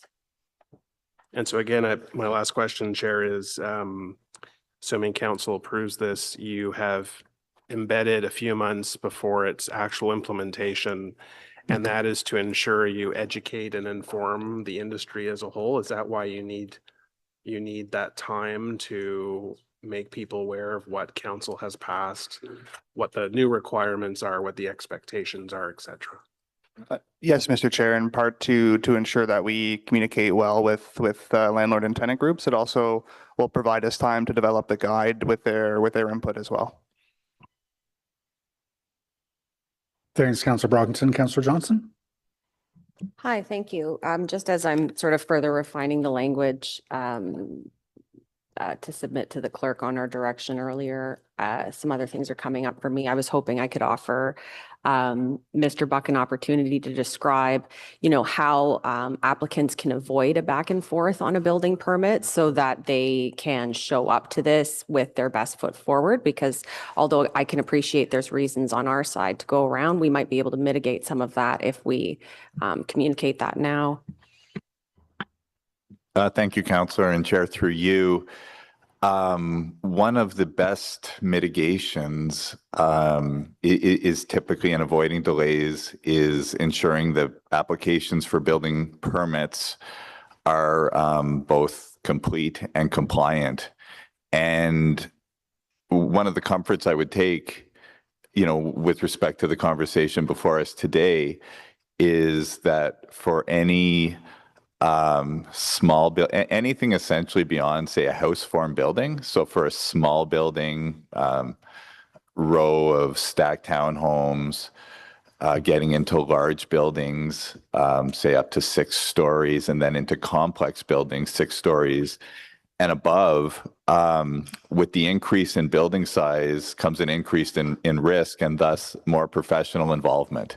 So once you get into small buildings, at least a BCIN number would be required, and Ms. Cansey spoke to that earlier, holding one herself. Building code identification number, where there's some proven competency. You need to be qualified through the Ministry of Municipal Affairs and Housing to submit plans. So there's a level of professionalism there. Then once you get beyond small buildings into large and complex stock, then invariably, I would suggest either an architect or one or more professional engineers is actually required to be, behind those applications as design professionals, and they need to do field review as well. So for the conversation we're having today, largely, if not exclusively, there will be professional involvement required, and that gives a certain certainty that we're dealing with professionals here. One of the biggest problems, and no disrespect to homeowners, I mean, many of us are, but a homeowner can submit drawings, for their own house, right? But that's not in play here. So there's a required level of competency in order for building code services to even accept the application in the door. And that, if they're professionally designed, will inherently cut down the back and forth. You're kind of dabbling in the gray at that point. It's not real black and white code deficiencies. Okay, very good. Because of course, building code is here to protect, future tenants as well as surrounding neighbors and obviously the asset itself. So that's not something we want to water down or interrupt, but I appreciate the meat on the bone. When it comes to the education guide, can we have some references to what it would take to have a building permit be compliant and complete? Or when you're doing your sort of aspects to dealing with landlords to try and have that be available at every turn when people are approaching this? Yes, certainly, Mr. Chair. Okay, very good. So thank you very much for the opportunity to continue speaking on this. I do believe, again, that this is a very reasonable and incisive solution to what is a deeply felt consequence for individuals. And I'm encouraged by the fact that we will come back and discuss data further. But I do believe that when you own an asset that for someone else is their home, it is reasonable to take those people into consideration as well as the asset. And that's all we're doing here, is we're just making sure that that order of operations, when we're taking care of the asset, doesn't come at the expense of the individuals living inside it. That's okay. So I appreciate the opportunity to comment on that today, and I appreciate all the folks that have come at least, 4 or 5 times now to be able to further press upon this issue. And I'll look forward to seeing the results next year. Thank you, Councillor Johnson. Councillor Kelly. Thank you very much, Mr. Chair. I think it's everybody who's listening and watching today knows that I've been supportive of Councillor Troster's initiative in the past, and I haven't heard anything today that changes my mind on that. So I remain supportive of this initiative, and I just have a question, 1 or 2 at least.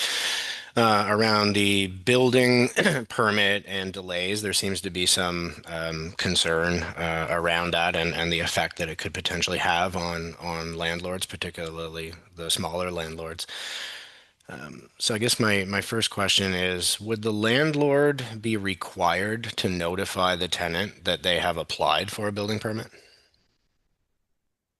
No, Mr. Chair. Under the bylaw, the landlord would be required to obtain the permit before they issue the N13 notice. And so in issuing that N13 notice, that information would include the fact that the landlord has already obtained the permit and this is what's contained in it.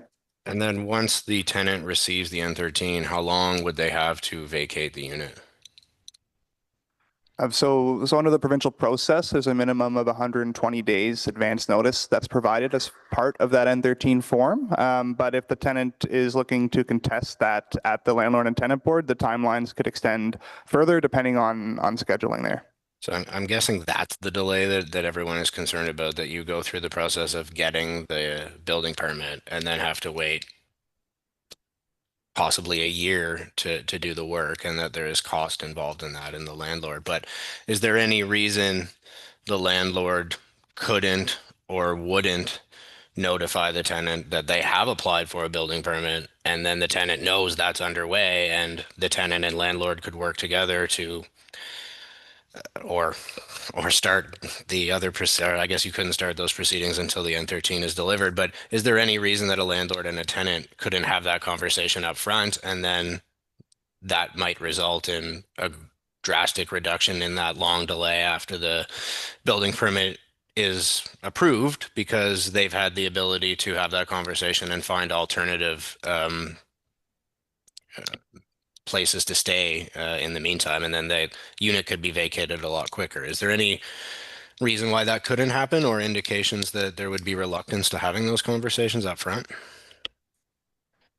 Mr. Chair, there's nothing in the bylaw that would require those conversations before the N13 is actually issued to the tenant. But at the same time, I would suggest that there is no reason for those conversations not to take place in advance. And I think it would be generally up to the landlord and the tenant in each situation. Okay. Well, thank you very much for your time, and I still plan to support the motion and recommendations. So thank you very much, Chair. Thank you, Councillor Kelly. Councillor Curry? Yes, just quickly on the data collection for when we do the review. I know that a number of people have made really good comments. Councillor Brockington, Councillor Lowe made some really good points in terms of not being able to get the right data. I'm wondering if a survey of all landlords would be helpful, because if we only survey the landlords and we only look at the data for people who have undertaken a renovation, then I don't think we're getting all the data. I mean, if you were to simply ask all landlords in the city to get on Engage Ottawa and say, has there been a time where you wanted to renovate a unit, but because the process we've implemented was put in, you've decided this is too much work? It might be interesting to have follow-up questions on that. Why have you not undertaken work? I think the analysis, or the analogy that John Dickey gave us of the car is a great one. I actually have a very old truck that I keep on the road. Just to keep it on the road, I put minimal into it just to keep it going. As long as police don't tell me it has to come off the road, I keep it going. It's not a great truck. It's not great to drive. It's not great for people to be in it, but it works. And I don't want to see tenants living in apartments that are like that. They just barely work. And so that is, to me, one of the possible negative consequences of this, that a landlord might say, oh, well, it's good enough. It's not against, I'm not breaking any laws. You know, it's kind of junky, but it's way too much hassle to do any renovations here. And you've added in another step, forget it. So I can relate, and I wonder if maybe a survey to all landlords to ask them questions about the impact of this on their decision-making to renovate units has been impacted. Chair, that's certainly something that we could look at in the survey. I imagine there would also be a survey component for tenants as part of that review. I would perhaps flag that one of the ongoing challenges with our surveys and our work is communicating with groups that are not organized. So we, you know, through the course of this review, we have been in contact with several landlord associations, but we would perhaps, you know, come up with a plan and do a call out to landlords. But because they aren't, for example, licensed businesses, we would perhaps circle back with councillors as well to help put us in contact with and encourage participation from both landlords and tenants. Excellent. I think if you gave that some thought, there may be some really good questions that we could get some really important data from. And I would say, to Councillor Brockington's point, I think it is way too early to rely on what other cities are doing, given that it is apples and oranges, to his very point, and early days. You know, like, people take time to decide whether they're going to actually renovate a unit and how and what it looks like. So I would say that, and again, their data does not ask all landlords, did this actually impact you and prevent you from renovating units? So, you know, people, you know, there's other sayings I could say about statistics and how people use them, but most of my sayings seem to be inappropriate or use bad language, so I can't actually use them at this committee. But anyways, thanks for your thoughtfulness on this. Thank you, Councillor Curry. We appreciate your use of parliamentary language. Councillor Kitts. Thank you, Chair. I don't have any other questions. I just wanted to offer a couple comments.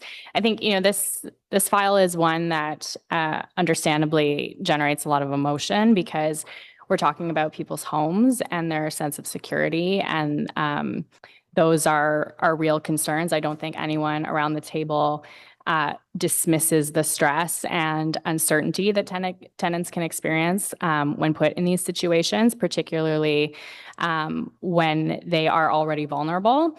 But for me, in the creation of this bylaw, the question has always been about finding the right balance, and I do think staff have achieved that. So I will be supporting this because I think it's measured. It's a lower touch approach. I think it acknowledges that there is a problem, but I don't think it is overreacting to it or creating an overly onerous regulatory framework. And I think that is important. The data does say that this is not a widespread issue across the city, which is a good thing. But that doesn't mean that it's not significant for those who are affected. It absolutely is. But I think our response has to be proportionate to the scale of the problem.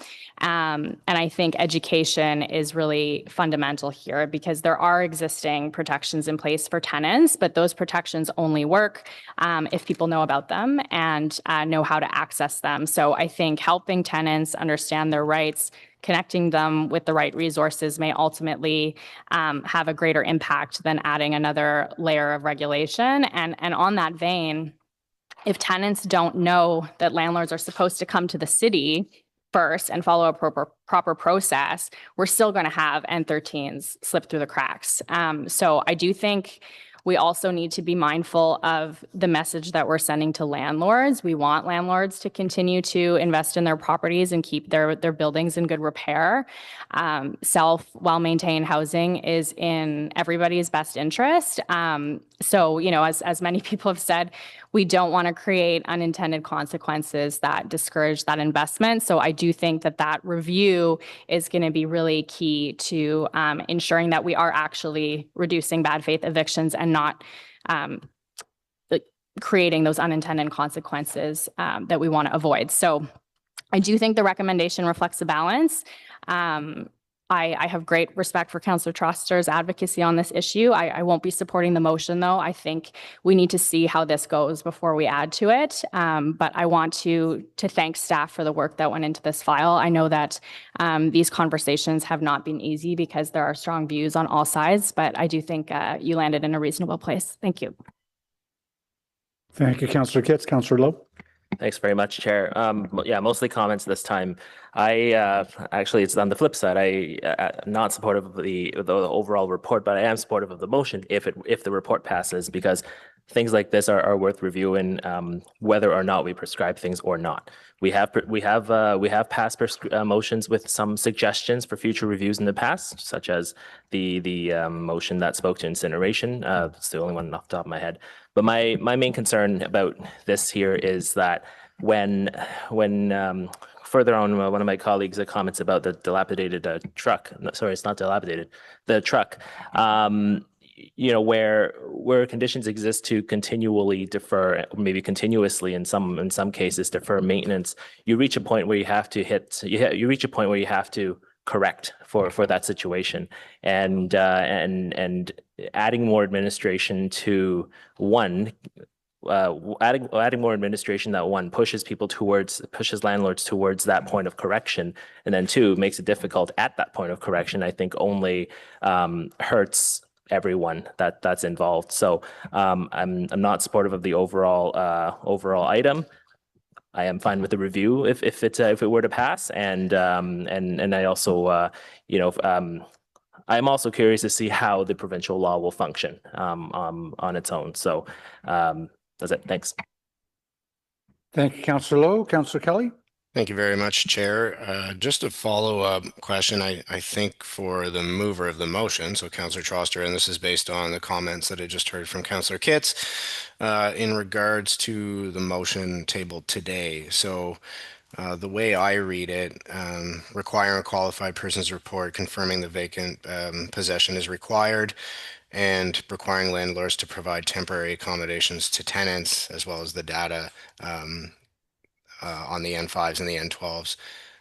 That is being added only as a part of the review, or it's being added to today's, the recommendations that we're passing today? No, Councillor Kelly, this is simply items to consider for review. They're items that staff actually indicated to me that they wanted to consider as part of review, and they're elements that are in every other renovation bylaw across the country. They are not unusual. So I understand that this bylaw is taking a more surgical or a more conservative approach. But what I'm saying is when you do that review, look at these other items and tell us if you think they're necessary or not. That seems abundantly reasonable to me because we're the only jurisdiction that's not implementing those items. Thank you, Councillor. Councillor Kitts? I want Councillor Trost to have the last word, but I have a point of clarification. Without the motion, a review is still happening? Or only with the motion does a review?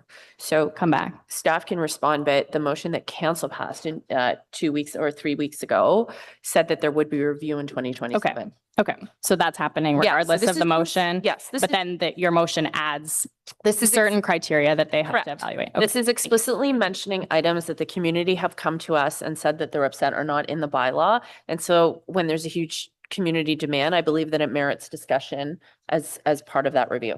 So they may come back and say, we don't need those things, but we're asking for their educated opinion a year from now on those items. So perhaps just to clarify, the direction from council, and I believe this motion is to include a proposed review on the work plan, the bylaw review work plan for the next term of council. So it would still need to be approved by the next term of council in order to proceed. But if that is approved by council, then we would come back in Q4 of 2027. In either scenario, it has to be. In either scenario, Yeah, okay, correct. thanks. Thank you so much, everybody. I know it's been a really long day, and I want to thank every single person who came to speak out about this bylaw, no matter what your opinion was, because I've seen many of you many times over the last few years. This has been an extremely long and drawn out process. I just want to ask a few questions because I think we got stuck in the weeds here. Number one, there's no changes to the permits required to do construction as part of this bylaw, correct? No change, correct, Councillor. Correct. So if you're doing a major renovation, you need permits anyway, correct? Correct. So all this is doing is saying that before you issue an eviction notice, you have to show the permits that you need to get anyway, correct? Correct. And there's no cost to the landlord to do this. Correct. There's no proposed licensing fee. And you indicated this could literally be a tick box on the permit application process. Chair, that is part of the process. Yeah. There's a separate application for the permit, but as part of the building code permit, it is a question that would be added to the application. Okay. So for those of you who are suggesting this is a burden that's too much for a landlord, if you're doing a renovation that's significant enough that you need vacant possession of the unit, it's going to be something that requires a permit. Right now, I actually have a sign permit by Mr. Buck on my house right now to have a sump pump installed. I mean, you need a permit for all sorts of things. But am I correct that if you're just painting the walls or maybe changing out a toilet or something, you don't need a permit for that, correct? Correct. So therefore, this could be a disincentive to landlords who might issue an N13 notice and then simply paint the walls and once that tenant is gone, correct? Correct. Okay. Just to be abundantly clear to all of you, we're not changing the rules around renovation. We are calling landlords bluff here. We're saying you can't do the thing that you've been doing that is abundantly unfair that we see happen over and over and over again. And for those of you who are concerned about provincial versus municipal jurisdiction, I will point you to the memo produced by City Solicitor Stuart Huxley just yesterday or the day before saying that this renovation bylaw does not contradict provincial law. Just to clarify with staff, correct?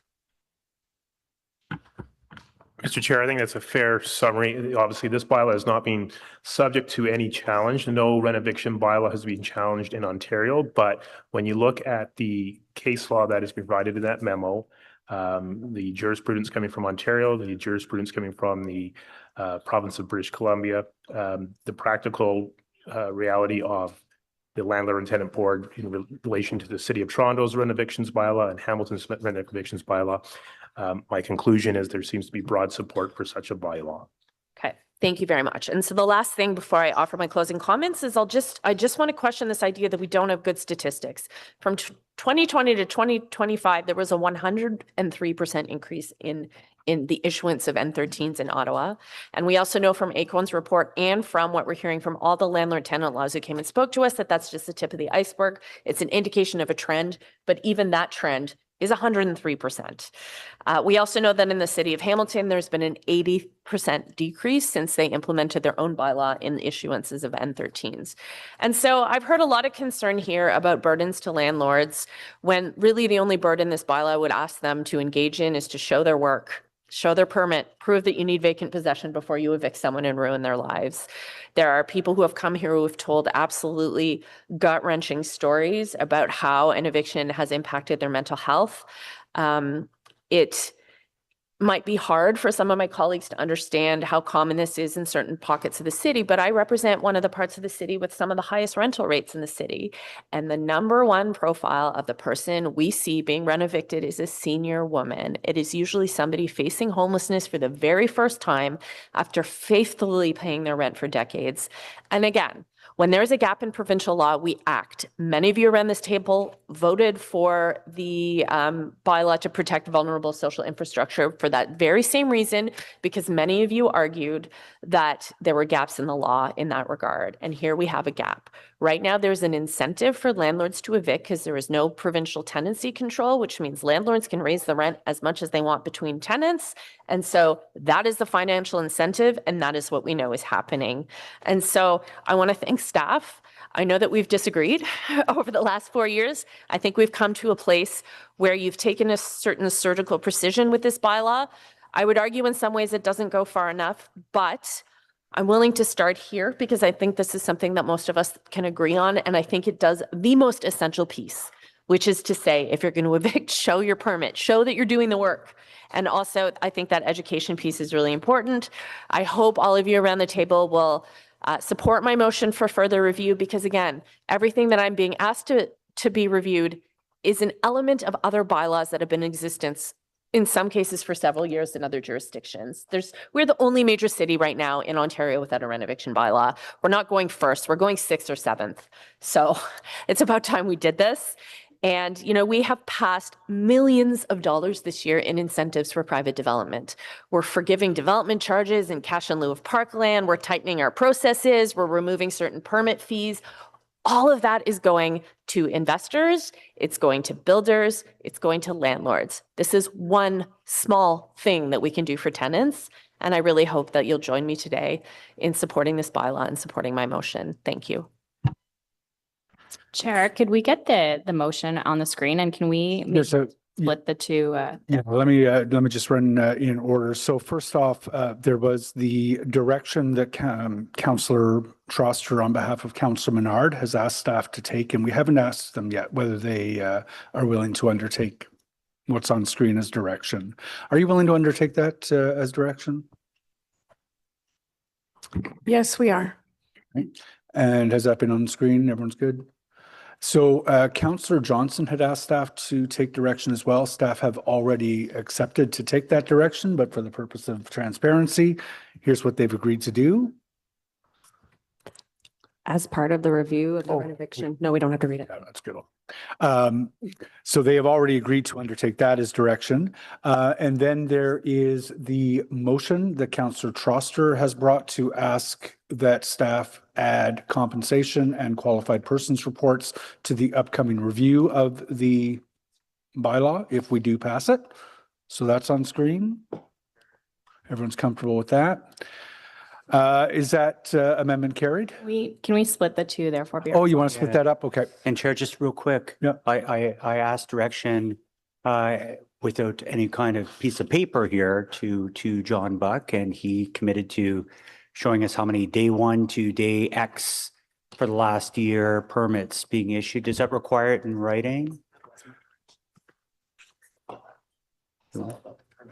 Yeah, but specifically, you know, how many are issued within the actual 30 days versus day 1 versus, well, it could take 50 because there's a letter of exception. So staff have agreed to undertake that as direction. Could you work with the clerk to establish the language just so it's specific? It can be added to the minutes. Perfect. Oh, yeah. So then there are Therefore be it further resolved. So there are 3 subclauses in there, Councillor Kitts? Sorry, there's a previous therefore be it resolved about the review. Okay. I'm good with that. So there's first, therefore be it resolved, and then there is the second, therefore be it resolved. And you'd like to vote on those separately? Yes, please. Okay, and I think, so we've just accepted Councillor Troster's motion previously. So on the main item, there is the first, therefore be it resolved. Yeas and nays, please. Is it just carried? Carried. All right. And then on the second, therefore be it resolved. Yeas and nays, please. Councillor Brockington? Yes. Councillor Curry? No. Councillor Dudas? Yes. Councillor Johnson? Yes. Councillor Kavanaugh? Councillor Kelly? Yes. Councillor Kitts? No. Councillor Lowe? Yes. Councillor Tierney? Yes. Councillor Troster? Yes. Vice Chair Gower? Yes. Chair Leeper? Yes. And I'm sorry, this was the Troster motion. Right. So on the main item, is that item carried? Dissent. No dissents? 1 dissent from Councillor Lowe. Perfect. Okay, so that is the renoviction item. That's the first item on our agenda that we're going to deal with today. We're going to take 20 minutes. And then we'll be back here at 2:20.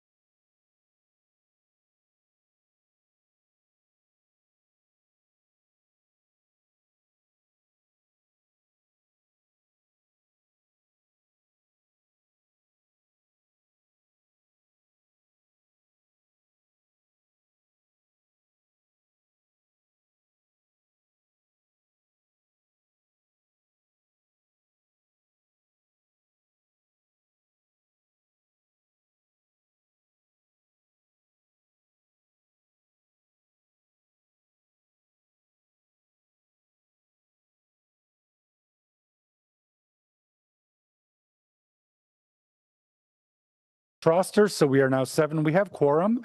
So we'll get back underway with the agenda. We're still, Oh. we're not live yet. Oh, and we're just waiting to go back live on the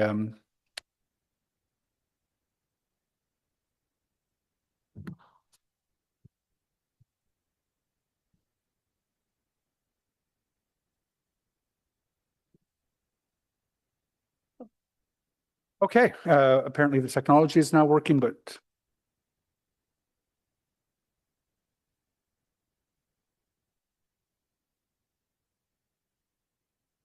sorry, I think, oh, sorry, Wilson. No, that's okay. We have quorum and the technology is working. So the next item on our agenda is, sorry.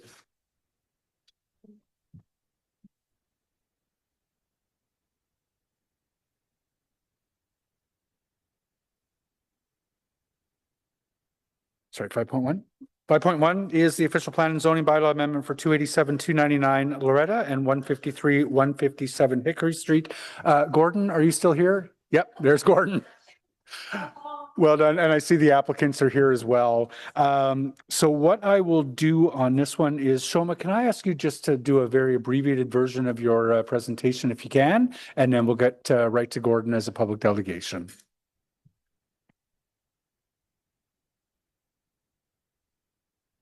Good afternoon.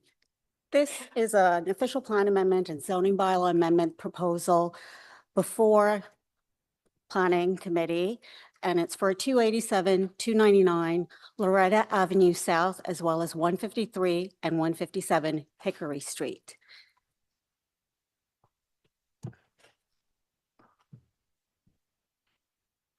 Next slide, please. The subject site is on the northeast corner of Loretta Avenue and Hickory Street. The property is within the neighborhood known popularly as Corso Italia. Also, it is considered to be part of the Ottawa Civic Hospital neighborhood. The subject land, which is comprised of 4 parcels of land, makes a total of 2,015 square meters. There is 56 meters of frontage approximately along Loretta Avenue South and 36 meters along Hickory Street. Within our City of Ottawa documents, this subject area is known as within Dow's Lake Station District of the West Downtown Core Secondary Plan. Next slide, please. It is planning's opinion that Planning and Housing Committee recommend to Council, 1, to approve the amendment to the West Downtown Core Secondary Plan of the official plan. 2, to approve the amendment to zoning bylaw 2008-250 to rezone to residential 5th density, subzone B, height 40 meters, exception X. And 3, finally, to approve the amendment to zoning bylaw 2026-50 to rezone to hub zone 2, height 40 meters, exception Y. Thank you. Next slide.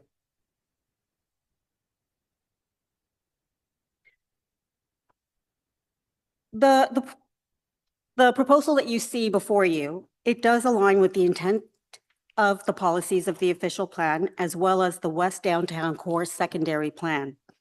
The proposal represents an increase in residential density on lands within 200 meters radius from Dow's Lake O Train Station. This proposal facilitates the development of a residential building on an underutilized site that is well served by a mix of uses and neighborhood amenities today, and that continues to grow as the months pass into the years. And it is also within proximity to transit and transportation, frequent transit and transportation. The applicable policy and regulatory framework promote denser development and concentration of taller buildings in areas adjacent to rapid transit stations and within hubs to meet the intensification objectives of the official plan. The subject land is of sufficient size to achieve the appropriate transition and appropriate separation distances. Next slide, please.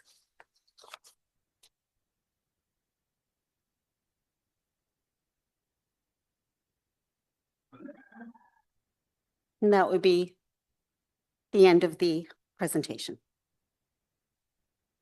Okay, thank you very much.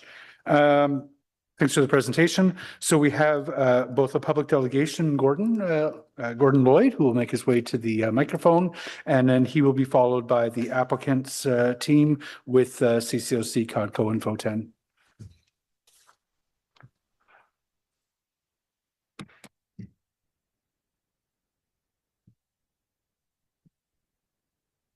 And Gordon, I imagine after roughly 6 hours of watching the previous item, you've got a good idea that you have 5 minutes to make a presentation to the committee, and you can start whenever you're ready. Yes, I know how the procedure works now.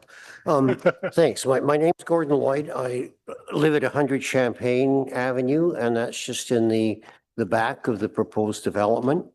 And I completely support the development. I think the staff did a good job in their report on recommending its approval based on Ottawa policies about intensification and affordable housing. And after listening this morning, I understand even more about the need for more affordable housing. But Ottawa also has other policies. And one of them is tree preservation, where that's feasible. In the official plan, tree preservation is favored. It's dealt with in Section 4. And in the Urban Forest Management Plan at Chapter 4, it's also dealt with. And there's a number of other policies that Ottawa has that support tree preservation. The Urban Design Review Panel of architects that was reviewed this proposal made some recommendations about encouraging tree conservation. They made 3 specific recommendations. And Councillor Lipper, your office organized a Zoom meeting that a number of neighbors participated in. And the question of tree preservation was a very major item that was discussed there and broadly supported. And in fact, one of the people running that call, I think it was the architect that was made the statement, said, yeah, okay, we've heard a lot about that and we should take another look at it. And my submission, which you've all seen, and has some pictures of the trees I'm talking about that I look out from my back balcony, it was also reflected by a number of other submissions that were sent by people that I'm aware of in 100 Champagne that also were promoting tree preservation. So what I think is unfortunate, though, is that the staff report that's before you doesn't give adequate justice to the level of concern that has been expressed about preserving the trees. And it doesn't address what I think is a fundamental issue, and that's whether the project could be redesigned slightly. And that would make it much easier for tree preservation.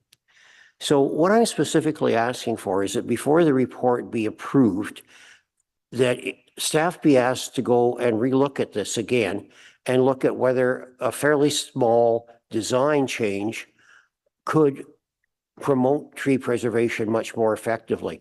The current design calls for a back laneway to be part of it at the end of the property, and that would actually go over the area where the trees are. There's an alternative to that, where at 100 Champagne Avenue, where we live, we do our access for parking, for garbage collection, for deliveries from the front off Champagne Street. I think that could be, or it should be looked at, whether that could be done off Loretta Street instead of having the back alley. And aside, if the back alley was eliminated, aside from helping preserve these 3 trees at the back of the lot, I think it would achieve some other objectives that I set out in my submission. And those included, there would be less need for deviations from the official plan.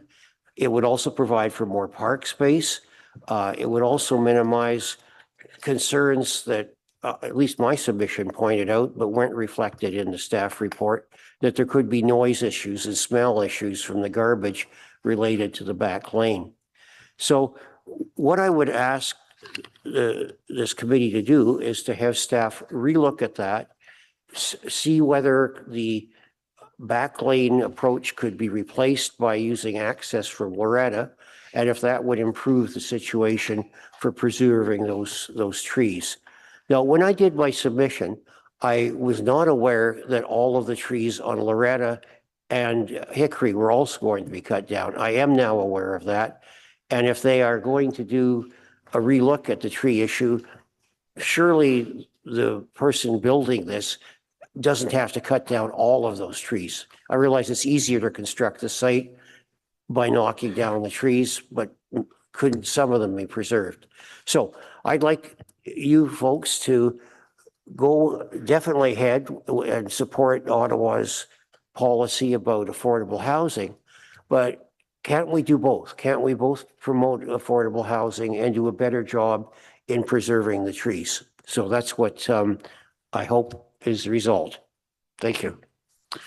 Gordon, thank you very much. I don't see any questions for you, but the proponent is coming up next, and then we'll have the opportunity to pose questions to staff. So I'm certainly happy to explore that question of the tree preservation and what that might do to the viability of the project or how the project can move ahead. So thank you for your patience today. That's a long time to wait. I appreciate it. So to the applicants, CCOC and their team.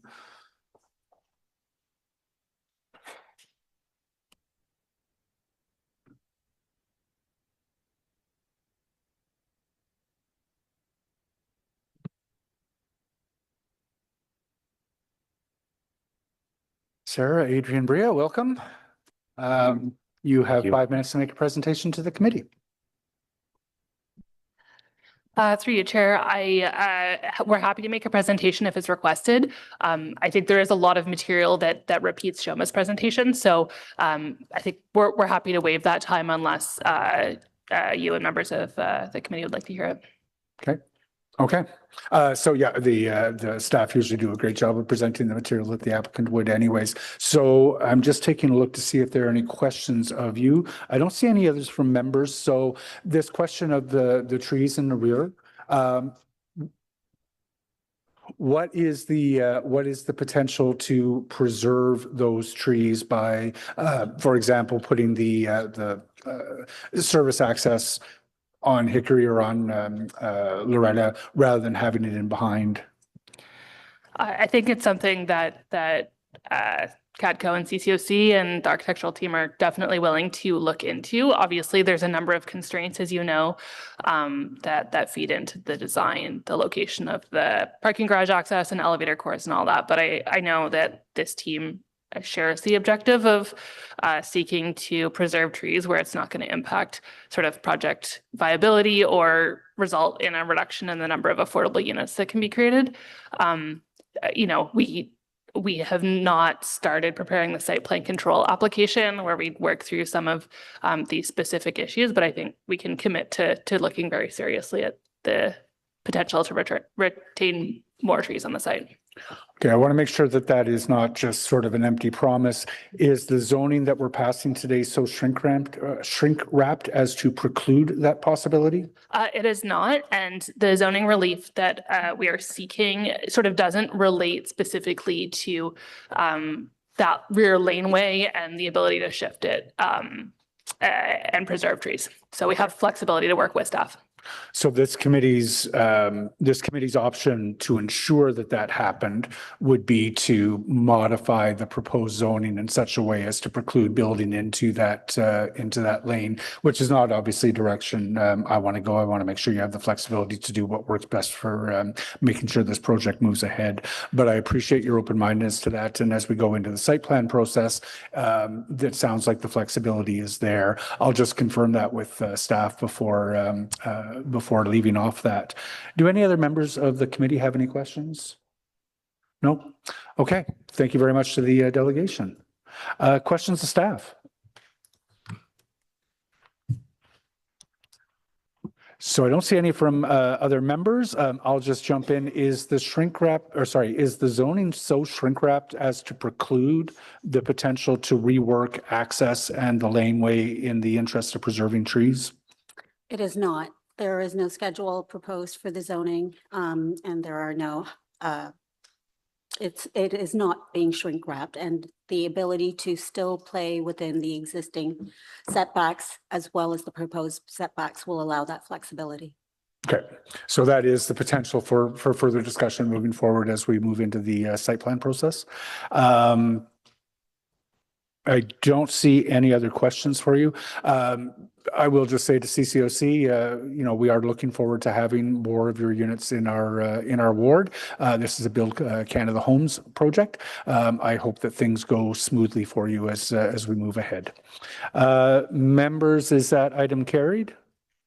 Carried. Okay, thank you very much. Thank you, Gordon. We will move on. 267 O'Connor, the public notification. I hadn't anticipated a presentation on this one. There are a number of delegations. The note that I would make for the residents who will be hearing from us, the committee is not being asked to reapprove the building today. We're being asked to receive a report that says that the city, I'll be careful with my language, the city did not pursue the appropriate notification process for reasons outlined in the report. But with that, I will open it up to the public delegations. Andrew, it looks like you were fixing to say something. Is there something you wanted to say at the outset? Chair, if I may, just off the outset, I do want to acknowledge the issue that we had, the technical issue that resulted in certain members of the public not getting adequate notice for the initial meeting, which is what prompted the discussion here today. It is very unfortunate. We are continuing to look into the issue, but we feel for this application, we have identified those that were supposed to be notified. They have been notified of today's meeting. And again, apologies to committee and the members of the public for the inconvenience. Just in terms of mechanisms moving forward, we're receiving a report that describes those circumstances today. If the committee were to hear something from delegations that convinced it that it wanted to revisit the zoning approval that it had previously given, would that be a matter of a new motion that would be reconsideration? Mr. Chair, I hesitate to use the word reconsideration because that has, in the city's procedure bylaw, has a very precise meaning. It's something only council can do, and there are 2 or 3 procedural steps associated with it. The term I would use, Mr. Chair, is revisiting. And generally speaking, one cannot revisit an issue that's been decided by council within a session. But one of the exceptions to that is new information. And the fact that people entitled to notice did not get it would be, the decision is ultimately yours, Mr. Chair, but in the opinion of staff, it was new information. And that's why the item is properly before you today. Okay. So with some of that procedural stuff made clearer, we'll move into delegations. Is Barbara Kagaden here? Kajden? Thank you for that.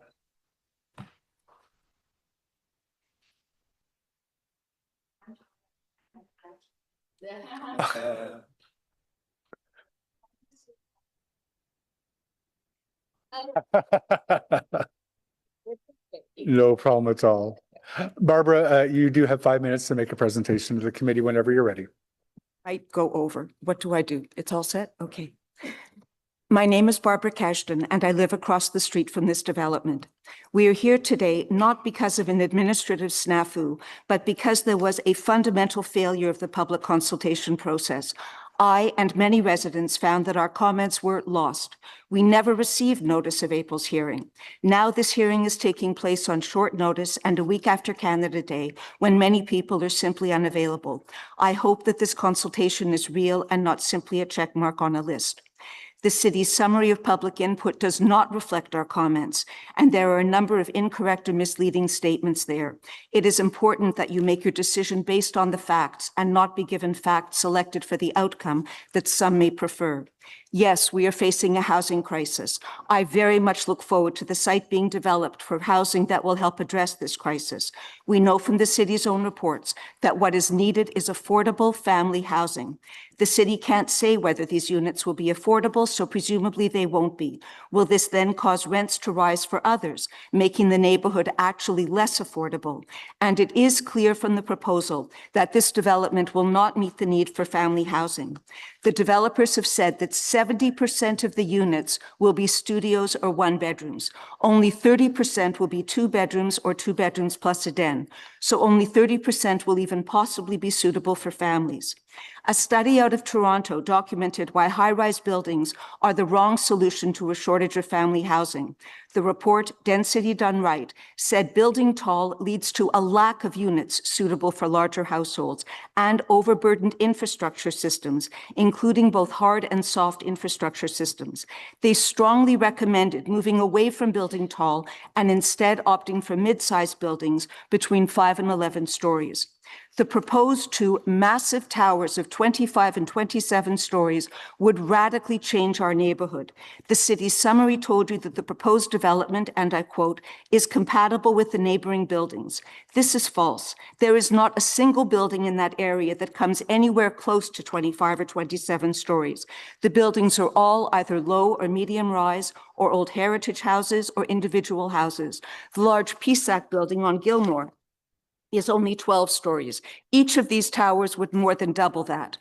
The city's own appointed special design review panel, established specifically to advise on this proposal, was adamant that it should be rejected. To quote from their report, panel members, and I quote, felt strongly that a 2-tower massing is not an appropriate built form for this site. They also, quote, questioned whether a high-rise built form was appropriate for this context.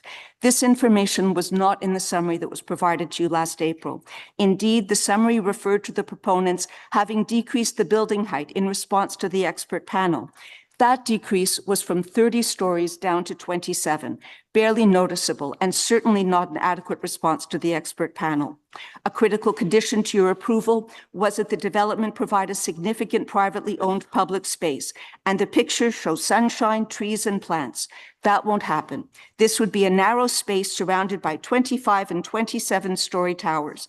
The sun will rarely penetrate, something confirmed by the proponent's own sun shadow study. This will be open to the public, but who will want to enter?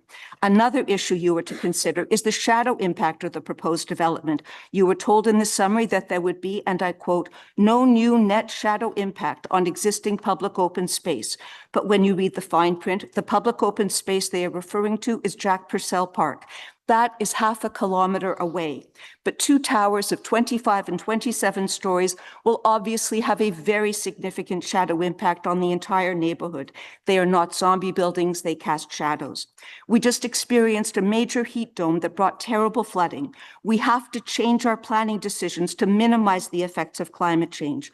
High-rise buildings, especially closely packed towers like these with a lot of glass, trap heat by creating urban canyons, actually raising the temperature of the neighborhood. It's called the urban heat island effect. A recent paper said from Health Policy Watch that the glass high-rise is emblematic of a larger disconnect, a modernization strategy that prioritizes aesthetics over global warming reality. They say policy choices made today must be built for the 1.5 degrees Celsius reality of 2030, not the cooler world of the past. I know the city needs money and no doubt wants the tax revenue from 513 new units, but this income will not offset the costs of not adapting to climate change. The last issue is an extremely important one of safety. The proposed development of 513 units will house 319 cars and trucks. All will enter and exit from one garage on McLaren just east of O'Connor. And of course, there will be traffic from Amazon deliveries, Uber drivers, Door Dashers, etc. for 513 new units. All cars and trucks along McLaren, which is a one-way street, must turn left onto O'Connor, also a one-way street. But here's the thing. That is where the city's 2-way bikeway is, along that east side of O'Connor. So all those cars and trucks will have to cross that bikeway in order to enter the heavy stream of traffic coming from downtown. And I'm sorry, Barbara, I'm going to need to ask you to wrap up. You're well over time now. Really quickly. The city spent millions of dollars building that bikeway just 10 years ago. It was a controversial decision to put the whole thing on that east side, but now it's much used by cyclists, by people with scooters, and people using electric wheelchairs. What sense does it make, having invested in and promoted that bikeway as a safe route for cyclists, to now change the zoning and build 2 towers there with hundreds more cars plus the deliveries, Ubers, etc., now having to cross that bikeway? Barbara, I'm sorry, I'm going to have to cut you off there. well over time now at this point. There is a question for you from Councillor LaPlante. Thank you. So, and I apologize. It looked like I'm in a missing persons report with this lighting. I'm sorry. I don't know what's going on here, but sorry. Did you say your name was Barbara? Is that it? I just want to make sure I get that correct. Okay. Hi, Barbara. My name is Stephanie. I am the councillor for the best ward in the city, which is Ward 12. Sorry, Councillor Troster. And I was just wondering, have you articulated some of these concerns? Because, you know, you seem pretty passionate about them, and I do share some of them. But we do have a lot of towers in Ward 12. So I was just wondering, have you articulated these to the province? Because we are subject to a lot of the rules and regulations that they put upon us. And I felt really helpless, you know, listening to a lot of what you were saying, because it's not within our jurisdiction to adjudicate all that. The issue here is that our area is zoned only for 9-story buildings. And so this was a special exemption that was being asked for, or an amendment, a zoning amendment, to allow them, instead of being restricted to the 9 stories, which is what applies all over. There are a few buildings, 11, 12, whatever, but still mid-sized buildings, to build suddenly these new towers, unprecedented in our neighborhood, 2 towers of 25 and 27 stories. So it's an actual change. And it's, as I say, it's unprecedented in our neighborhood. Okay. So I do want to encourage you to, and I'm not quite sure if your MP is Catherine McKinney or someone else, but I would encourage you to articulate your concerns with them. Because we are zoning amendment. So this was actually something that was decided. And the problem is, I don't know if you joined late, but I and my neighbors, we submitted comments as part of the public consultation process. We received confirmation of their receipt. And then apparently they were lost. Right. We were told it was a computer glitch. Oh dear. So okay. That's why we're here today. Okay. Well, I do appreciate it. And, you know, I do encourage you to do some advocacy to the province. I do share some of your concerns as someone who has a lot of towers in her area. And I'm, you know, anytime you want to come walk around downtown and you can kind of see the towers for yourself, I'm happy to give you a walking tour, because then you'll realize it's the best ward in the city. I said what I said. And thank you, by the way, to my colleague who said I look like I am in the witness protection program. The lighting is better now. Thank you so much. Hi, Barbara. I apologize for my voice. As you know, Councillor, you have been using it a lot. Thank you. For a good cause. I just want to sincerely apologize to you, because I did not know that this mistake had been made. Staff only told me after the fact. So I'm really sorry that your comments were not included. That's why we're here today, to hear them. Thank you. And by the way, it's not just mine. We discovered it just by chance, because my particular building is very small and very close. And in speaking to people, I found this out. Then when I saw the report, there were 39 people. Yeah.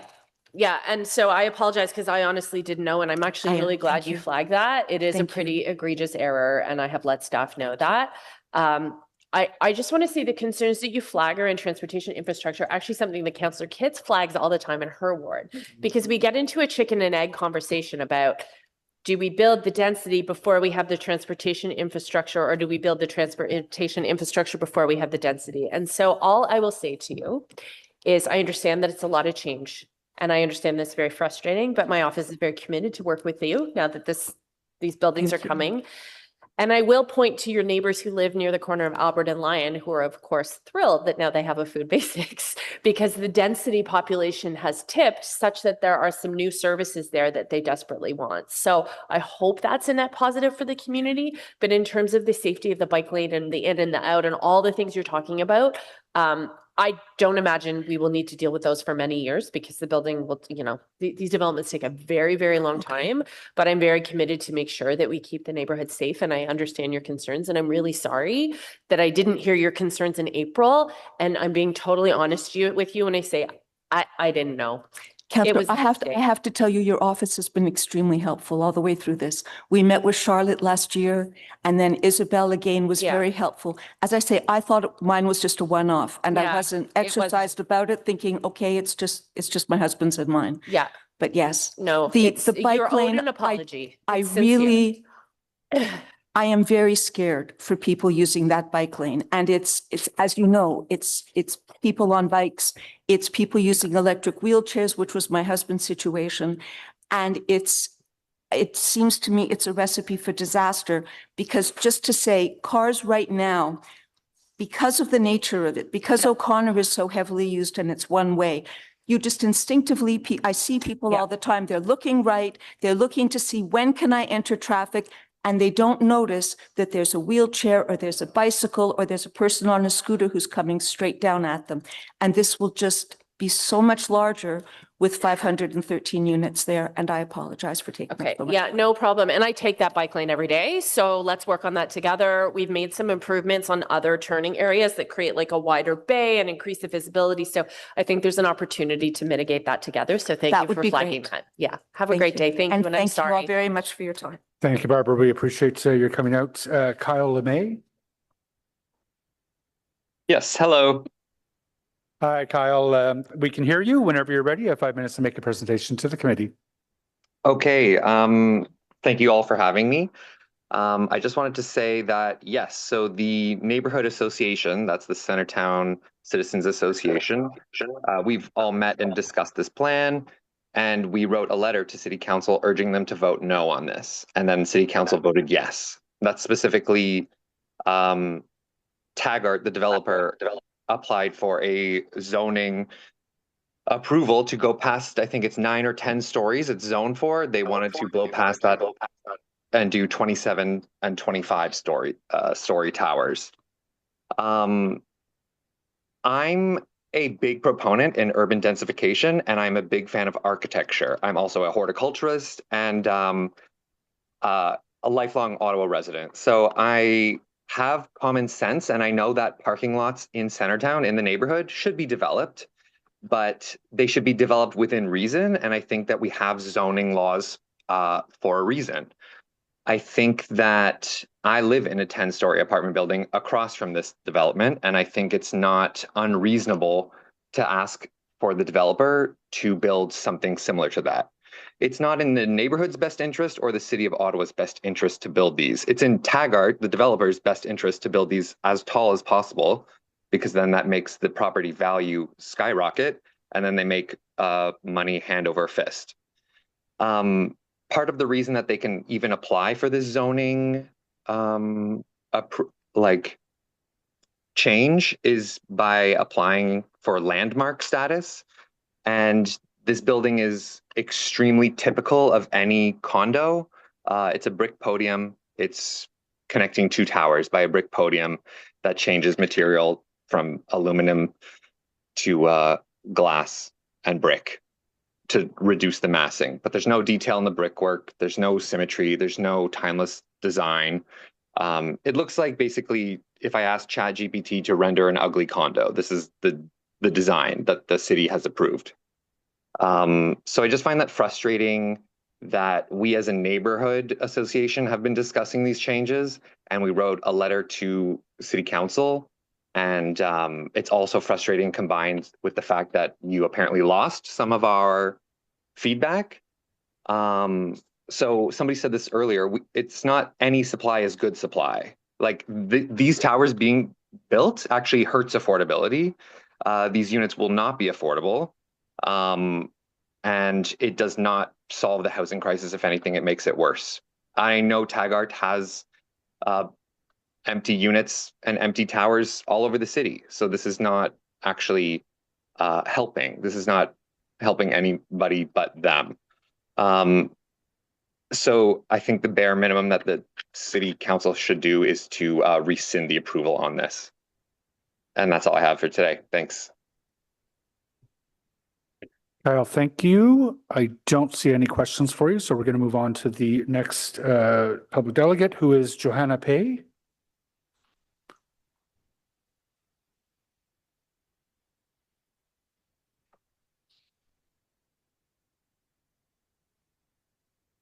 Hi, Joanna.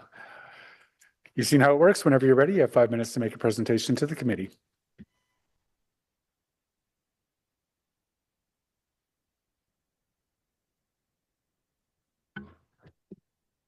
My name is Joanna Pay, and I'm a resident of 287 McLaren in Somerset Ward.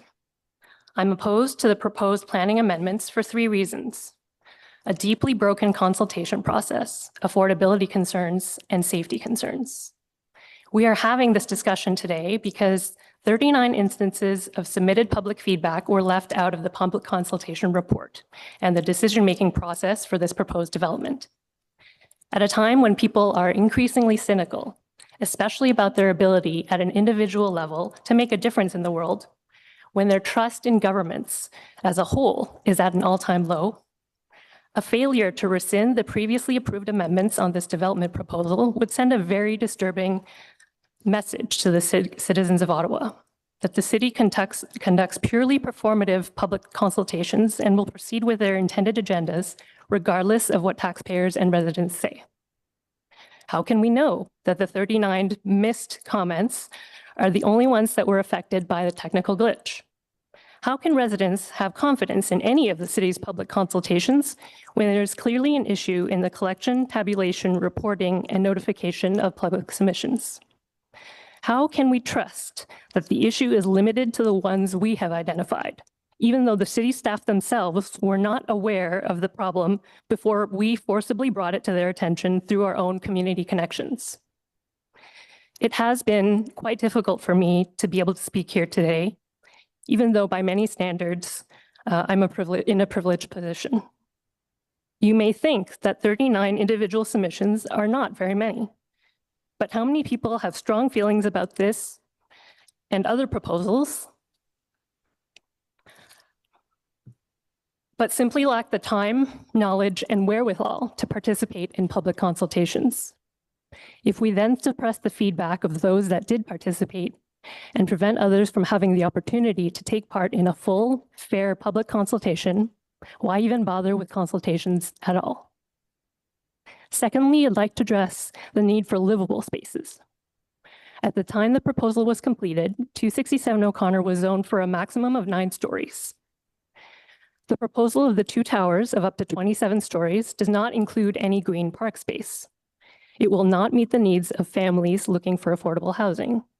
It will be difficult to create an experience of community in such densely packed small units, especially when there's already extremely limited to green parks and play spaces anywhere between Metcalfe, Kent, the 417, and Wellington streets.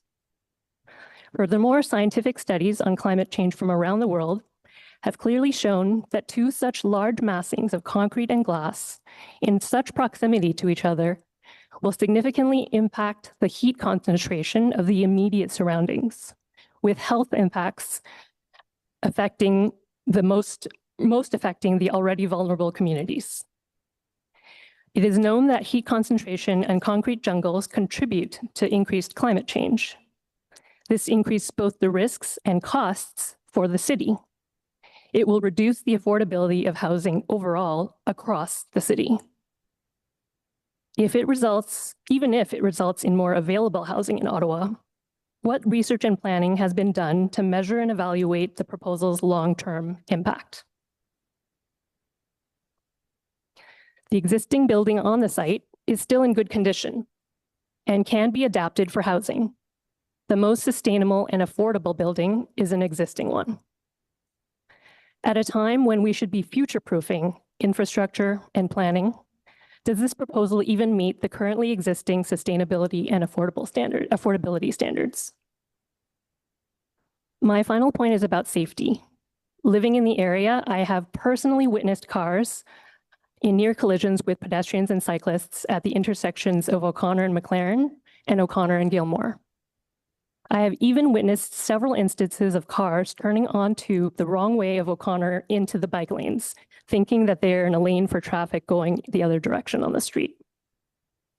The over 500 units in this very dense construction proposal will massively increase traffic at both those dangerous intersections because it is surrounded by 4 one-way streets, meaning that depending on what direction the cars are coming from to get to the proposed buildings and going to after, they may have to take those corners twice each at least. What does the proposal or the city planners intend to do to protect the health and safety of its residents? In conclusion, I hope that you will restart the public consultation process on the proposed development and demand more from the proposal, whether it's livability, sustainability, or health and safety. This is my first time speaking at a city meeting. I myself have often been too busy too cynical, too small to think my participation could make any difference. I hope that you will prove to me and to others that I was wrong. Thank you for your time. Joanna, thank you very much. Councillor Chaucer has a question for you. Hi there. I want to thank you so much for coming here and just reiterate that I am very committed to safety in the neighborhood. I cycle on the O'Connor bike lane all the time. We also have new bike lanes that will be going in on Gilmore Street. We hope to significantly improve the transportation infrastructure. So I just want to let you know, feel free to reach out to my office anytime. I'm very, very happy to work with you on that. And I am really sorry. Again, as I mentioned, I didn't know that this piece had been missed and that your voice had been excluded. So I really am glad that you're here today. Well, in fact, if further bike lanes are planned for Gilmore, that would only increase the risk of safety issues. Okay, thank you very much. Councillor Tierney. Great. Before you leave, Madam, I just want to thank you for coming out. I can see your passion in your voice today, and I can assure you your councillor was very concerned. She contacted many of us about the technical glitch. Unfortunately, we're getting peppered with so much spam and everything else these days. I know staff are actively working on new ways to collect that information to make sure it's receipted. To your point about being performative, I'm not sure if you were here for the first part of a lot of this conversation. A lot of this, we really are trapped by provincial regulation. That won't give you any solace. But certainly, I think the transportation network is one thing that you've highlighted that has to be considered very heavily. And as Public Works Chair, I'll look at that. But I want to thank you for coming out and speaking today. I think it's very important that you do that and continue to do it. Don't feel that it's falling on deaf ears. We actually do listen.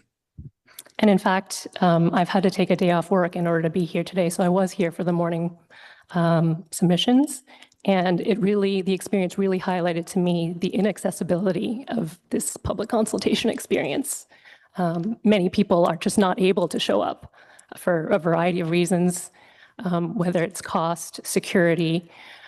So if we then ignore the people who do show up, who do submit things, I think it's a very, very significant issue. Thank you. Thank you. Joanna, thank you very much for the presentation. We have Lee Furchoff.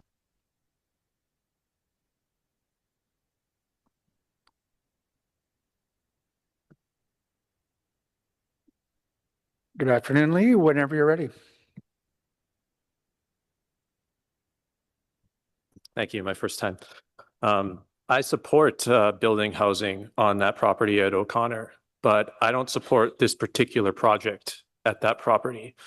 I live at 280 O'Connor across the street. That was built a few years ago. I was the first tenant to sign a lease, and I've been living there since January 2023. And that is the type of project that I think has been excellent for the neighborhood. It is 6 stories tall. These proposed buildings, being 25 and 27 stories, would just tower over everything in the area. There's nothing like this anywhere close. I do support 25 and 27 story towers. Near my gym at Albert and Lyon, as mentioned, there's a lot of buildings going up like that, and places elsewhere as well. This neighborhood is very suited to a building like mine. We also talked about it being a historic district. My building was built with a brick front that is suitable and matches the other historic houses in the area, and it incorporated the facades of 2 existing historic houses.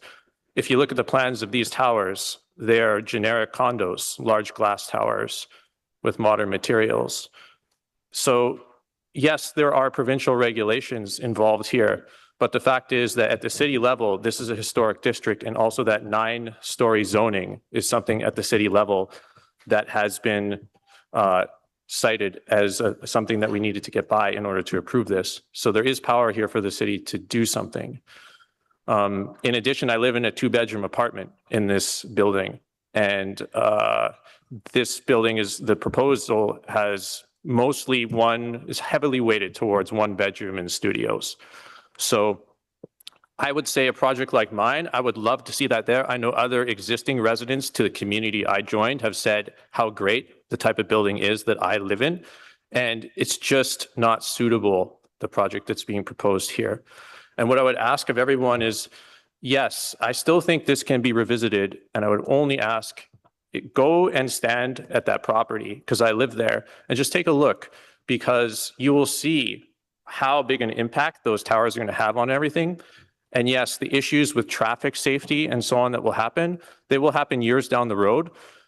But when you look at the size of McLaren's, that small side street that a more than 300 car parking garage is going to be basing on there, I don't know what you can do. Like realistically, just go down there and use some common sense. I don't know what you can actually do to accommodate the amount of maybe 750 people that will be living on that property, not to mention all of the Amazon drop-offs, Uber drop-offs, and the fact that O'Connor Street is a major artery out of downtown at rush hour.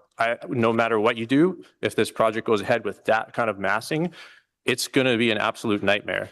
And the bike lanes, again, yes, are down the road, but it will have to be dealt with at some point. And already it's a dangerous area. Just a few weeks ago, I saw a cyclist almost hit by a car at high speed turning left over that bike lane. And that small corner there, no matter what you do, there's going to be cars turning left out of McLaren onto O'Connor a lot, right into that major thoroughway. That won't really be an issue with buildings like mine that are 6 stories tall. But with something like this, with the amount of units, it's more suitable to a place like Albert and Lyon. The other issue that I'm very concerned about, and I haven't seen raised anywhere, is I've read that a demolition permit's already been issued for the doctor's building. And I'm a little bit confused about that because that building is from the 1960s. And I would like to know, is that a final demolition permit? Are they able to go ahead now? And if so, has a survey been done for asbestos and hazardous materials, given the age of the building? What's the plan for notifying residents for this building to be demolished in a safe way? I'm very concerned about asbestos, dust, and other hazardous materials being lifted into the air. And you mentioned new items that might come up. This is new information that I think I'm raising. I haven't seen this anywhere in the dev apps. And I'm very concerned about that. If there isn't a final demolition permit yet, and I misunderstand, would you commit, this is my question, would you commit to having, before that's issued, a plan for how the building is going to be demolished safely, how asbestos and dust and all of those things are going to be handled, how the residents are going to be notified? Because there are a lot of people living right across the street, like myself, where those concerns could become a safety issue. So I really appreciate you taking the time to make up for the lost comments. And I would just like to urge you, go down there and take a look. And that's what I see when I live there every day. So thank you, everyone. Hi, I just want to thank you for your delegation, and I'll ask your question about the demolition to staff when it's time to ask staff questions. Thank you. But my knowledge is also there's a requirement to create a pop-up park space there for the period of time until such time as they might build, which could be years away. So that was a condition of the demolition permit. But I'll ask questions about safety, and we'll make sure that we talk to you about that. And then I get in contact with your office to make sure that there will be a safe plan in place? Yeah, no, absolutely. And there's city regulations that are guidelines for demolitions, but I'll ask staff so that you can get your answer here at committee. Okay. When we're done. Okay. Thank you. I don't see any further questions for you. The demolition it's largely subject to provincial regulation. I live in Hintonburg, and seems like my entire neighborhood has been demolished, so I'm well familiar with them. But I know Councillor Troster will work through that. But there are requirements that they have to adhere to. But it's not the city that will necessarily be the ones who do that, but the MOE. So it gets complicated. It's very frustrating, as are a lot of these questions around land use planning and what the considerations are and what goes into a decision to give a rezoning or an official plan amendment. They're not always the reasons that you think, but I do appreciate the question. So at this point, are they able to demolish, or do they not have everything they need yet? Councillor Troster is best placed to answer that info. All right. That's well outside the purview of this committee, unfortunately. Okay. Thank you for your time. Thank you. Amy Maunder? Amy, my understanding is that they are trying to get you to accept a prompt to speak.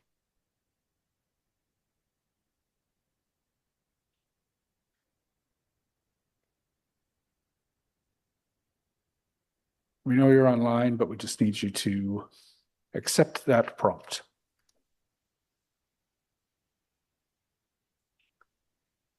Okay, we're going to move on to Martin Berkeley, who is in the room with us, and we'll try to get Amy on.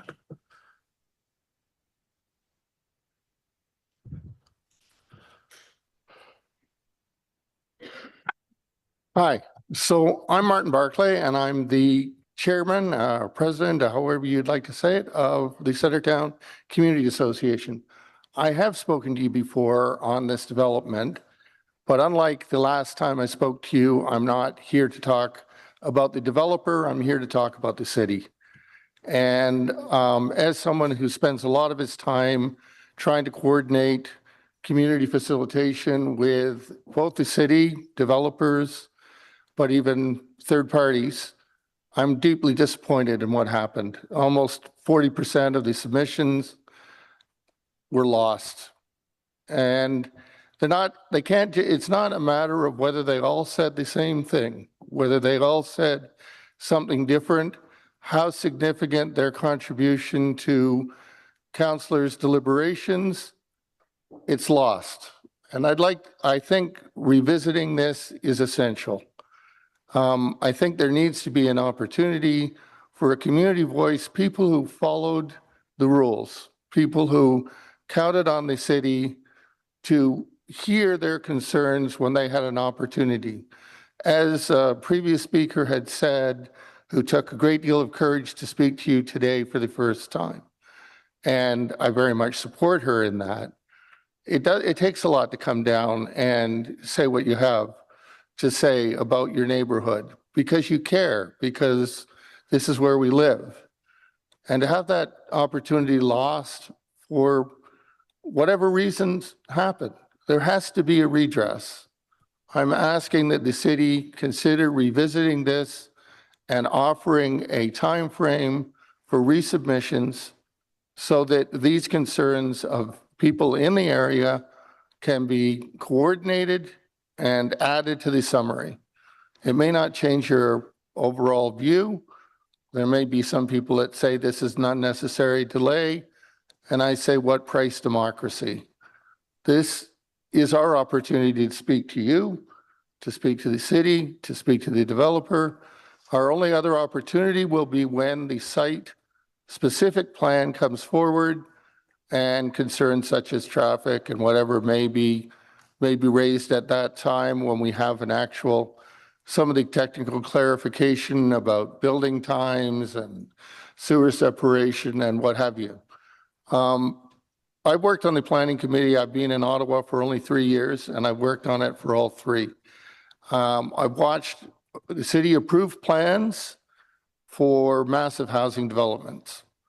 One I like to refer to as Lake Catherine, because on the corner of Kent Street and Catherine, 3 large story towers have been approved.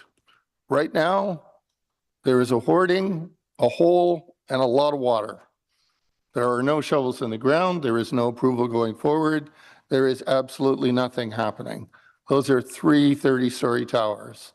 I agree that we have a need for more housing. That's obvious. Truncating the approvals process, the province has dictated the approvals process. I understand that we don't have any say in that. That's not up to the city. What the city has a responsibility to do is make sure that the consultation process is run fairly and openly, and they have in the past. I understand that this is a notable exception, but it hurts, and it hurts everyone, and it hurts the credibility of this exercise. I have made myself available at every point. I'm on 2 committees and the president. There are other people that have done the same thing, who have spent a great deal of time working with heritage districts, talking about words like iconic and all of this that allowed the city to propose the exemption to the height standard, and to hear that other people were left out of this process makes me sad. Thank you.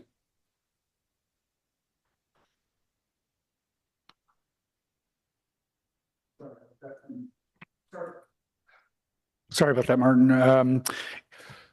Yeah, points well taken. I don't see any questions for you. I will just, I guess, try to pose my own here. I'm just looking at the report that was before committee and council. So it would obviously be a fairly major step for this council to take, for someone and I'm not going to do it, to put forward a motion to say, no, let's redo the approval process. I'm looking at the reasons for opposition that were given in the first round. And I haven't heard anything new today. So the question of how tall the buildings are, whether or not they're consistent with the secondary plan requirement for iconic architecture, the traffic considerations, the safety considerations were all raised. Is there something new that you can bring to the table that might convince somebody here to take the extraordinary step of revisiting this issue? Well, I guess the first thing I'd say is that the report that was submitted was already detailed by Barbara, that the summary itself didn't reflect the residents' views. I certainly understand that, but that's a process. It's kind of hard to say like what those views would have been and how that would have impacted the conversation that was had at council. I haven't seen the submissions. Right. So I can't, it's a little bit, what would I say? I would say that all of the concerns that were raised today, which were raised in these things, the initial proposal was for a single building. The Urban Design Institute. And sorry, Martin, if I may. These things have, like, this has been. So sorry, if I may, How do we get back the respect that we lost in this process? And I understand, and I don't know that we're going to be able to restore that respect, right? That was a major problem. We're here today because of a major screw up on the part of the city, right? Mm-hmm. But I'm trying to figure out, so if we were going to refuse the application for the official plan amendment and rezoning, it would have to be based on planning grounds. And I've heard one thing today that relates to a grounds upon which the city might, or this council might refuse a theoretical revisited application. And that would be inconsistency with the iconic architecture. And that was dealt with. It's all over the previous report that was in front of us. We knew that was an issue, and we went with staff's recommendation on that. I'm not seeing that reopening, and I'm sorry, it's not a back and forth, I apologize. I've just not seen it.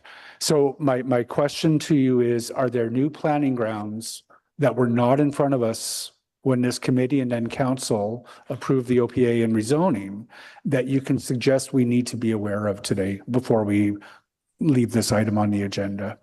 Well, it's been suggested to me that what should have happened was there should have been a design competition rather than having it as an individual. I'm new to this, but what I'm going to say is that I don't know what other people submitted.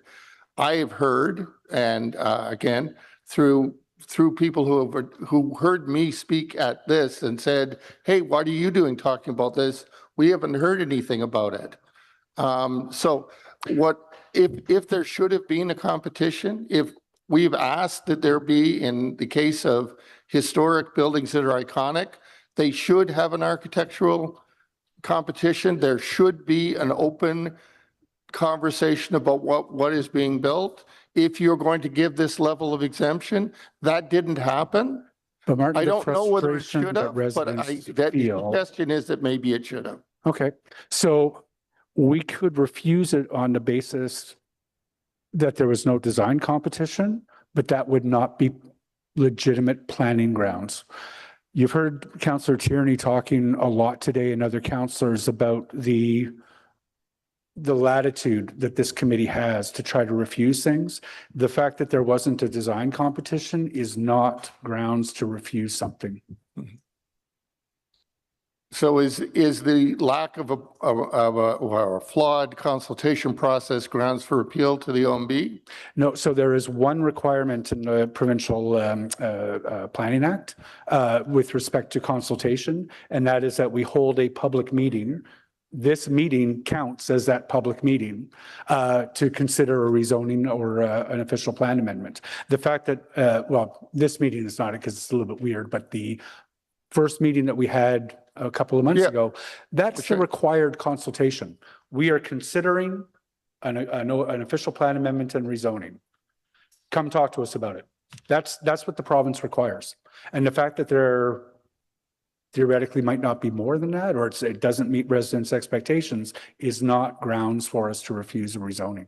I would love to sit down with you and talk to you about what this committee's latitude is, but planning is a wildly frustrating field, particularly for the members of this committee who are dealing with it every 2 weeks.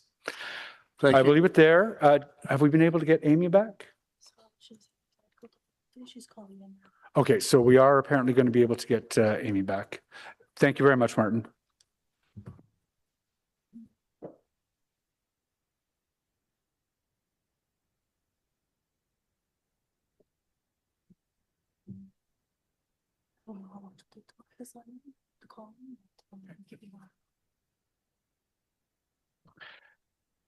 And I'm sorry, Amy, we can only give you a couple of minutes here. We have, I think, 5 other items on today's agenda that we have to deal with.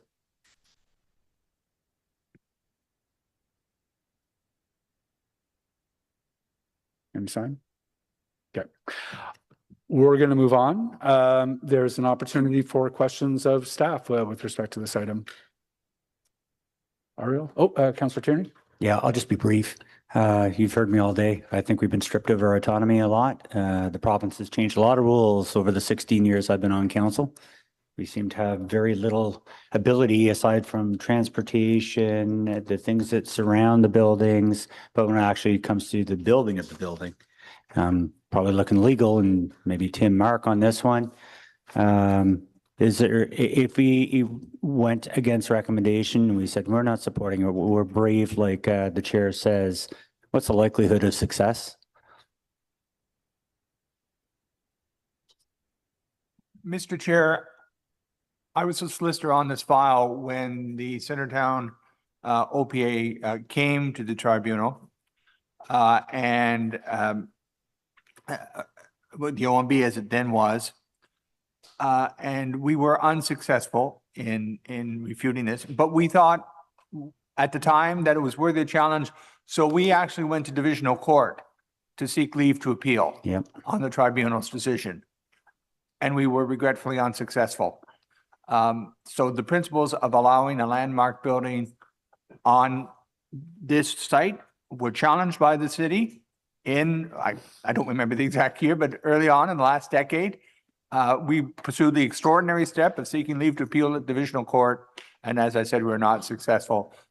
I would not think that a refusal is likely to be upheld by the Ontario Land Tribunal. Yeah, and fair enough. And again, I think some of the comments that were expressed by some concerned citizens about whether it's a bike lane or traffic impacts, that's things that certainly we could take back, and we can look at addressing that in the future over the development of this project. But that's pretty much all we can do when it comes to the application height. It's not a historic building, correct? It's not deemed heritage? Yeah, so we're really trapped on this one. So thank you for that. Okay. Zoom back up. Councillor Foster. Thank you. So you've heard from the community. They're understandably very upset, and I don't blame them. I didn't know that this piece of the consultation process was missed or that these folks were left out. Can you just explain what happened? Chair, I'll do my best and invite Andrew to step in if there's additional information. The members of the public have a variety of ways that they can provide comments through our consultation process. They can call the planner, they can email the planner directly, or they can submit comments through the development applications portal on the city's webpage. All of the applicants that submitted comments that did not get captured previously were through the development application portal. In the background of that portal, it captures those comments, it does save them in a database, and it sends an email to the file planner on record. The glitch occurred in sending it to the comments to the file planner. It's hard for me to understand, but in our background of our email system, there's a variety of things to protect emails from getting missed. For instance, the planner at the time when this application was going through the early stages of consultation had an apostrophe in their name. And this, in the background of our emails, and if you look through Outlook, you can double click or right click and see what the address is, it will capture. So it would capture the name with the apostrophe, without the apostrophe, you know, the sort of common deviations of a name are intended to be captured so that it still makes its way to the planner or to any one of us through our emails. Even if there's a small sort of like they missed the typo, they didn't put the capital. In the background of that, when they were setting that up, those emails, like it didn't make it to the right place. Okay. So if somebody, the DevApps page didn't send the email to the planner, which is why they were missed. And when it came to our attention, it was, you know, of significant concern for us as well. We do take pride in our process and the integrity of it. And so we have been looking into like, why did that happen? What can we do to prevent it? You know, how can we make sure this doesn't happen again? But also wanted to bring this report forward to ensure that it was clear that members of the public that did want to delegate had that opportunity and weren't robbed of it. We do have the comments. We were able to find them in the database, and they were captured and characterized for you in the consultation of today's report. Okay, I think for me, you know, the main concern is that folks weren't notified that the meeting was happening, because those 5 minutes are really valuable and they're the pinnacle of democracy. So I just want some assurance that you're working hard to make sure this never happens again. And I'm wondering if councillors' offices can be of assistance, because I'll be really honest with you and with the residents who are here today. There wasn't a ton of opposition at the actual meeting that we had in April. And, you know, Martin and I went back and forth. And in the end, I ended up voting in favor of the file because I wasn't, to be honest, totally swayed by some of the environmental arguments. A lot of these transportation concerns were not brought to that meeting, right? So I think the upset is incredibly valid and my disappointment is profound. And I'm just wondering what guarantees you can offer that this won't happen again. We are looking at our process. I mean, we are continuing to investigate this issue as far as like, are there other emails that aren't getting forwarded for other planners? To date, we have found none. We are looking at our process and looking to amend things. We've had on a much smaller scale, occasional notice issues where we've had to, you know, refer something back to planning committee. In those cases, it was caught before it was approved by council. And part of the rationale for that is that in our current system, it can go to multiple places, which creates multiple opportunities for for failure. So we are looking at consolidating that and how can we make sure that all of the comments go to a single place so that there's less likelihood of failure, and that if it's all in one place, then you know that you have to go look there. Okay, I appreciate that. So I'm just wondering if staff could quickly address the issue of the demolition of the doctor's building and like what notification residents might receive and what safety mitigations are required either by the city or by the province. Thank you, Chair. Regarding the demolition of the existing office building at 267 O'Connor, it would be subject to a demolition permit. John Buck is here if you need to speak further on that. I did check our system and I do not see any permits filed or issued for that demolition that I can see to date.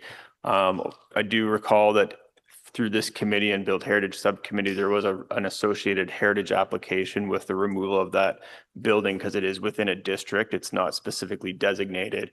And I believe a condition of that heritage approval would be one that is demolished, subject to a demo permit, it would be replaced with a temporary public plaza. But from what I can see on my end, they have not applied for a demo permit to date. So demolition is not imminent, just to reassure the community. And just so you know, when they applied for their heritage permit to be able to eventually demolish, the deal was they do have to create a public space, a temporary public space, which frankly could be there for years because we don't know how long this building will take. That's correct. Okay. And so I just want to let the folks who are here today know that I take their concerns really seriously. I was very taken aback when I heard that this had happened. And I think in some ways, Chair Leeper really helped express the very tough position that we're often in at Planning Committee. But I'm more likely to have dissented on the file had all of you been there that day. So for that, I apologize. That was a mistake on the city's part. And it's one that we can't undo, but we can apologize today. And I am very sorry. It's enormously frustrating for established communities to see their secondary plans overturned by zoning bylaw changes and overturned by the province. And the only thing I'll tell you is that there was a case where Planning and Housing Committee last term, before I was elected, rejected a housing development or rejected the zoning for a housing development somewhere in an industrial park in Canada that was deemed as just not a great place to live. And it was a rare refusal. And by the time I was elected, the city couldn't find a lawyer to defend the case at the tribunal. So the city had to retroactively approve that application. That is the planning environment that we are in as a city, and it's deeply frustrating. So the only thing that I'll say is that I believe that citizen involvement still had a huge impact on this development. I think what eventually went forward was much better than the many iterations that came before it. Is it perfect? No. But do we have the jurisdiction as a committee to decide on the aesthetics of a building? No, we don't, unfortunately. Again, it's the kind of thing that would be bounced right out of court. So, you know, I would have individually dissented had you all been there in April. And for that, I do apologize. And I just want to thank you for being here. And I'm very committed to working with all of you on all of the pieces, the temporary park, what that might look at in the interim, the demolition permit and any safety concerns, and certainly cycling and pedestrian safety, because it's very important to me and to the community. So thank you so much. Thank you very much, Councillor Troster. I'm thinking the issue of secondary plans, we just voted, the resident didn't raise it on Loretta Hickory, but one of the primary arguments that was raised by the community against that one was that it wasn't in compliance with the secondary plan. We have an item coming up and a couple of items on secondary plans, and I'd like to, I think at that time, offer a note of caution about secondary plans as something that you know, we need to be careful about what we promise to residents when we do secondary plans, because they don't often wind up giving people the quote unquote protection they're seeking. Marcia? Thank you, Chair. I just wanted to draw attention so that those in the room that are interested in this file in particular, that there is a site plan decision yet to be made, which is delegated to staff, which is the process by which Councillor Troster is talking about to resolve or address some of the concerns related to how this site would function. There's also a heritage permit that has to go back to the Built Heritage Committee, which the materiality question and how the design of this will be an issue for that committee to address. And there also is a return to the Urban Design Review Panel, because this project is a landmark project. It therefore went through that process. So there are a few other stops along the way that could be used to adjust and refine this proposal. It doesn't affect the large massing and height, but there are some other pieces yet to be finalized. Sorry, just to be clear, and can I get a commitment from staff that you'll work with my office so that we can work with the community on those pieces? I know that right now councillors no longer have the legal ability to pull site plan, but I would just really encourage a collaborative approach as much as possible. I'm seeing nods. Okay, thank you very much. Okay, thank you very much, everyone. So the recommendation on this item is that we receive this report. Is that report received? Thank you. Okay, our next item up is the official plan amendment for the Stittsville West urban boundary expansion for 6437 Llewellyn and 6435 Fernbank. I know that there is a presentation that's available. This committee is starting to get maybe a little bit cranky. Can I ask staff, first of all, just to give us a very brief verbal description of the issue that is in front of us?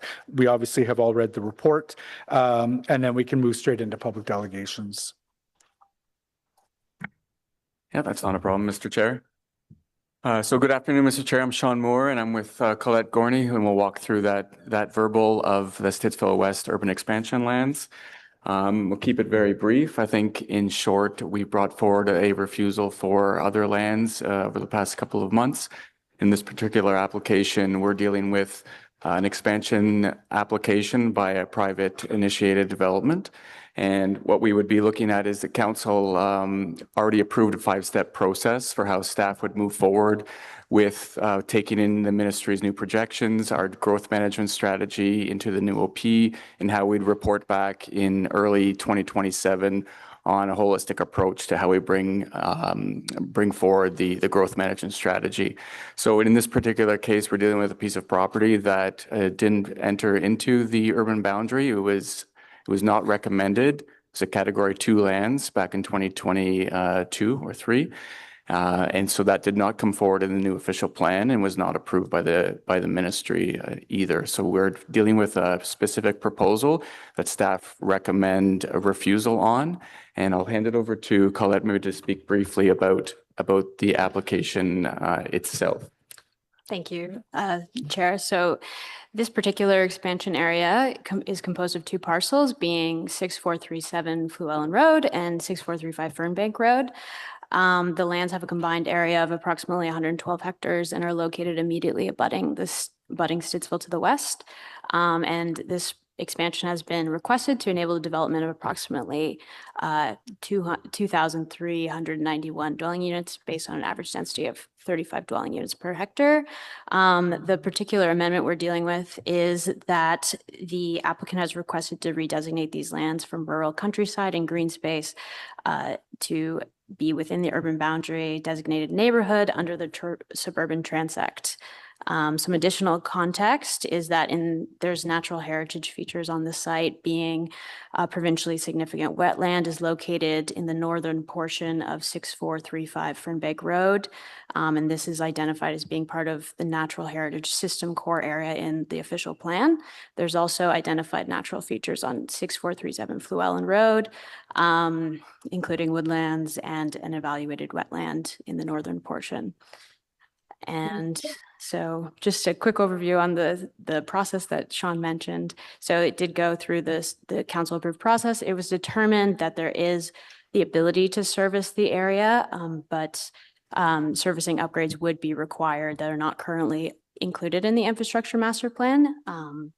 And then for the land use assessment, the provincial planning statement, of course, requires that the city has a minimum 15-year land supply of designated available land at all times. And based on the city's analysis and from the mid-2024 Greenfield Residential Land Survey, the city's supply currently sits at approximately 25 years.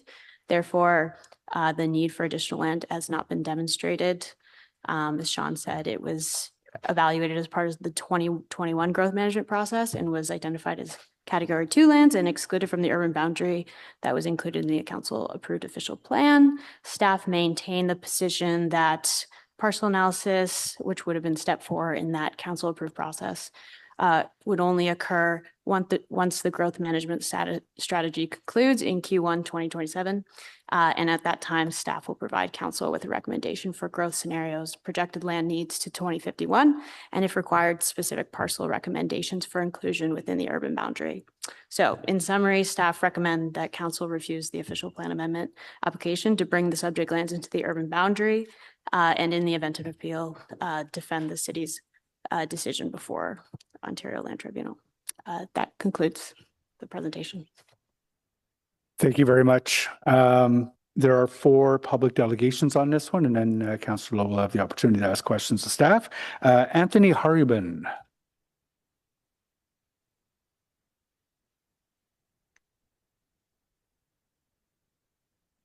And we're just bringing Anthony in right now.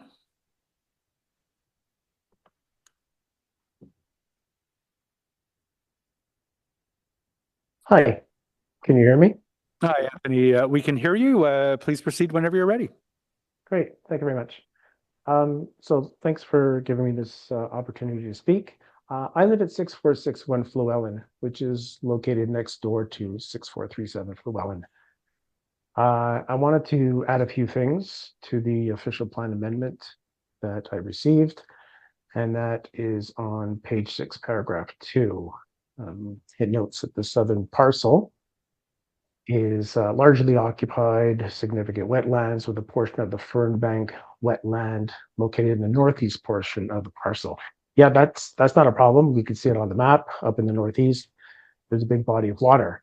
What I wanted to mention is that further down in the south, next to my driveway on Fluellen, right next to 6437, there is a wetland. I don't know why it's not showing up on the map. Stittsville Wetland recognizes it. and it's significant. It's about 2,700 square meters. And it's deep. When I go out there, it's, up to my thighs. So it's home to Blanding's turtles, which is a species that's deemed threatened. There's downy woodpeckers, which are safeguarded under the in Canada. And there's tons of other animals that go there and to drink the water and eat the insects or whatever. There's deer, there's turkeys, porcupines, so on. So I just wanted to add that for some reason that body of water is just not showing up, and it is significant.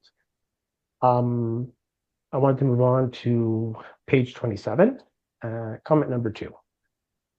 So it talks about concerns about tree removal on these lands. So I'm reading what's written. Request for additional information on the extent of tree removal required to plan development on the site in the future. So the response is the staff agree that a more detailed assessment of the natural heritage system present on the subject lands is required to adequately assess the proposed urban boundary expansion. Fine. Here's the problem that I have. The natural heritage screening report provided in support of the effort includes, and here it is, there are no significant woodlands on the subject's lands.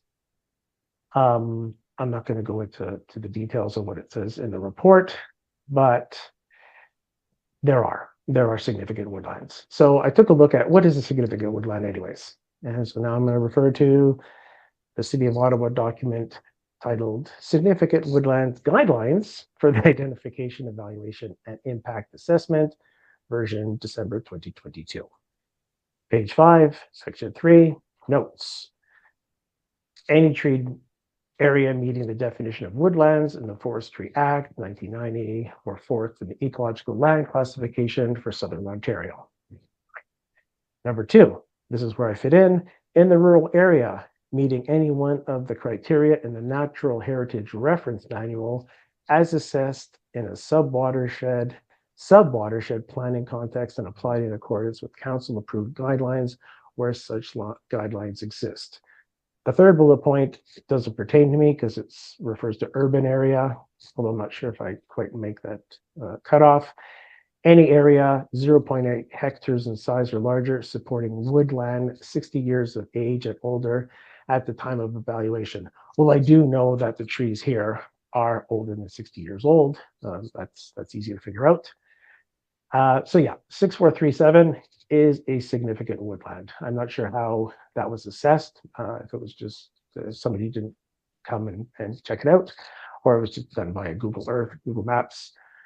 So yeah, finally, the land between Fernbank and Llewellyn, we're talking about 10,000 mature trees here. We're not talking about the northern part going north of Fernbank, where it's farmland, it's already clear cut.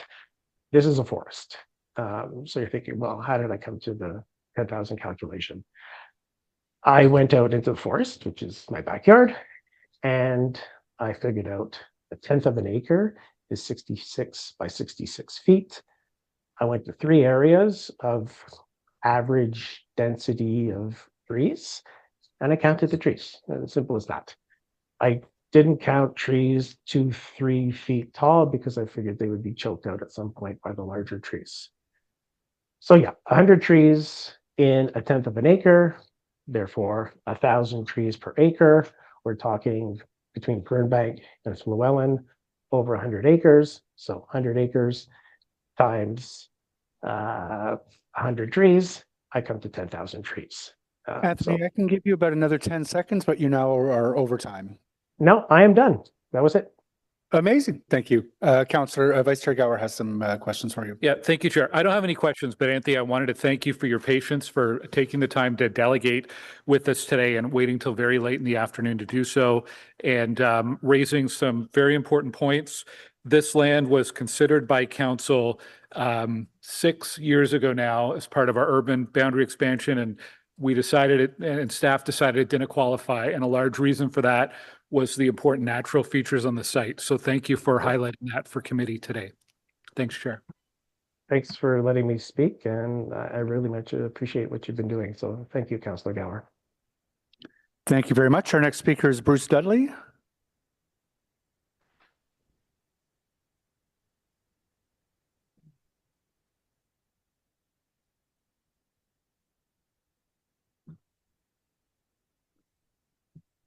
And before Bruce, I just need one member who is virtual to turn on their camera, please. Thank you, Wilson. Oh, you're right here. I don't believe we have quorum at the moment. Councillors Brockington, Kitts, Dudas. Oh, sorry. Councillor Dudas is in the room. 1, 2, 3, 4, 5, 6. Yeah, I know I just need one more.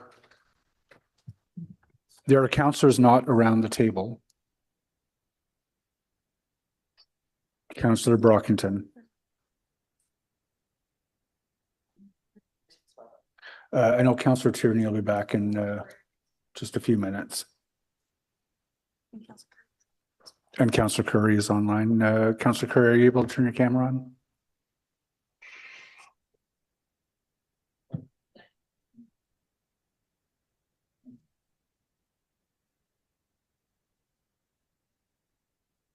Okay.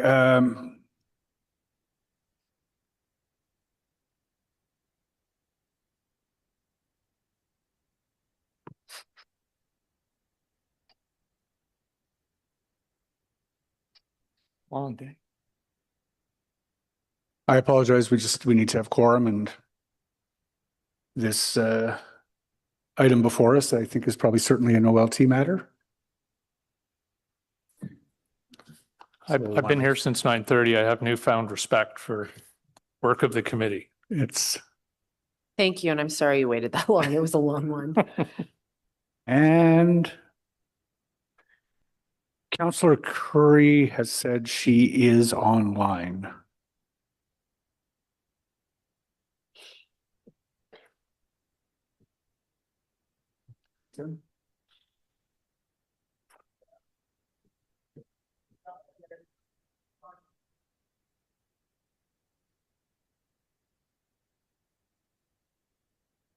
So Councillor Curry has lost access to her camera, but is online.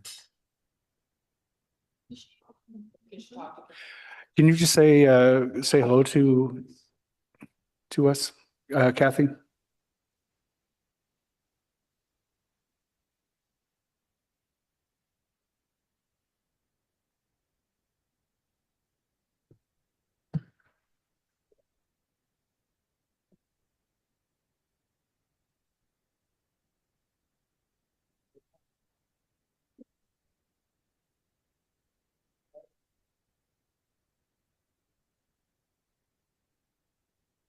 Can you hear me now?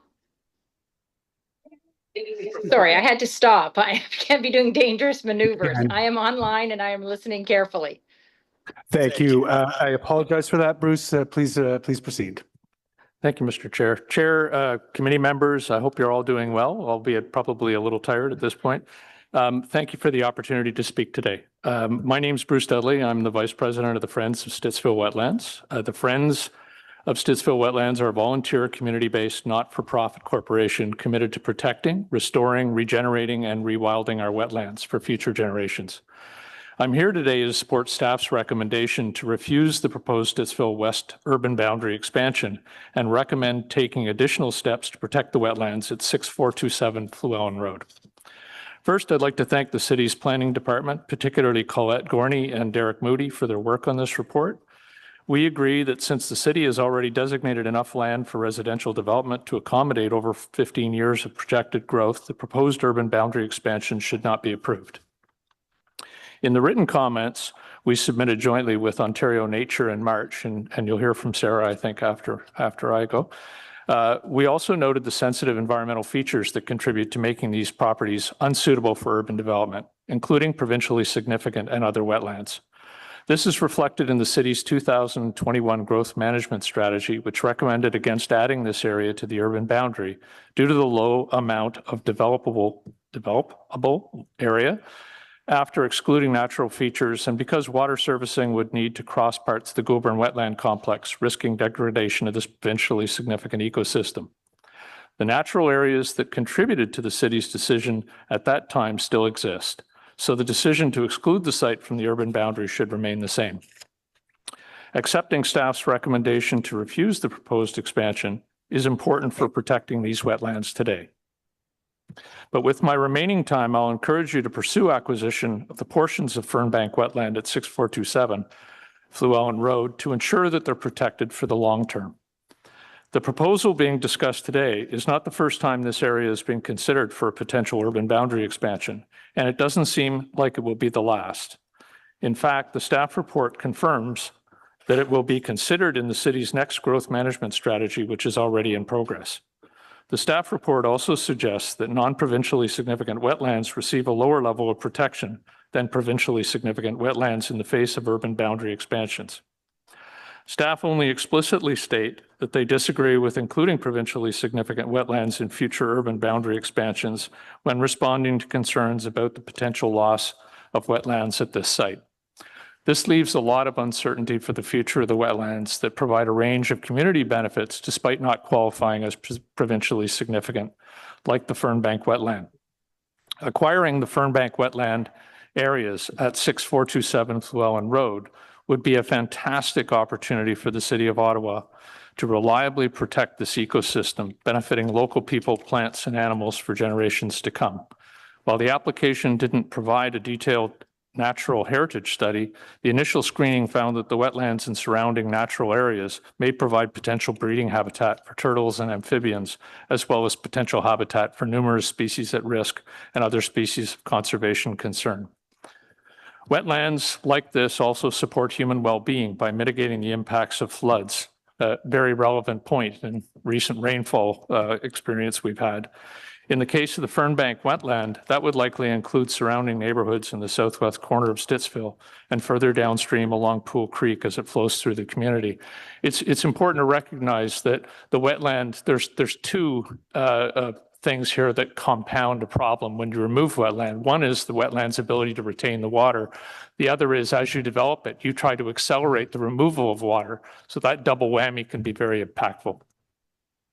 Furthermore, the city already owns parts of the Fernbank wetland northeast of this property. The city-owned portions don't exist in a bubble and would be negatively impacted if the privately held parts of the ecosystem were lost or degraded.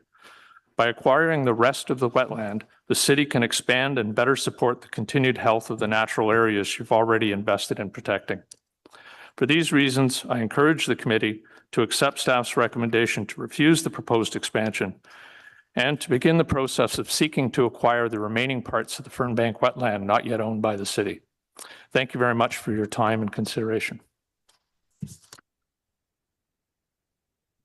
Thank you, Bruce. I want to thank you as well for your patience today and for taking the time to delegate and for all the advocacy that the Friends of Stittsville Wetlands have done on this file and other files. You've briefly touched on the importance of wetlands to stormwater management, to climate and ecosystems.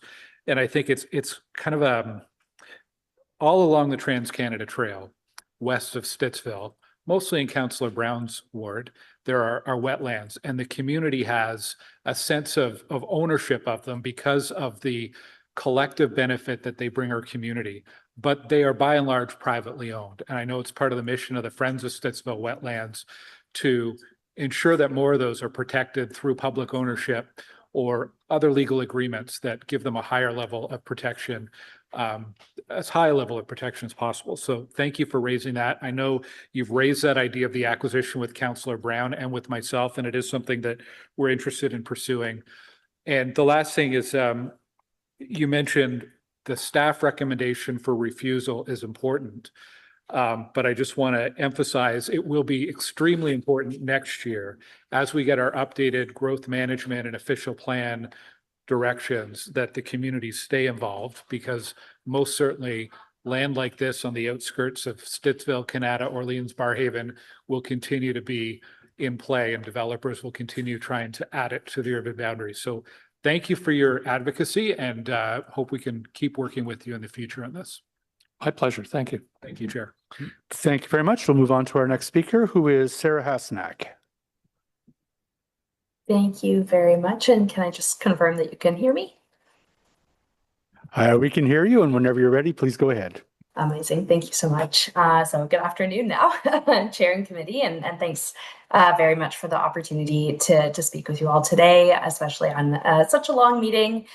My name, as I said, is Sarah Hasnack, and I'm here as the Conservation Campaigns Coordinator with Ontario Nature.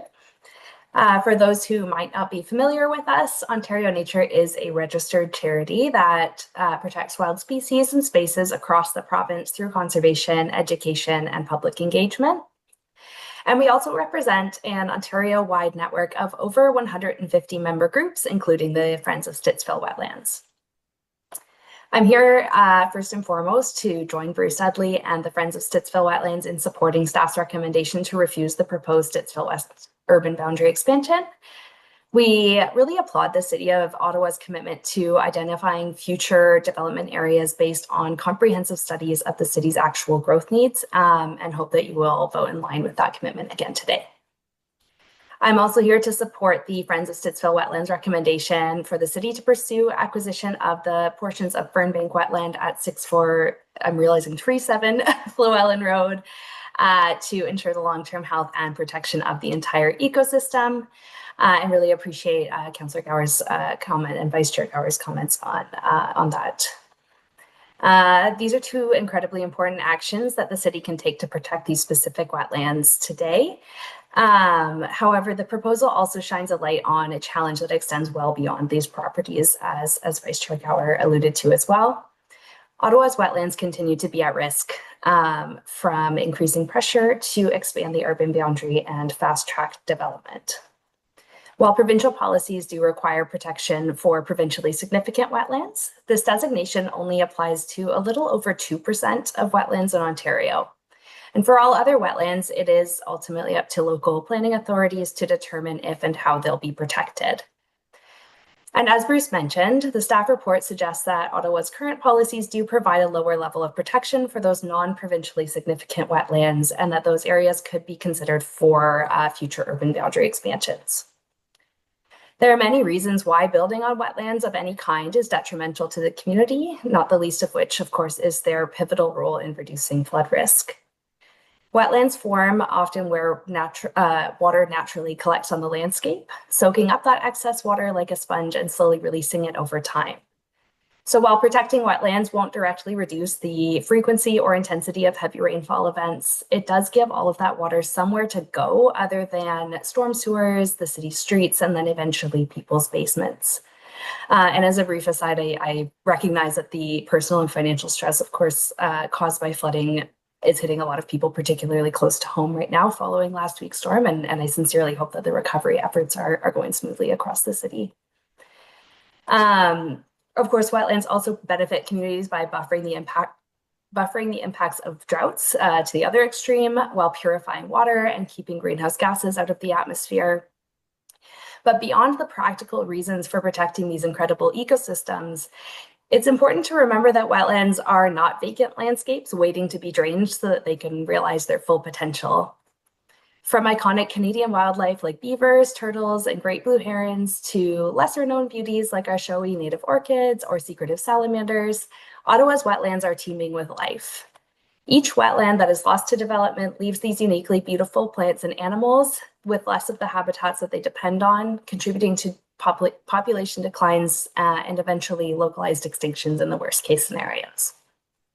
Development applications and proposed urban boundary expansions premised on removing wetlands from the landscape will likely continue to come forward unless there's a strong local policy framework protecting a broad range of wetlands.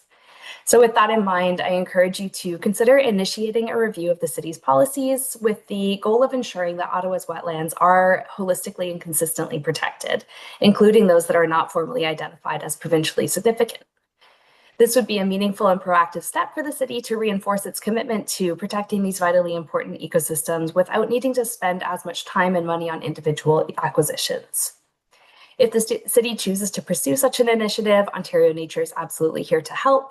We can provide policy guidance and examples from other Ontario communities, as well as community engagement support through our ongoing collaboration with local groups like the Friends of Stittsville Wetlands. So to wrap up, I know today's discussion and vote will of course be focused more specifically on the proposed urban boundary expansion.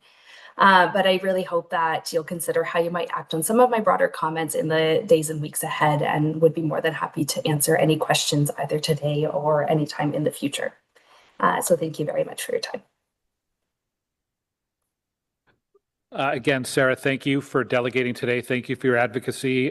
We've spoken a number of times on this issue and on conservation authorities and on quarry development and on climate change issues. And all of these are linked together. It goes more broadly than just a housing file. So thank you for your advocacy and for being here today. Thanks, Chair. Thank you, Vice Chair, and thank you very much, Sarah, the great presentation. Brent Martin is our final speaker on this item. And I believe he is online.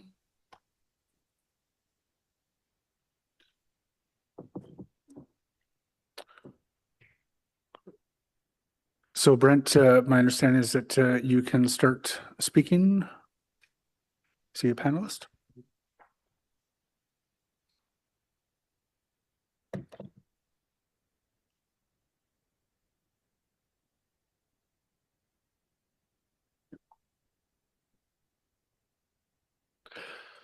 Brent, if you're still there, I'll give you about 30 seconds or so to start speaking, turn on your camera.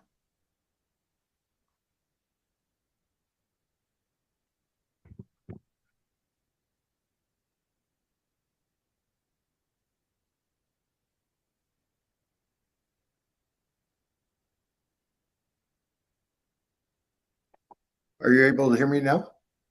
There you go. We can hear you. Perfect. You do start your presentation. Okay, thank you very much. So thanks for the opportunity to provide our comments. Our comments are specifically focused on 6437 Fluellen. My name is Brent Martin, and I live on one of the properties on Riding View Crescent that butts right up to the Fluellen Forest that's right behind us. So that the land in question, so we've had quite a bit of conversation on this. It backs onto 1 and 2 acre rural properties that were built and purchased based on the fact that they were designated rural, offered us privacy and open space. This proposal essentially involves squeezing in high density housing in what we consider a relatively small isolated parcel of land that's going to include stacked townhomes right in the middle of rural properties, bordered on all sides of the land in question. So it appears inconsistent with the existing rural nature of the area. Quite frankly, seems unreasonable for a range of reasons, many of which are outlined in the Planning Services report that you have in front of you. So approval of this request to develop a significant number of housing units will impact residents on our street on Riding View Crescent and other properties around the area, including, the impact on property values, the massive disruptions for years during construction. And one of the main concerns we have, of course, is risk of damages to rural properties. So on that, we had submitted some comments and concerns and objections to Colette Gorney, which are reflected in the report at a fairly high level. One of the things was inconsistency with the city's planning proposal, so that's certainly addressed in the report. In terms of the environmental risks and damages, so we've talked about wetlands. I won't repeat it. We've talked about the forests in here, and Anthony really drove home the extent of the number of trees behind us and the support for local wildlife that is provided there. Again, I just want to stress, when you look at what's going on with climate change, removing these thousands of trees behind us doesn't seem to make a lot of sense. Particularly given, as the report has said, there's all kinds of urban land throughout the city throughout the urban boundary that developers can use. One concern we do have is impact on groundwater and private wells. So heavy construction excavation and blasting, which will undoubtedly happen behind us, including bringing in significant stormwater management right up to our properties. Risks certainly the disrupting the existing underground aquifers. I don't think anybody would disagree with that. As I mentioned, the proposed development borders very closely on our rural properties, and homes such as ourselves that are adjacent to this land rely heavily on private wells. And we've observed over the last couple of years, local wells and water tables have shown concerning declines during recent years. You know, unusually dry conditions that we've all seen consistent with climate change. The large scale clearing, blasting, grading, and the additional extensive paved surfaces. So, you know, the hard surfaces that would accrue from this would likely significantly alter groundwater recharge patterns and water movement underground. This poses a significant risk of permanent disruption to our local groundwater and could create significant water availability challenges for all the rural property owners in the area. So we've had many discussions here with a number of people that live here, and the risk really is not hypothetical from our perspective, and it should be treated as serious and foreseeable, not speculative. In terms of impact on our properties, so there's a rock quarry as well on Fluellen, on 6437 Fluellen. So significant blasting will undoubtedly be needed, which risks damaging not only the water tables, as I mentioned, but also our septic systems, house foundations, in-ground swimming pools for those who have them, et cetera, right? So there's a lot of risk from our perspective. In addition, likely there'll be modifications to ground elevations across the site, which risks redirecting runoff towards the rural properties and other existing homes in the area, increasing the risk of localized flooding. Again, you know, this has been talked about, the concern about flooding. So removing that forested land, which absorbs rainfall, slows runoff, and so on and so forth. That's been talked about, particularly during the more intensive weather events that we're seeing. Look at the rainfall we had last week. It certainly increases from our perspective as rural homeowners. Martin, I can, increased I'm risk sorry of to cut in, flooding. Martin. Hi, Martin, I'm sorry to cut in. I can give you about 10 more seconds. Okay. Traffic congestion is a big one. Adding, you know, 4,000, 5,000, 6,000 cars around Stittsville Main Street, the cut through traffic, including onto Stittsville as well as Westridge. I mean, the area just can't absorb that right now. The bottom line here is, you know, this proposal, I'll just end it with this proposal. The nature of our community will be replaced with high density housing, including multi-story units, stacked townhouses, I think they're called, with the attendant street lights, backyard noise, jammed into a relatively small parcel of land. And I'm sorry, Martin, I'm going to have to cut you off there, but I know your Councillor Vice Chair Gower has some questions. Sure. Yeah, Chair. Thank you, Brent. Again, I don't have any questions for you. I do appreciate that you took the time to join us and delegate a committee and raise some of the issues. Both yourself and Anthony, who spoke first, are both in Councillor Brown's ward, and he's been really engaged on this as well. And as I mentioned to Bruce Dudley earlier, keep an eye on this file on this property going into 2027 because this will come up again. I'm glad staff have recommended refusal of the application now, but we are too. Yeah. And it undoubtedly will come up again in the future. So please stay engaged with Councillor Brown, and thank you again for coming here today. Okay, thank you, Glenn. Thank you, Brent. Thank you very much, Vice Chair. Any questions to staff on this proposed refusal? The recommendation.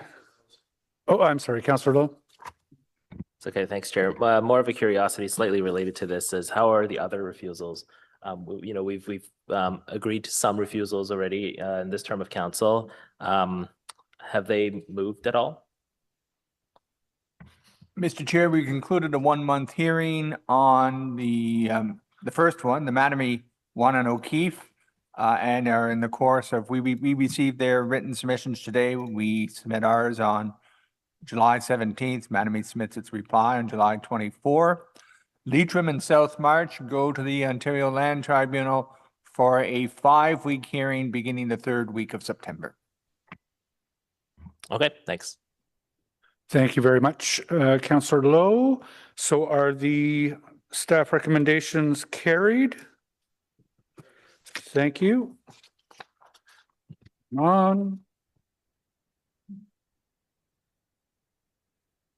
There is the item on secondary plan update. You've read the report recommendations. I'm not going to ask for a presentation on that one, but Councillor Kitts has a motion.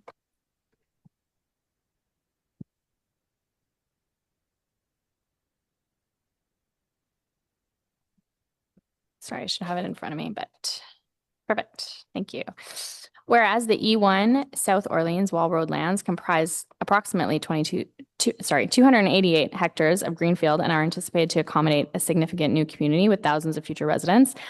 And whereas the planning of a new community of this scale requires careful, coordinated consideration of transportation servicing parks, schools, stormwater management, active transportation, and other supporting infrastructure to ensure complete and sustainable community design.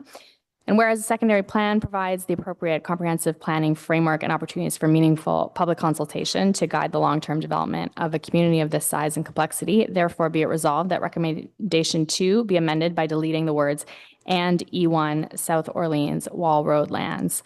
I can offer a comment if you want. Okay. So, the OP says a concept plan may be acceptable for small scale sites under one ownership. And as I said in the whereases, E1 is approximately 288 hectares with about 5,000 units and 12,000 people and multiple owners, and notes servicing challenges, including pumping stations, stormwater outlet issues, sensitive marine clay soils, grade raise constraints, municipal drain process, and possible appeals. So it is not a small scale site, and I do believe it merits more scrutiny. I appreciate that there are issues with the secondary plan process and that the province may take away our ability to pursue them, which, of course, if that happens, then we have no choice but to react. But I'm not overly comfortable with proceeding in advance of that direction by the province, especially because in this case, the secondary plan process has already started. We've hosted open houses already as part of the secondary plan process. The community is very engaged. We have committed to them that we would go to them with the results of existing conditions, with draft concepts to comment on, and with the final plan. So I don't think that they will look fondly on a change to those commitments. So because of that, I can't support removing E1 from the secondary plan process. And I really appreciate the committee hearing me out on that. Thank you. Thank you very much. I don't see any questions to staff, so I'll just pose the question to staff. Oh, sorry, go ahead, please, Vice Chair. Yeah, could staff just explain a concept plan that's being proposed as an alternative to a secondary plan? What is the difference in terms of the leverage it gives planners to implement a well-planned and well-designed neighborhood, whether that's legal leverage or, I don't know, informal leverage, because they're not the same thing, but I don't really understand how they are different or the same.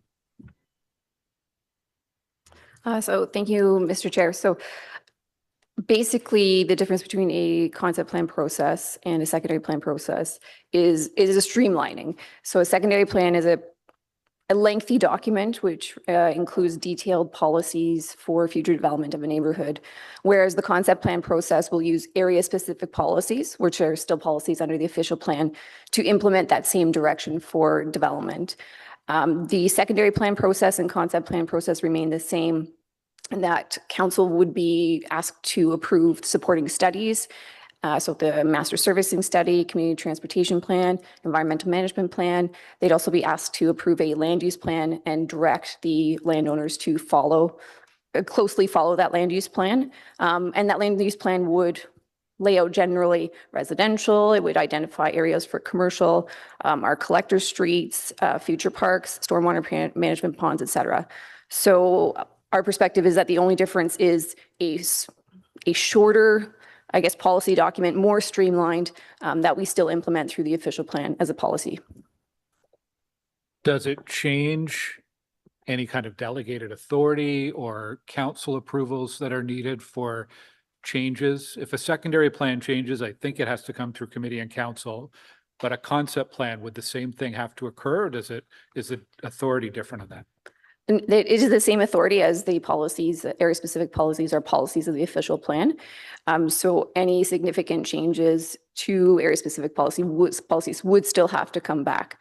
With both a secondary plan and a concept plan process with area-specific policies, there is latitude in that land use planning because we want the detailed on-the-ground work to happen at subdivision. So we're setting the building blocks at either secondary plan or area-specific policies concept plan.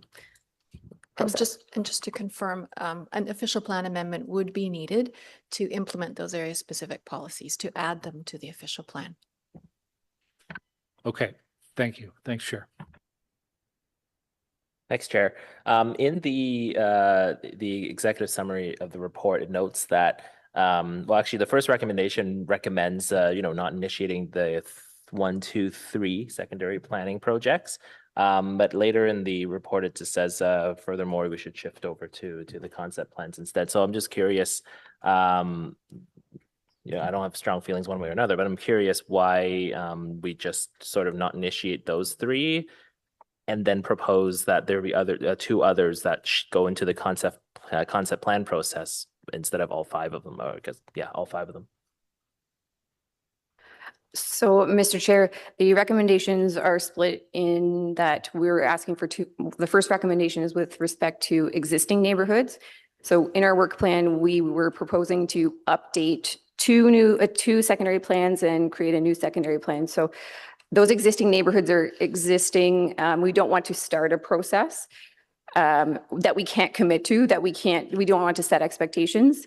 And they're already developed. So we have other tools. Developers can come in and have proposed zoning bylaw amendments. They can have site plan control. So developers and individual landowners can go through that process.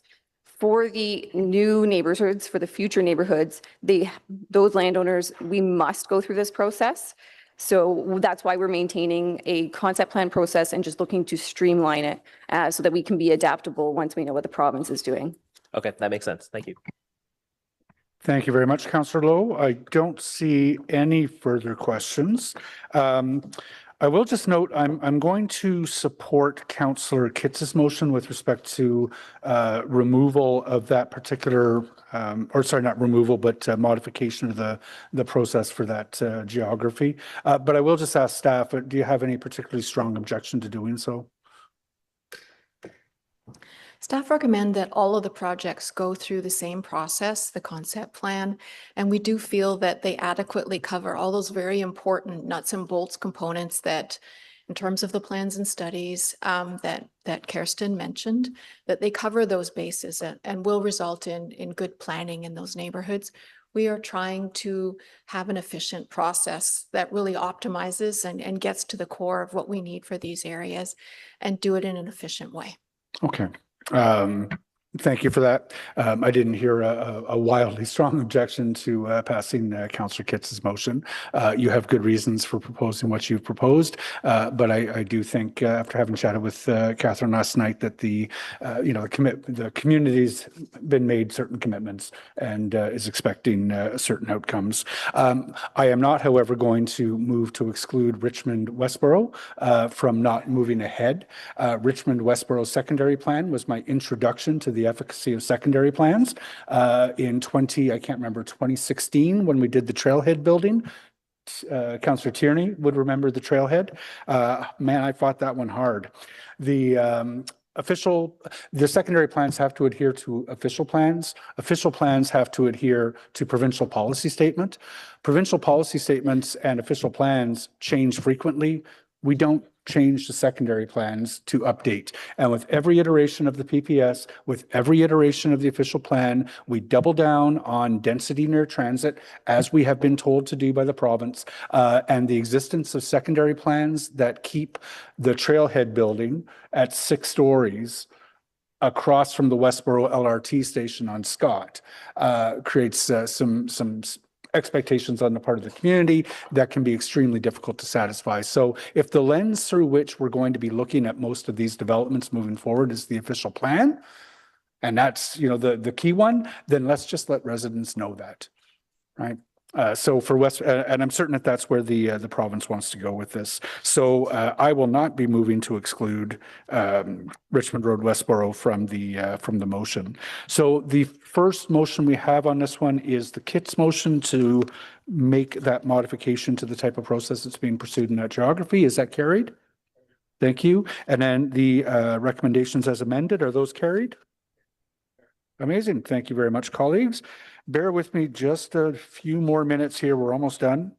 On the omnibus zoning bylaw amendments and updates on motions and directions concerning the new zoning bylaw, there was one delegation seeking to speak. Paul Goodkey, I think he was not going to be available. And we don't have any indication that he is currently either in the room or online, which means we will just do the motion that Vice Chair Gower is going to introduce that staff have suggested. Okay. I think I'll read the whole thing because there is some context in the whereas, and this is coming out of the blue, right? So whereas on November 9th, 2022, City Council passed bylaw 2022-377, which rezoned a strip 20 meters in width or less of part of the lands addressed as 1 and 7 Sherrill Road and part of 5 Majestic Drive from R3 WW to R3 WW exception 2842, prohibiting development on the said strip of land to protect lands potentially required for Barrhaven light rail transit infrastructure, pending design work to be completed as part of an environmental assessment. And whereas the Omnibus Zoning Bylaw Amendment Report proposes to reintroduce the bylaw 2022-377 amendment on those lands, which has not yet been carried forward into the new 2026 zoning bylaw. And whereas at the time bylaw 2022-377 was passed, the available design work had not confirmed the extent of the property requirement to accommodate the Barrhaven LRT facility. And whereas the EA study was approved by Council on May 10th, 2023, and is now referenced in Schedule C16 of the City of Ottawa official plan, and whereas the completed EA study identifies that only a small amount of the lands affected by zoning bylaw amendment 2022-377 will be required for the Barrhaven LRT project, and whereas the bylaw was appealed by the landowners and remains under appeal, and no notice of a bylaw to repeal a zoning bylaw, which is under appeal, is required pursuant to the Planning Act. Therefore, be it resolved that the following changes be made to the staff report, that line 41 on page 25 of the report regarding reintroduction of urban exemption 2842 be deleted and replaced with intentionally omitted, that the final row on page 145 concerning reintroduction of urban exception 2842 be deleted and replaced with intentionally omitted, and that document 1N to the report be deleted and replaced with intentionally omitted. Therefore, be it resolved that Planning and Housing Committee recommend that Council repeal bylaw 2022-377. Thank you for taking the time to read that in, Vice Chair. I don't have any questions on the omnibus. Does anyone else? I will just say thank you very much to staff. The omnibus is always fun. I do recommend that councillors read the omnibus line by line. There are often Easter eggs in there, but what I will say is that staff are always extremely well prepared to explain each one of those tiny changes that are being made and give us a good indication of why they propose those. So is the Gower amendment carried? Dissent. Thank you. And are the report recommendations adopted as amended? Carried? Thank you. I dissented on Gower's motion, by the way. You're dissenting on Gower? Okay. Thank you. Are you still okay with the larger report as amended? You're still good with the larger report? Yeah, even though you lost that vote, it's no worries. Millennium Park. Millennium Park Area Specific Development Charges Amendment. I'm going to go straight to Councillor Dudas. I'm going to apologize to my colleagues. I do have some questions. Yeah. Well, I think Tim Mark is my guy. It's okay. As long as he doesn't mind my back to him, it's all right. So I was reading through this with a fine tooth comb, and anyone who has been in the East or, you know, represented the East as a politician or lived in the East has known that this deal was touted as something that was forward thinking and the best thing that ever happened to the city, and, you know, just all of these wonderful things that happened. So I'm trying to understand, how was it that we are now in a current 3.2 million negative reserve fund balance? If staff can answer, was it related to construction cost increase, lower than anticipated development charge collections, or deficiencies in the original financing model? Mr. Chair, there was unfortunately a mismatch at the start between the debenture funding for the program and the period over which development would take place. The debentures that were let out for funding the program were let out for 10 years. The development period is beyond that. It could be as much as 20 years before it was built out. And so to pay back the debentures, a negative balance was created in the reserve fund because less money was coming in than what was required to pay back the debentures. But over the course of time, there will be sufficient funding, will be sufficient development charges collected to make the program whole. So that in essence is my understanding of what happened. I appreciate that. And I appreciate that staff are looking for a way to fund this park going forward. Do staff believe that the original funding structure was sufficient to recover the anticipated liability? And I mean that in that council was told at the time that this would be done within 10 years and it would be paid for. And now we're looking at proceeding with the continued levy. So I can answer part of that. It should have been aligned with the payback on the debt, which would have been 20 years. So we weren't collecting enough in the original agreement. Okay. And was the repayment schedule expected to align with the pace of development at the time? Kim, can you answer? So, Mr. Chair, I was involved at the time. I will not say that I got into the details of the growth expectation, but clearly we did not get it correct at the time, and that is why this amendment is being brought forward now. Okay. Well, and I appreciate that. You know, I'm going to be supporting this recommendation. It's an obvious. There's a little practical choice or alternative. I mean, the obligations exist. The park was built. It's a lovely park. It's in Councillor Kitz's ward. We all love going there, and the costs need to be recovered. But that said, I'm deeply unimpressed by what appears to have happened here. And from what I can see from the report, this is not a case where a project ballooned beyond its approved budget. The project costs were approximately $8 million, yet we now are being asked to address a negative reserve balance of roughly $3.2 million. And the question naturally arises, how did we get here? Was the project underfunded from the outset? Were the development assumptions wrong? Was the financing structure fundamentally misaligned with the timing of repayment obligations? If the answer is that the debenture, the repayment structure, and the development charge revenues were never properly aligned, that strikes me as a significant issue in the original design of the program.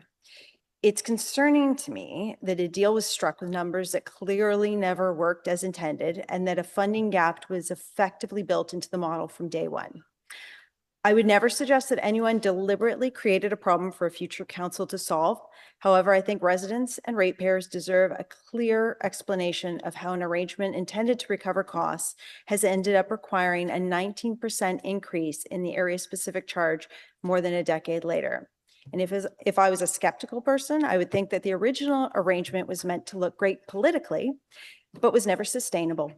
That it was about political announcements and optics, all the while kicking the financial can down the road for a future council to clean up.